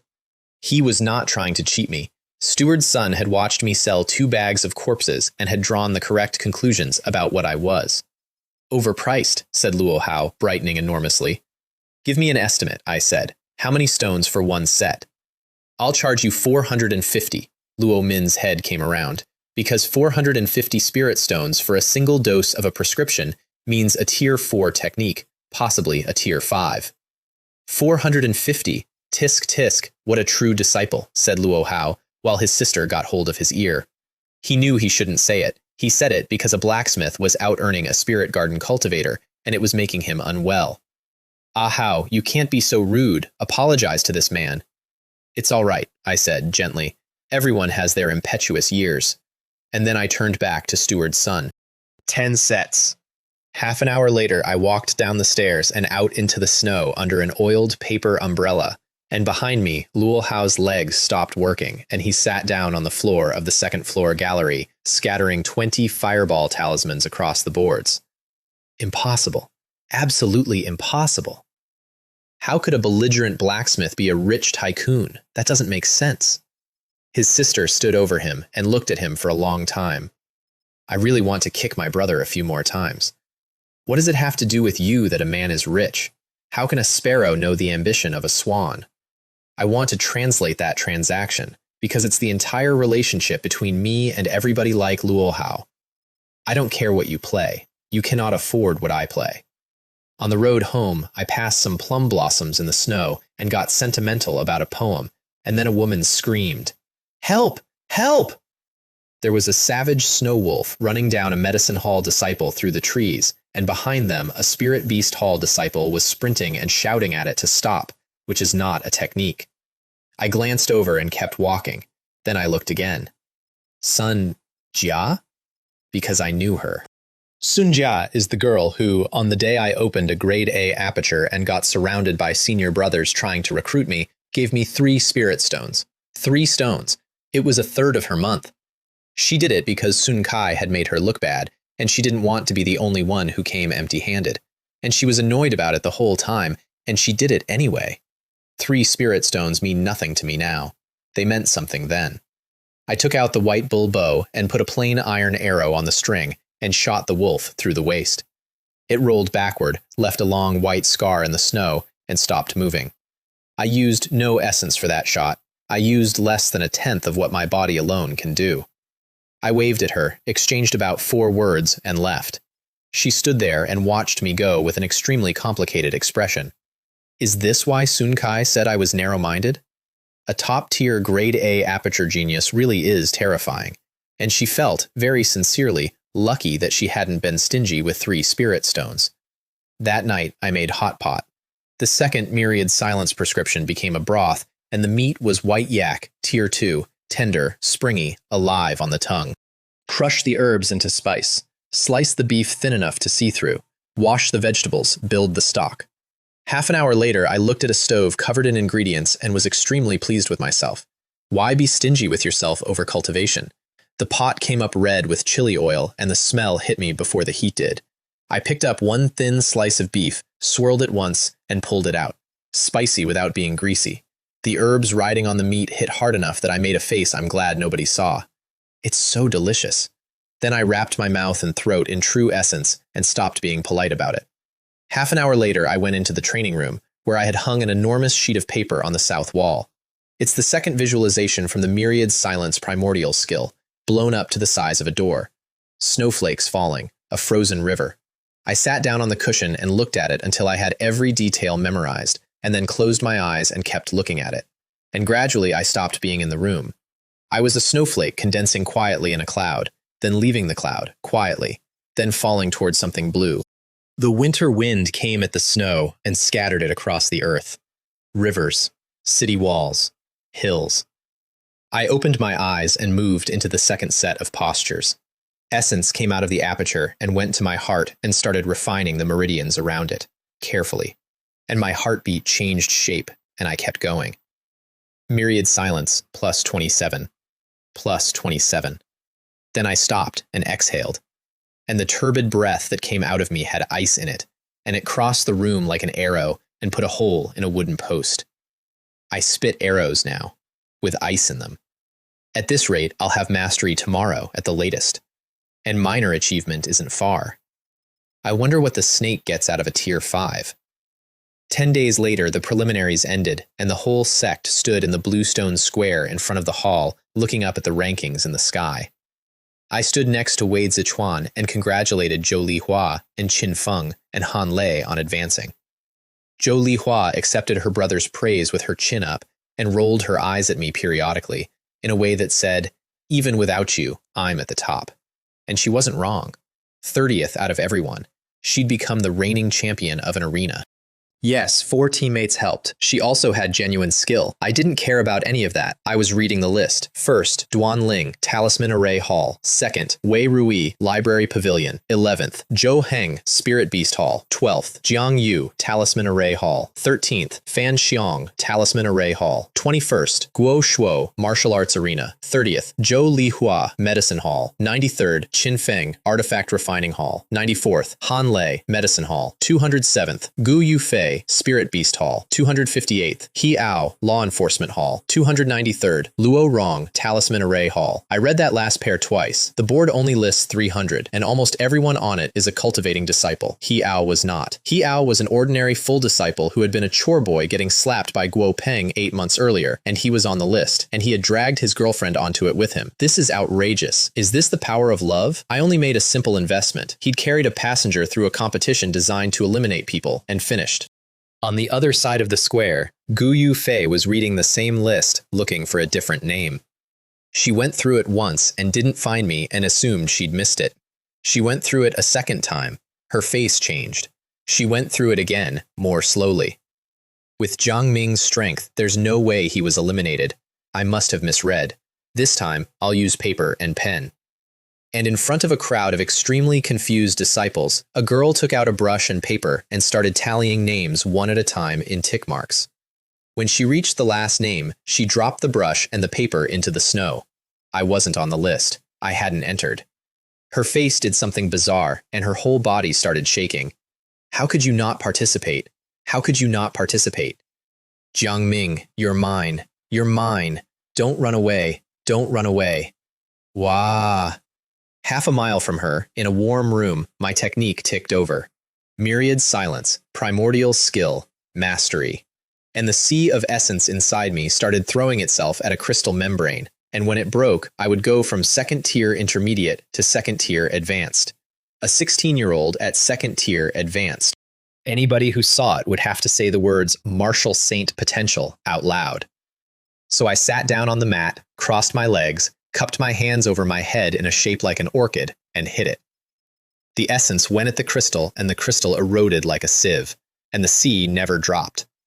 It stayed at 95% the entire time, because myriad silence at mastery pulls energy out of the world faster than a breakthrough can spend it. Between the loss and the gain, gain won, and the essence changed quality while I was doing it, silver into bright silver. The training room filled with fog and something like a north wind, and disciples in nearby courtyards came out to see where the sound was coming from and found nothing. Is this second tier advanced? I made a sword finger and looked at the bright silver on it, and then dismissed it and got out the black notebook. Because a breakthrough is data. Second tier intermediate. Silver essence. The aperture begins generating a small amount of ice attribute essence on its own. Second tier advanced. Bright silver. Ice attribute essence generating spontaneously at roughly 1 part in 10. Compared to the intermediate breakthrough, this one made much more noise. The courtyard will not be adequate for the next one. Find a location? I sat there twirling the pen. A treasure land? Rent a private cultivation room at the concentration pavilion. No, their rooms have a fixed energy supply, which means the sect would know exactly how fast I'm progressing, and I do not want that number in anyone's ledger. So I'll rely on myself. Which means I need to learn talismans and formations. Then I got up and went to test the new rank on a copper iron post, which is not a wooden post, and patted it. The post turned into powder and ice shards. That's not right. That's almost third tier attack power. And I opened the panel and found a line that had never been there before. Style, Ice Dao, Ordinary. I want to explain why I jumped up and threw 2 punches at nothing. To become a martial saint, you must reach Great Master level in a style, and to reach Great Master, you must first develop a trace of a style during the martial artist stages, which most people never do. The levels go None, Ordinary, Great Master, Grandmaster, Great Grandmaster, Supreme Grandmaster. I had just gone from None to Ordinary in a school of the Tao at 16 by accident because a snake was slowly turning into something made of ice. And the adult ice armor python is a fourth-order spirit beast that natively holds a trace of the origin of ice, which means I do not have to earn Great Master. It is coming to me on a schedule, in a pond, in another world, while I sleep. The gate to martial sainthood has opened for me. I made 2 extra dishes that night. Meanwhile, Gu Yufei went and bought intelligence. There's a hall in that sect that sells information, and she paid for a file on me and read it and found the one soft place in my life. Ha'ao. Then she went to her senior brother, who as a top 30 arena champion had the authority to arrange brackets, and had herself placed in group C7, which was Ha'ao and Luo Rong's group. 2 days later, she fought Luo Rong. It was not a fight, it was a demonstration. She beat her to the point of questioning her own existence, and then, while she was down, mocked her. That night, Ha'ao came up the mountain through a blizzard and sat in my hall with his face rearranged by rage. Ming, can you help me increase my strength quickly? Even if there are side effects, it doesn't matter. He was shaking, teeth clenched, like something wounded. He had watched the woman he intended to marry get taken apart by a stranger who was doing it entirely to send a message to me. Now, I want to tell you exactly what went through my head when he said that, because it is not flattering and it is true. I did not feel anger. I felt relief, because I had just been handed a second point of fire distribution. If my enemies have somebody else to hate, they will spend some of their hatred there. If they turn on him, I can run. My personal safety just went up measurably. What? There's actually a woman like that? I said, in a voice full of controlled fury. From heart, don't worry. I will absolutely do everything I can for you in the next 2 days. And I did. Genuinely. For 2 days, I taught him how to fight snakes, and I want you to understand that there is nobody alive better qualified. I am a snake. I know what a snake's body cannot do. I know where the leverage fails, where the coils lose grip, what a constrictor is committed to once it starts. And then I spent nearly 300 spirit stones on 4 tier 2 fireball talismans and gave them to him. He tried to call it a loan. He was not going to damage the friendship by accepting charity. I stood in my courtyard and watched him walk out into the snow alone, with genuine respect. What a kind person. They keep telling me not to be an honest man, and here I am, knowingly doing it myself, from heart. Don't let me down. Teach Gu Yufei a lesson, and take some of the hatred off me while you're at it. The morning of the fight, he was crouched under the eaves of the infirmary, holding Luo Rong's hand and breathing on it to warm it up, and she was in an iron wheelchair with her legs braced, telling him not to lose his temper because of her, telling him that if they couldn't handle Gu Yufei in the arena, they should back down and wait for a better opportunity, which made it worse. Obviously, it made it worse. Yes, I understand. Don't worry, he said, and smiled at her, and looked at her braced feet, and something in his eyes moved. Across the sect, Gu Yufei was reading a 100-stone intelligence file on him and throwing it in a bin. First tier intermediate. Ordinary Tier 3 Earth Defense Technique. This guy is too weak. How did he become Jiang Ming's friend? They charged me 100 stones for this? The Heavenly Secrets Hall is shameless. Beside her, Zhou Heng opened his mouth to warn her not to be careless, thought about her recent temperament, closed his mouth, opened it again anyway. Junior sister, don't be careless. Even a lion uses its full strength to hunt a rabbit. I know, senior brother. Just watch how I teach this Ha'ao a lesson. First, I'll collect some interest from Ha'ao. I want Jiang Ming to feel it. Then she went out to the back enclosure to pick her snakes personally, because she was not going to let this slip through her fingers. The arena square that day was packed. Ha'ao pushed Luo Rong's wheelchair through the crowd, looking around for somebody and not finding them and losing a little bit of his face over it. Brother Heng, are you looking for senior brother Jiang Ming? Yes, a Ming might be tied up with something. Look ahead, isn't that him? I came through the crowd from the east with a smile on. It took less than an hour of my day. I'd been in a courtyard for a week and could use it as a break from cultivation. And I have always understood the principle of giving first. Ming, I didn't expect you to come. You're one of my closest friends. Of course I came to cheer you on. Then we pushed the wheelchair down to the front, close to the ring. Across the arena, Gu Yufei stopped talking mid-sentence when she saw me and stared at me with a hate you could have warmed your hands on. Then she pointed at Ha'ao and drew a finger across her own throat. Perfect. I let my face fill up with grief and rage held in with great difficulty, and I put both hands on He Ao's shoulders and gripped hard. From heart, I see Gu Yufei is going to be ruthless with you, because of me. I think she's got something planned. If we're outmatched later, we concede immediately. He followed my eyes and saw her sneering across the ring, and he heard, in the second half of that sentence, my old familiar suffering a loss is a blessing attitude, the thing he had been trying to cure me of since we were both nobodies. And every bit of rage he'd been holding down since the day before came up at once. I understand. You can rest assured, Ming. Either erupt in silence or die in silence. He handed me the wheelchair handles like he was handing over a will and walked out. Senior Brother Zhang, Brother Hung wouldn't do anything foolish, would he? Lo Rong's voice was already shaking. I don't know, I said heavily, but I believe From Heart isn't a man who acts on impulse. The gong went. She started summoning immediately. A 5-pointed star of essence opened under her feet, and beasts started coming out of it. 1, 2, 3, while he came at her with the Tier 1 blade I'd forged. Heh, what a clever fellow, she said, and touched her own lip with a finger, and 3 Tier 1 demon snakes and 3 unranked ones went berserk at once. Bamboo pit vipers and silver ring snakes came off the ground at him. And she kept summoning. She had no intention of ending it quickly. She was building an exhibit. Down at the rail, Luo Rong had her hands knotted together, praying. I squinted at the ring and ran the first exchange in my head with myself in his position and had to stop the corner of my mouth from moving. Weak. Too weak. I could kill Gu Yufei in one exchange.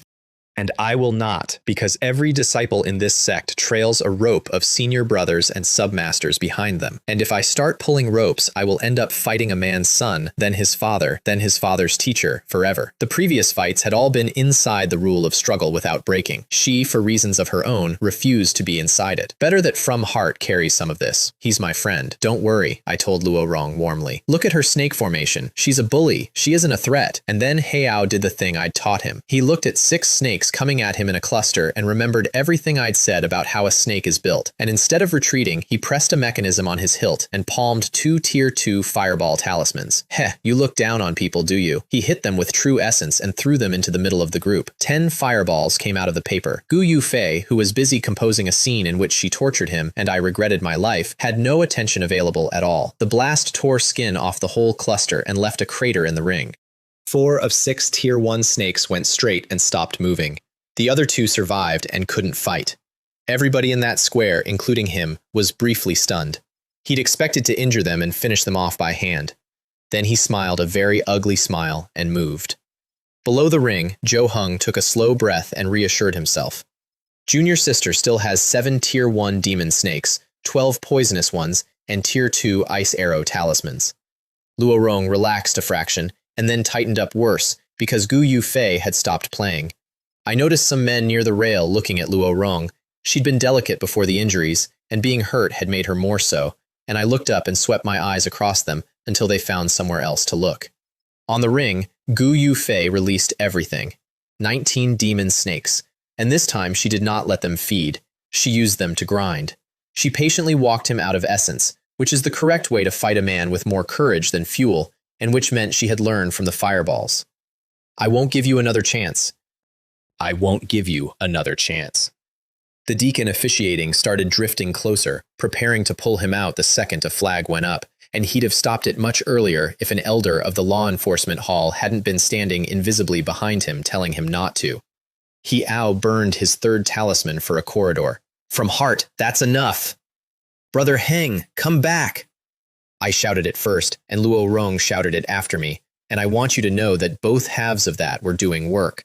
Half of it was a man begging his friend to stop. Half of it was fuel. He heard the 2 of us screaming his name and got heavier instead of lighter. He gritted his teeth and squeezed out the last of everything he had. Let's go down to hell together. Here is the difference between him and me, stated plainly.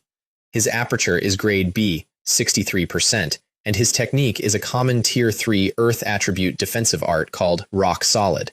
Mine is grade A, 95%, running a Tier 5. He was, by every measure that sect keeps, an ordinary disciple who might never get past full disciple in his life. and he decided to run at her anyway. 5 snakes wrapped his waist and his limbs. 5 constrictors together can snap a Tier 1 spirit tree. He kept walking. They opened him up. His blood went dark purple from the venom. He kept walking.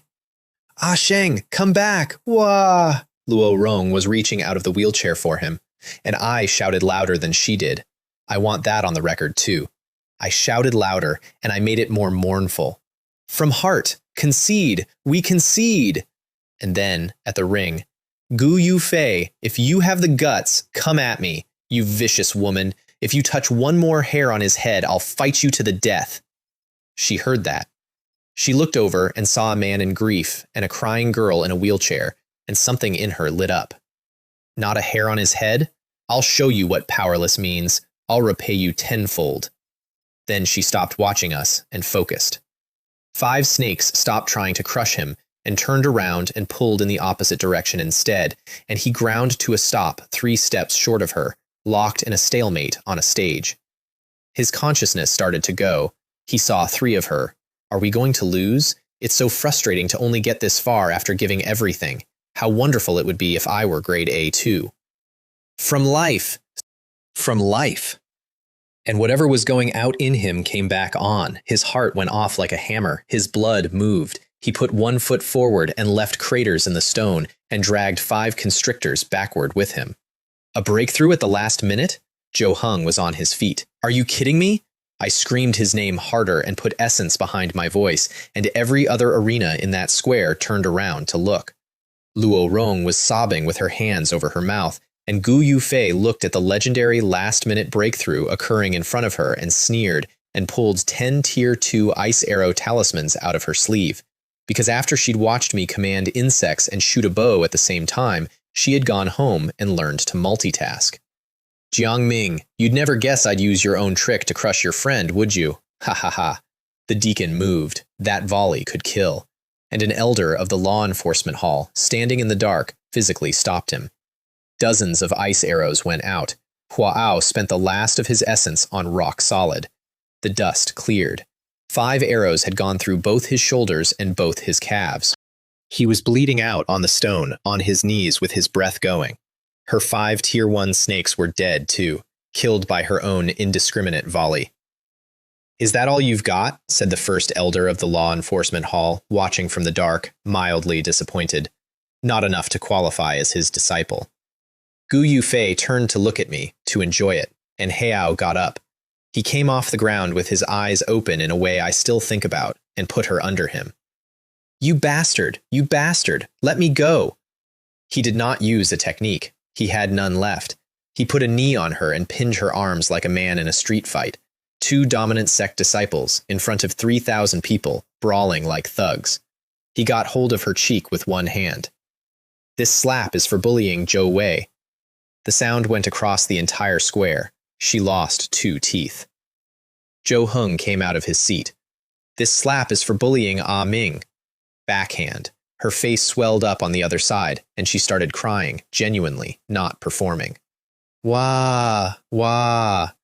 Then he went to work with his fists and his heels, and he concentrated on her legs. You bastard, stop right now. Zhou Hung was already in the air. Let's settle things in the arena, I said, and met him with a flying kick that put him back on the ground.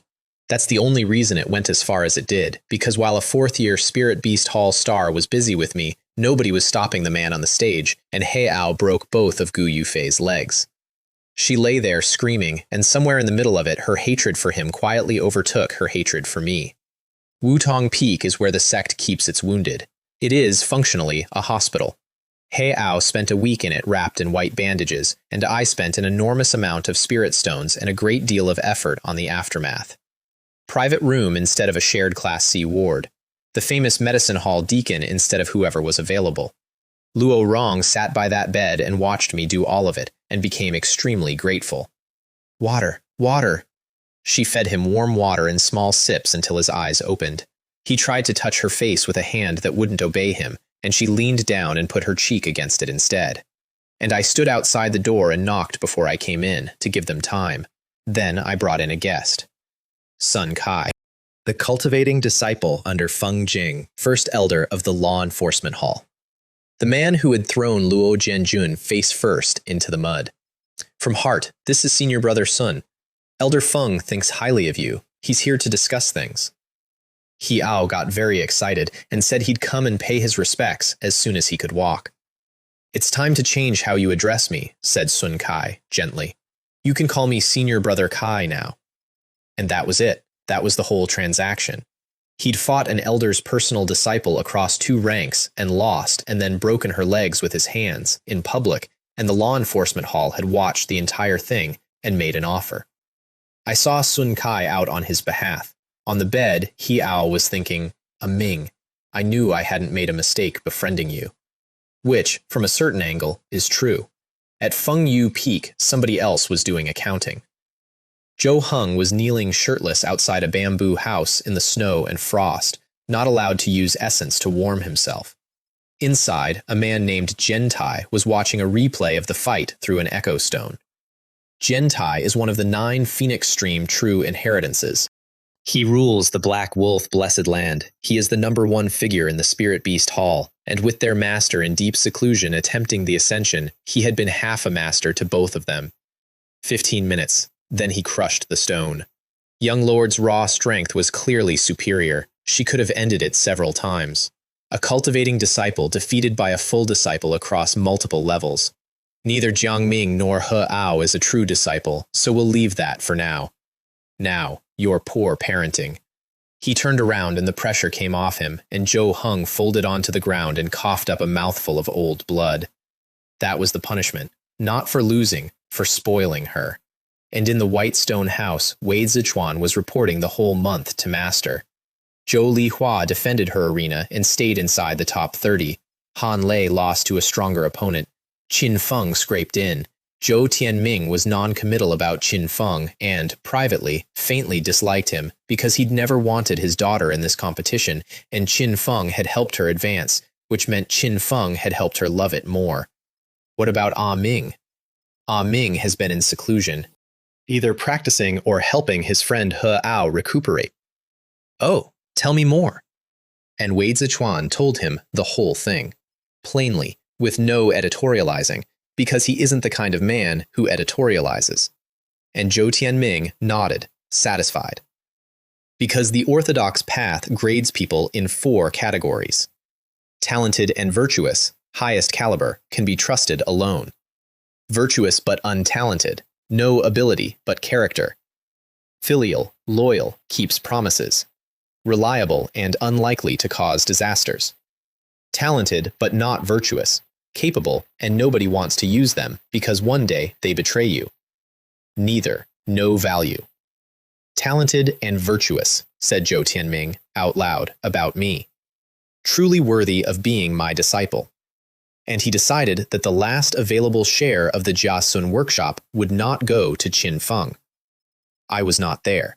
I was sitting in a room listening to Luo Rong explain the basics of talismans and formations and writing down which introductory books she recommended, because I had decided that if I was going to break through in my own courtyard without the sect measuring me, I would need to build the room myself. Start with the Illusionist's Guide to Formation and Talisman of the Heavenly Heart. The guide is in 3 parts. The first covers 3 basic formations. It's expensive, and it's the most cost-effective thing there is. Formations and talismans strongly discourage mixed practice.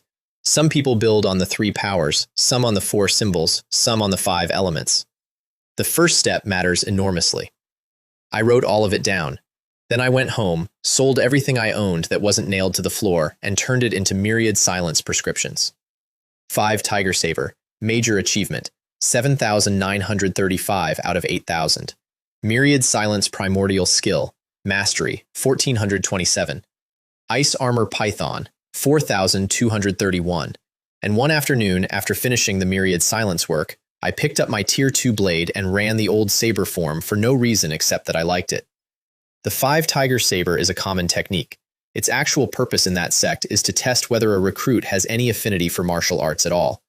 It's a filter with a name on it. I still practiced it because it lays a foundation that makes every future saber technique cheaper. And at 34 aptitude, even casual practice pays. The room filled with sword shadows and roaring, and a small vortex formed around my feet and followed me, and I hadn't even turned my essence on. 5 tiger phantoms came up behind me, and then they started merging. They came together into one animal, and the animal had wings. A winged tiger. 3 dogs make a mastiff, 5 tigers make a leopard, and what came out of that form was neither. My strength went up by more than double in 1 second. My arms swelled and the top half of my training clothes came apart, and I stopped, with everything cocked, because I knew with complete certainty that if I finished the swing, I would take down half my own courtyard. I stabbed the blade into the copper post instead, and breathed. 5 Tiger Saber, Transcendent. Transcendent is the stage they tell you belongs to martial saints. I stood there a little dazed, then I looked at the panel and got more dazed, because there was a new line under styles. Force Tao, Ordinary. 2 styles, Ice and Force. I squeezed my fist and knew I could kill a Tier 1 yak with my hands. So now I'm a prodigy. And in that exact second, I remembered a boy in a back courtyard 8 months earlier, shaking too hard to lift a wooden sword, walking away while everyone else kept training. It's a strange feeling. It arrives sweet and leaves bitter. Then something moved inside me. I looked inward at the sea of essence, and there was a mass of black energy hanging over it, and the essence in the sea was pouring upward into it and shaping it. Large cat. Then a black tiger, in detail. Then a leopard with wings on its back, a flying tiger, standing in me. What is this? Nothing in the library said this happens at Transcendent. Transcendent is supposed to mean the technique runs faster and hits harder and moves more efficiently. This is a Dharma form, a small one, but that's what this is. I sat with it for half an hour and worked out what it did. It works exactly like a goo insect. I hold it. It obeys. Each activation costs essence, 3 parts out of 10, which at 95% grade A is a lot, and which I could afford. The difference is what it does. My goo insects command bees and gather intelligence and fight on my behalf. This thing reaches into me and turns the 5 Tiger Saber on instantly with a thought at full power. Cultivating for the sake of the gods? The laws of nature? I sat there and thought about the natural school of goo refining, the one that says heaven and earth are the best place to raise a goo. Goo insects can be man-made or nature-made. Techniques are man-made and also somehow connected to nature. And then I stopped thinking about it, because we are a people famous for appropriation, and I simply reclassified it. Flying Tiger Goo. Grants a burst of power and instantly activates the 5 Tiger Saber. Costs 3/10 of your essence per use. I sent it out of my aperture, and it came and sat on my fingertip. And I sat there looking at it, and several thoughts arrived at once, in a row, the way they do when something has just cracked open. By practicing a technique to Transcendent, I can refine a Dharma form out of my own body. If I deliberately combine techniques this way, I can bypass the conflict between water and fire essence and hold both in one body. Even if I can't merge 10,000 paths into one, building a combat system with burst damage, sustain, and crowd control in it is absolutely within reach. I got extremely excited, because I am not good at fighting. I have never been good at fighting. But through goo, I could turn a fight into a card game, and I am very good at card games. In a previous life I was, and I say this without exaggeration, a legend at 3 Kingdoms kill. Flawless. Crossing the river and dismantling the bridge. Kill. Dodge. And combined with the longevity path, the longer I live, the more cards I hold. The more cards I hold, the worse I am to play against. I did not enjoy noticing that my style was developing steadily in the direction of an evil, insect-toying devil. But what does it matter? I'm not abandoning cultivating techniques into goo because of what people think. All I ever wanted was a stable, secure happiness. There was a downstream effect on the snake too, which I only found by accident. Every time I used Tiger Shadow, my speed went up 10%. It felt like 2 small wings had grown out of the sides of my snake brain. Which is absurd, because the 5 Tiger Saber is a low-level martial skill that happens to contain some footwork. If I ever master a genuinely high-level movement art, I might be able to fly in straw sandals. I was thinking about that in my cave when I heard the roaring outside. Ironclad saw crocodiles. plural. I set myself up ready to bolt, because in the previous week I had used my talents to dig 3 dark tunnels out of that cave toward the shore, and I intended to use them. Why hadn't I left already? Because Myriad Silence was nearly at minor achievement, and Ice Armor Python was nearly at 6,000, and the shore was completely unknown to me. Unknown means dangerous. Ideally, I would never go ashore at all, and could stay in that cave forever. That was not realistic, and I knew it, because after I ate those 2 crocodiles, the whole body of water had started to churn. More and more high-ranked things were coming up from the deep. Entire packs of ironclad saw crocodiles were hunting the shallows now. Territory is finite, and the food chain is fixed, and I was no longer at the top of it. Wherever I was in that pond, my instincts told me I was not safe. A storm is coming. Once the Tier 5 talent refines, and I've been through one more bloodline dream, I run. Even if this place is better for fighting and evolving, I run. We are a people who eat well, and we are famously determined not to earn the last coin. 2 days later, sitting on a mat in a training room on Phoenix Fire Peak, water essence in my aperture started turning into ice. A third of the sea went frost white and separated from the bright silver and floated in it like oil in water, refusing to mix. I exhaled. Myriad Silence Primordial Skill, Minor Achievement. The price was that I was penniless and owed my senior brother nearly 10,000 spirit stones. The return was 1 line. Talent. Myriad Silence Domain. Create and control ice attribute energy within the domain. Amplify the caster's ice abilities. Domain. Domain is a martial saint's word. Domains are what saints do. How does a Tier 2 snake have a domain? Am I actually a once-in-a-million genius with emperor potential? I swallowed and went straight down to check. In the cave, I flicked my tail and shattered the ice under me and turned it on. Myriad Silence Domain. A wave of blue light came off me and went out through the ice and through the walls of the cave and kept going, and then I closed my eyes, and I could feel every living thing within 30 meters. Not see, feel. Heat, resolving into orange points, and the points assembling into shapes, and the shapes becoming animals. Some of them had a bright, hot point at the heart. Some had a dim, cool one, which meant this was not a domain in the martial saint sense. It was better than that for what I needed. It was divine sense. It was a way to see through walls. Sensing ice attribute energy is, underneath, sensing temperature. Then I looked at a small silver fish outside the cave, and I reached out with the domain, and I put out the faint warm light at its heart. Outside, a fish that had been swimming stiffened, lost the light in its eyes, and drifted away on the current. That orange dot stopped swimming, and it's getting dimmer. Is it dead? I blinked in the dark. Then I went out to find the body, because I am a scientist. Half an hour later, I had the specification. The domain runs half an hour a day, maximum. Killing by extinguishing costs demonic energy on a sliding scale, depending on the target. I danced in that cave. There is no dignified way to describe what I did. A 7-meter snake did a dance in a frozen hole in the ground. A domain talent means that as long as I don't court death, I don't die. And as my strength goes up, at some point I'll be able to crush whoever I want with a thought. Hee hee.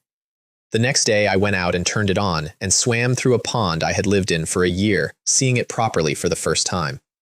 There was an ironclad saw crocodile alone in the mud.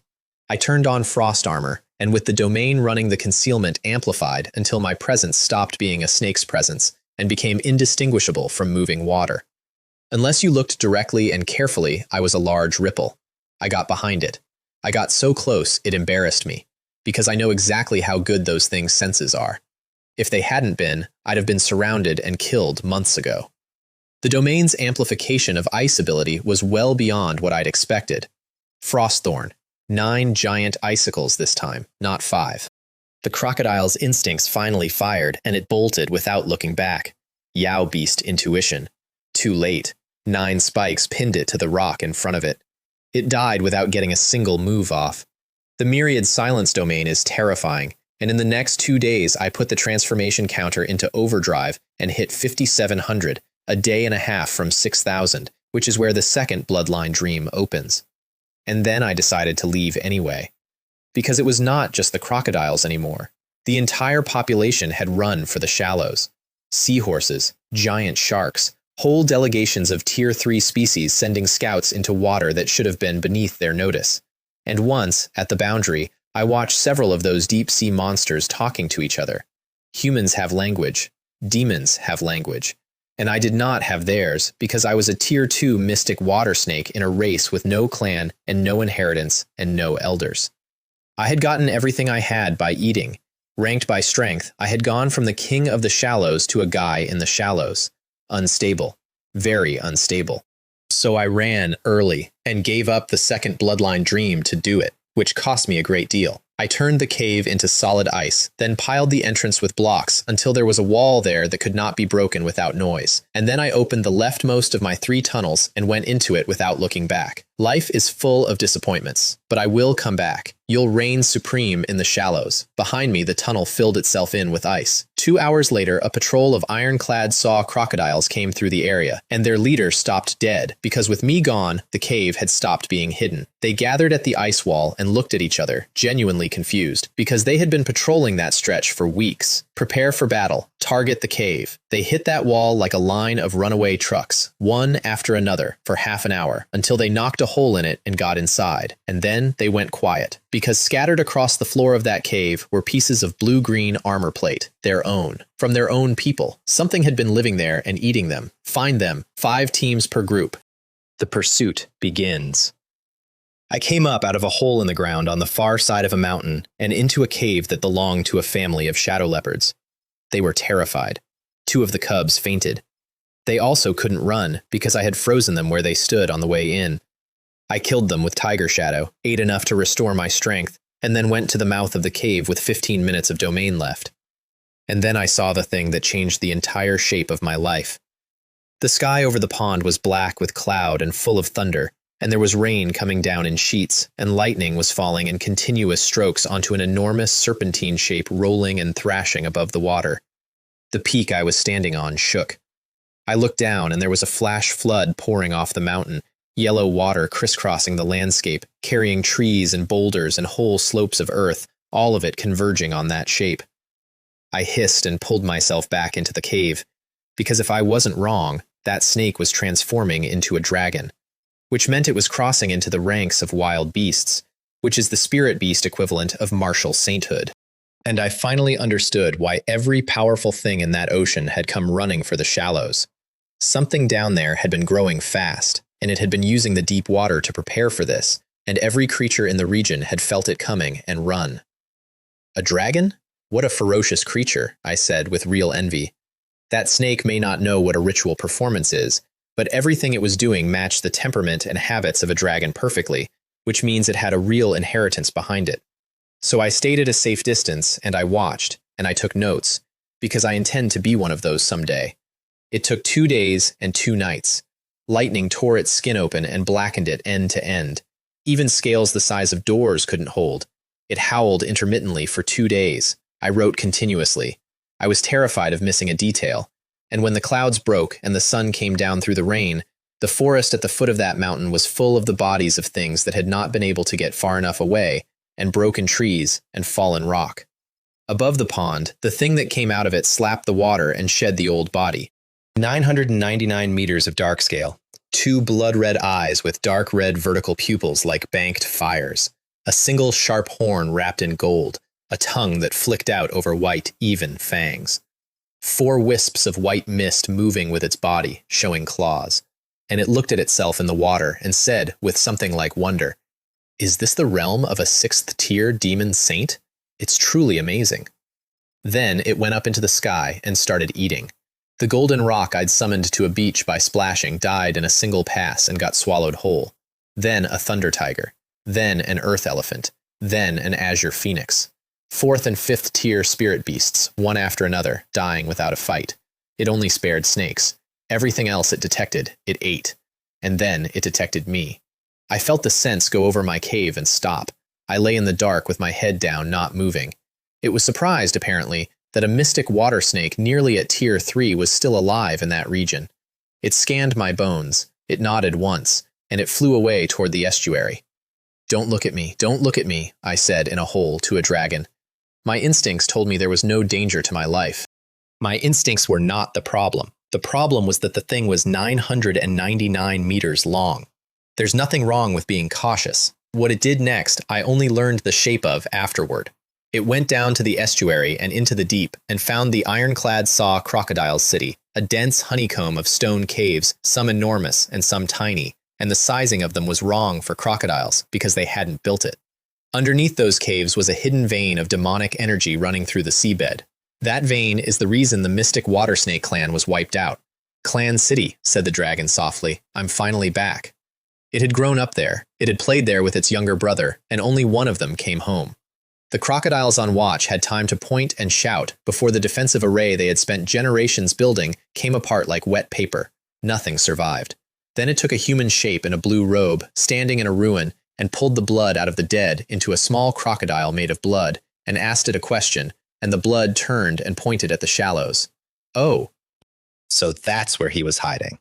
And it went back, with the entire weight of the ocean moving in front of it. Fourth-tier spirit beasts in the deep water didn't need to be touched. The water it displaced was enough to burst their organs. A dragon? How could a dragon appear in our waters? You can't raise a true dragon in shallow water. There aren't the resources here.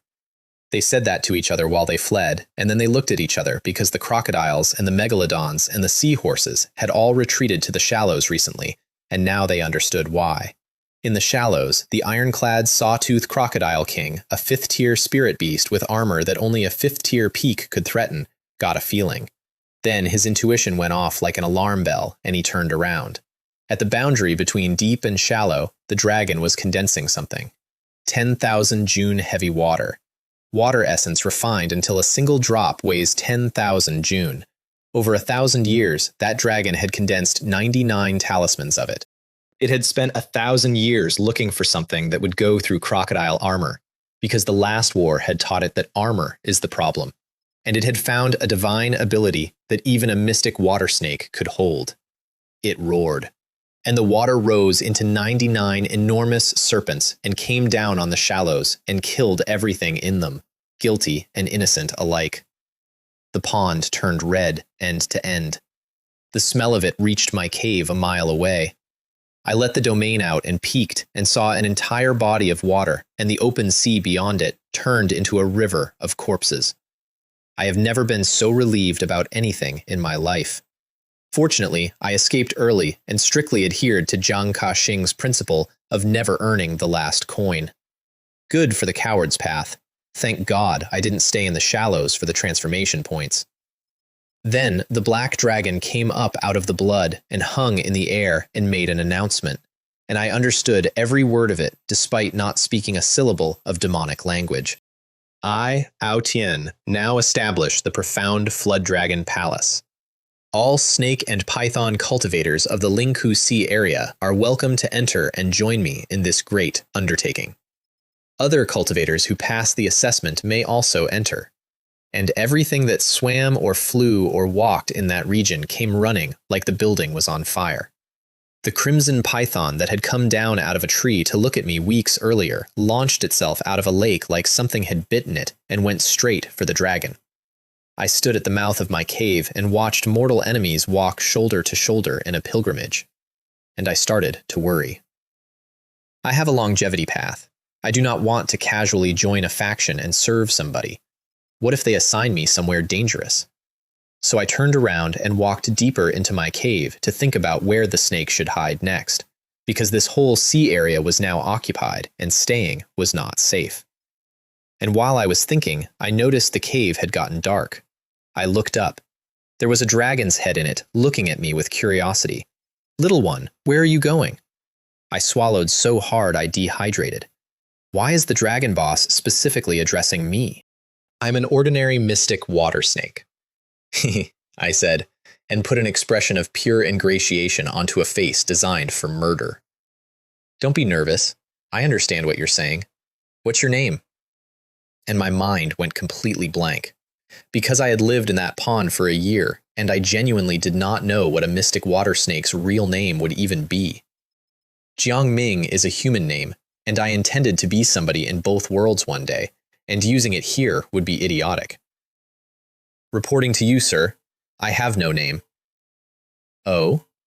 It raised what a dragon has instead of an eyebrow. "So you've never had a fellow Taoist?" By then, the Crimson Python, 4th tier, had arrived, and was standing obediently to one side, watching the two of us talk. A fellow Taoist? I said. Spirit beasts have fellow Taoists? And the dragon sighed inside itself. Because since the clan's destruction, whoever was left in this region had lived a hard and dangerous life and received no inheritance at all. This child in front of me is already second tier and still can't speak demonic language. It's too pitiful. He must have gone through countless hardships to get here. Which, in fairness, was accurate. I used to be a mystic water snake too, it said. The crimson python's whole body reacted, and then it looked at me with an envy I could feel from where I was standing, because there are almost no mystic water snakes left in that region, and it had just worked out that I was about to get something. Heavens above, why am I not a mystic water snake? You people have worked hard all these years, said the dragon softly. From now on, you'll stay by my side, and we'll rebuild the mystic water snake clan together. He said it gently, and there was 1,000 years of grief packed into it. And I stood there having several feelings at once. In the end, I can't escape this palace, can I? But with a beast that powerful over me, I suppose life gets more peaceful. Life is like the ocean. Only the strongest snakes survive. Since you've joined, stay close to the biggest thing in the building. Let me give you a name, he said, and there was water in his eyes. Here is what I learned later. A mystic water snake has 3 advanced forms: Ice Armor Python, Azure Python, and Dark Python. He was the Dark Python. His younger brother, Ao Han, was the Ice Armor Python. And he was looking at a black and white snake growing into an Ice Armor Python, and thinking about a childhood, and about a clan being destroyed, and about 2 brothers encouraging each other on the road looking for a master, and about the day they were accepted into the Dragon God Holy Land, and about the day they became 2 of the 6 Tao seeds, and about how one of them came back, and one of them did not. From now on, your name will be Ao Jing Hong. Guang, for expansion and renewal, so that he would remember to rebuild the clan. Han, for the bridge, for his brother. Thank you, sir. Thank you, sir. I kowtowed immediately, because a snake can kowtow if it's motivated, and I was extremely motivated. Woohoo, a backer. A backer many times stronger than my master Zhou Tianming. And then I saw the faces of the assembled great demons in that clearing, and I understood exactly how much a name from him was worth, and I made a decision that I still consider the single best improvisation of my life. The dragon shifted into the blue-robed shape and produced a black divine ability talisman with the method for the 10,000 June heavy water inside it, and started to hand it to me. And I looked at that talisman and at him, and something in my chest broke open. Because I remembered my mother carrying food to tables to pay off my gambling debts. I remembered my sister, who had just started junior high, handing out flyers on a corner to help with my online loans. I remembered spending years clawing my way into a technician's post and then being sent to the assembly line by a supervisor who felt like it. And a hideous snake face in front of 100 great demons filled up with snot and tears, and I started sobbing. It was enough to make a venerable demon weep.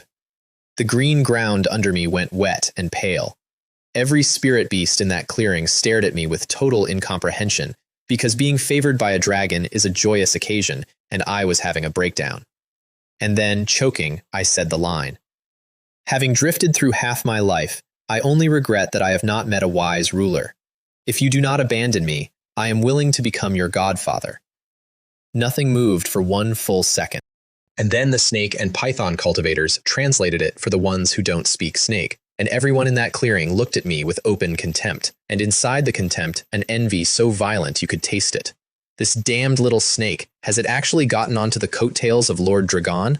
Several of them thought that at the same time.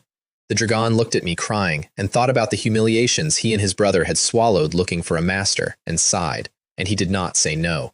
Then he took the 10,000 June heavy water and refined it further, burning several units of a substance I did not have a name for yet, and layered restriction after restriction onto it. This talisman contains 3 attacks at nearly 6th tier power. I'll leave it with you, Ao Jinghong, for self-defense. And he waved his hand, and it went into my belly and vanished. The crimson python behind me was having a full physical reaction. It swallowed. It bowed. Hath a lifetime of wandering. The dragon's expression changed, and it looked at the crimson python. And the crimson python felt a life-or-death crisis descend on it out of a clear sky, and changed course mid-sentence at a speed I genuinely admired.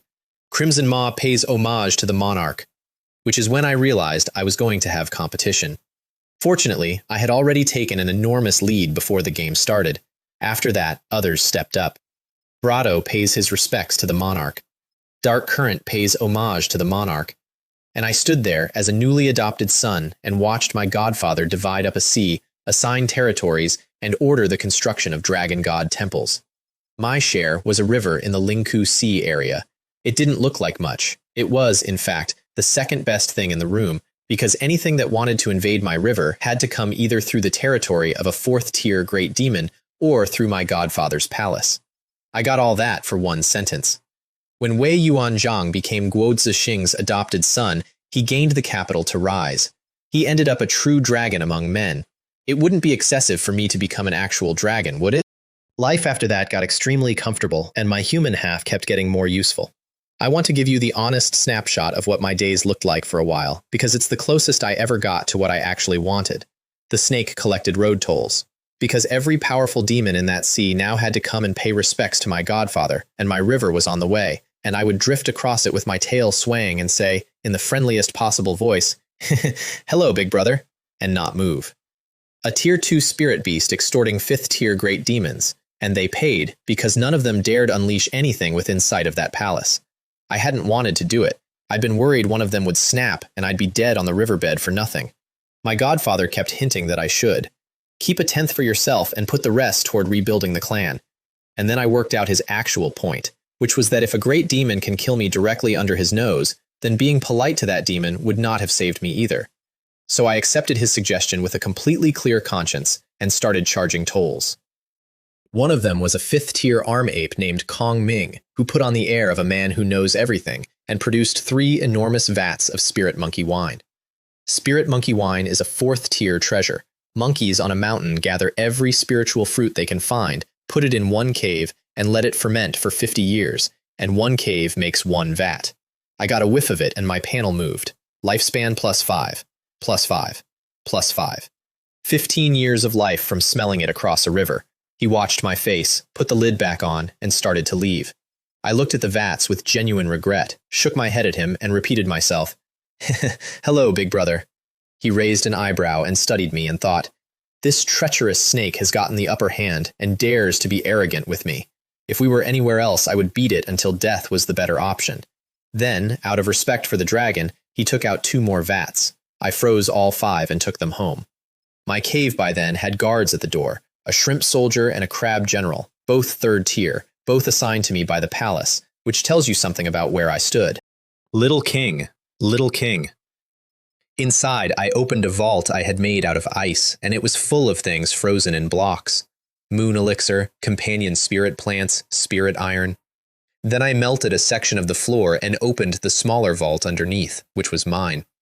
Compared to the clan treasury, my private stock was modest and slightly shabby. Compared to every other 2nd and 3rd tier spirit beast in that sea, it was obscene. It rivaled what some 4th tier great demons had accumulated over centuries. So many treasures, it really makes me feel like the snake is going to run away with all this money. And I want to note that I did the arithmetic. If I stole both vaults and ran, I could reach 5th tier great demon without difficulty. I put the wine in its designated place and moved 5 frozen spiritual bamboos out of my private stock into the clan treasury before I took 1 vat for myself, because if somebody bored happens to be watching what I'm doing, I would like the books to balance. Even with a godfather, show respect. If you make a mess of it, this lucrative position goes to a different mystic water snake.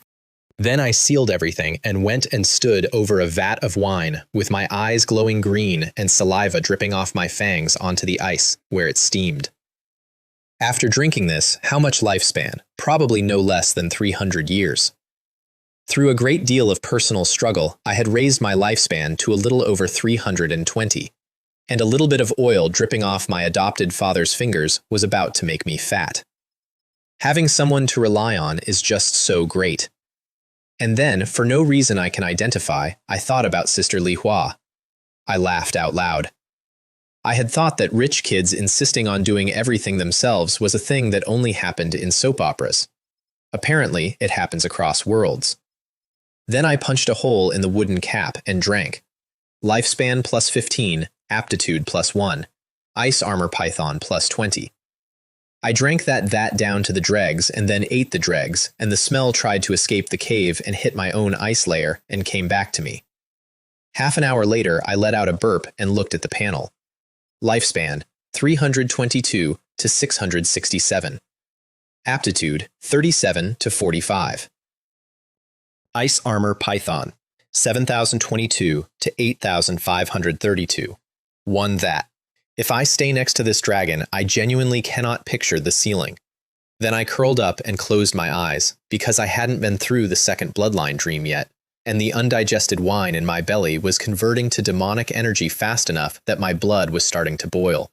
And somewhere in the dark, I heard my godfather make a small, interested noise. He was in his palace, giving a lesson to Kong Ming, and he turned and looked through several miles of water directly at my cave. Ordinary demon cultivators are not qualified to enter a bloodline dream at all. They receive whatever the luck of the world happens to give them, at random. Only exceptional ones enter the dream and choose. Ao Jinghong entered it that easily. He's already met the minimum standard of the 6 Dao seeds of the Dragon God Holy Land. I did not hear any of that. I was in a white world again, and this time I was over 40 meters long, which is a Tier 3 body on a Tier 2 snake, and I stood in front of an ice wall looking at my own reflection with my mouth open. Size doesn't define strength. But it's one of the standards. The bigger I am, the more ice armor pythons I can bully. I went and bullied 5 of them. Ice net, freezing rain, cold wind, frost lightning speed, turn into frost and lightning and dash forward, and body of ice and snow, which lets me become ice and snow, greatly sharpens my sense of the ice path and lets me merge into the landscape. 5 talents, weather, mobility, and camouflage, in one visit. I found I could stay longer if I killed without withdrawing, and that every python I ate deepened the foundation and made my body longer, so I kept going until I was pushing 50 meters. And then I looked up at the enormous one on the highest peak, the one that was almost a dragon, and I said out loud, I think I found a way to devour it. And I charged it. And it looked at me. That's all. It looked at me, and the warmth in my belly went to 0, and the dream ejected me. I came out of it hissing, terrifying, absolutely terrifying. Simply being stared at emptied my entire health bar. Then I noticed my body itching and looked down and found frost-white armor growing over me in patches, mixed in with the old mystic water snake skin until only my head and my belly were still the old thing. Ice Armor Python, 8867, one step away, and when it finished, I would be able to receive teaching from a dragon who had been one of the 6 Dao seeds of the strongest holy land the spirit beast race has. Back on the human side, I went shopping. I bought Talisman of the Heavenly Heart and Part 1 of the Illusionist's Guide to Formation, plus talisman paper and an energy brush and formation flags, which came to 15,000 spirit stones. Then 1,000 more on 5 Tier 1 martial skills, all of them Force Path, Bull Fist, Earth Elephant Fist, Mad Ape Arm. And then the rest on 3 Tier 2 movement arts, all of which I bought for one reason, which I will state plainly. Cloud Ladder Step, for explosive acceleration. Light Swallow Technique, for agility. Bewitching Smoke, for escape and pursuit. I had already learned what practicing a technique to Transcendent does. It becomes a goo, and a goo activates with a thought. For a martial artist, that is an enormous advantage, and I intended to build my entire escape kit out of it. By then, my share of Jasun Workshop had been raised to 30%, which is about 5,000 spirit stones a month for doing nothing, and I had a courtyard, and a bee room, and a refining room, and my life was extremely close to perfect. And then, 2 things happened. The first was that Jiang Yu put my master's daughter in a pool of her own blood. She'd spent months preparing. Xin Feng had gone and fought Jiang Yu personally to gather intelligence for her, and come out of it wrapped like a mummy, and then written the report himself, by hand, in crooked characters, because he could have dictated it, and instead wanted her to see the handwriting. Her father and Wei Zichuan tried to give her the actual tactical analysis, the real one, gathered with favors and thousands of spirit stones, and she covered her ears and ran out of the room. I won't listen, I don't want to listen, because they hadn't wanted her in the competition, so she was going to win it without them. From now on, people won't think of me as Zhou Tianming's daughter. They'll think of my name. I sat in the stands next to Wei Zichuan and watched her throw thousands of spirit stones worth of talismans at Jiang Yu, one after another, until the bag was empty. I want to be honest about my emotional state during that fight. I was jealous. Every one of those attacks cost more than I used to earn in a month, and she was throwing them at a man's head. Zhou Lihua really does not treat spirit stones like spirit stones. Then she ran out. And Jiang Yu, who had been humiliated for 10 straight minutes by a girl with a bag of paper, unleashed the 9 Heavens sword art at minor achievement, which is a Tier 5 technique. which a 2-year cultivator cannot possibly have unless somebody bought it for him, which somebody had because rules are rules and people are flexible. Wade Zichuan was on his feet with his fists closed, and I watched a girl who had spent a month refusing help get taken apart, and I did the arithmetic that mattered, which was not about her at all. After this, I am going to be told to handle Jiang Yu. If I wait to be told, I am a subordinate. If I volunteer, I am family. So before Wade Zichuan could open his mouth, I got there first. Ah, this is terrifying. That despicable Jiang Yu. How dare he beat Sister Li Hua like this? I'm going to kill you. My eyes were wide with rage. I was a powder keg with a lit fuse. A qualified Orthodox disciple acts after the master entrusts him. A promising disciple solves the problem before he's asked. Senior brother, lend me another 10,000 stones. I'm going to beat Jiang Yu to a pulp. How dare he treat Sister Li Hua like this? Wade Zichuan nodded, extremely pleased that I valued her so highly, and got angrier in the same instant. Ming, here's 20,000, and as long as you teach Jiang Yu a lesson, you don't have to pay back the 30,000 you already owe me. My pupils contracted slightly, and I accepted the bag with both hands and a solemn face. Then he took out an enormous stack of books and papers and handed those over too. Intelligence. Every scrap he'd gathered so that his sister could win, and which she had refused to read. Jiang Yu's personal profile, his habits and behaviors, his techniques and their movements, his interpersonal relationships, his combat weaknesses. Outrageous! How did Senior Brother Wei get all this?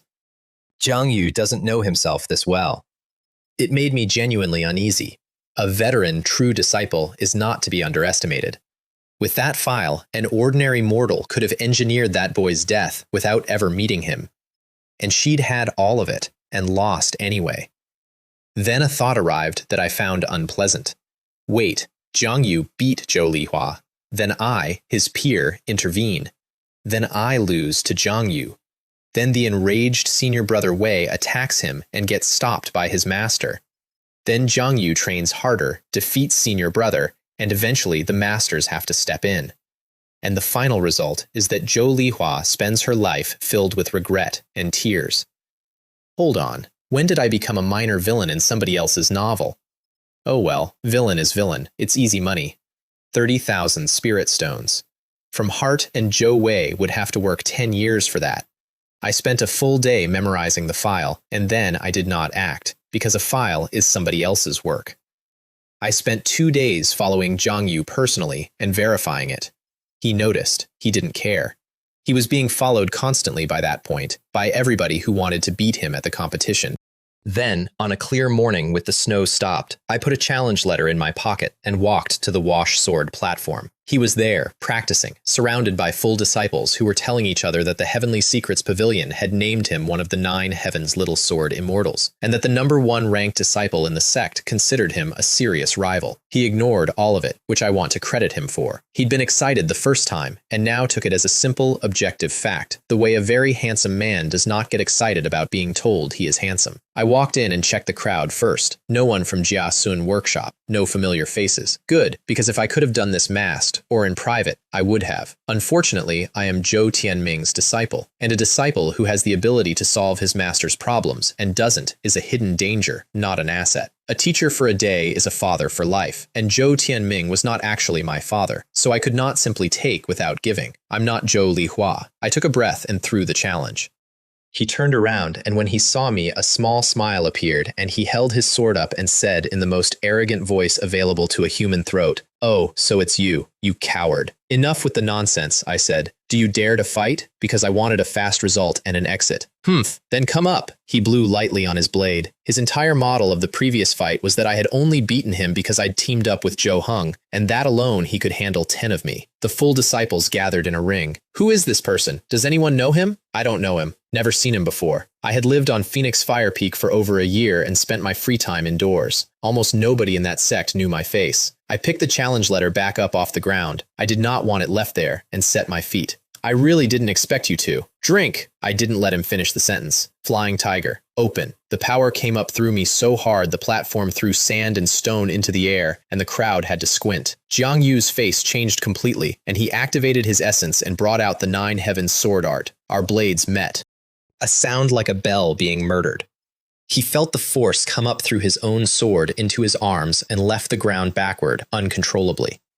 And I had known that would happen, because I had read the file, and the file said what happens to him in the air. I turned my blade over and put the flat of it into his abdomen. He tried, in real terror, to bring his sword around, and could not, because you cannot defend in the air. The granite floor of that platform got a crater in it. He lay in it with his limbs out and his eyes unfocused and his organs damaged and both arms broken, covered in blood, considerably worse off than Zhou Lihua had been. 2 exchanges. I turned around and walked into the dust and said, quietly, to a man who could not hear me, "Excuse me, I'm Zhou Tianming's disciple." Not killing him with full strength was already the greatest mercy available. When the dust cleared, the challenger was gone, and the brightest young sword in their generation was lying in a hole. The full disciples who'd bought the latest ranking chart got it out and started checking faces on it, because obviously the man who had done that must be one of the top names. Which brings me to the part I'm actually proud of. I went straight to the small black market, changed into a black robe, and spent money on rumors. Not many, just enough. Some people said Guo Shuo did it, some said Wei Rui, and most people, in the end, settled on Duan Ling, who was ranked first in the sect that year, because that made the most narrative sense and because I paid for it to make the most narrative sense. Jiang Yu himself also deeply feared whoever had beaten him, which helped. By the coward's own rules, I should have either done nothing or killed everyone who saw it and erased the traces. But this was inside the sect. Where there are people, there is a Jianghu, and inside a Jianghu, you are not in control of your own fate. So I settled for being 3 different men in a rumor. Master decided, on the strength of all this, that I should be sent away for a year to gild my resume. Prime ministers rise from local officials. Generals rise from soldiers.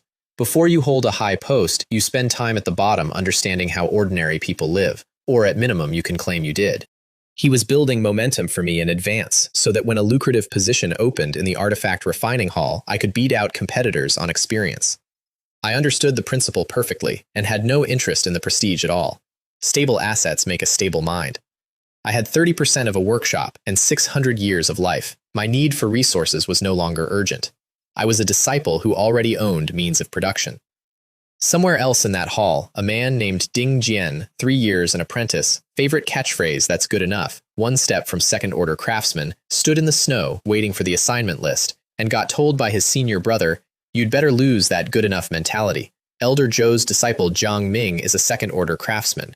Your spot has just been filled." He froze on the spot. He had planned for that trip for years. He'd been using his position to stockpile for it.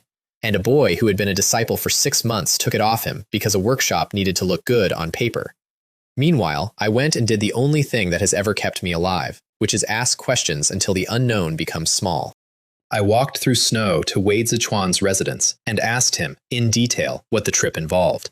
He raised his eyebrows further and further as I went. What if someone hijacks the airship in flight? What if the powerful families under Nanyang Prefecture refuse to submit and deliberately create trouble for me? Stop, stop, stop. Ming, what nonsense are you spouting? These are minor matters. Then he lifted his chin and gave me a look of enormous contempt aimed at the entire world. We are Phoenix Creek Sect, in Yang Province, and in Qingzhou, even the royal family of the great Ao dynasty is not as powerful as we are. We are always the ones causing trouble for others. Many cultivating disciples are traveling with you, and several true disciples. The airship will not have problems. Then he looked at my face, saw that I was still uncertain, and shook his head and took me into his study and started writing a letter. Ming, I originally wanted your 5th senior brother to put you in charge of a mine so you'd make a lot of money. But since you have reservations about your first trip outside, I'll have him assign you to the inner city instead. The specific post is up to him.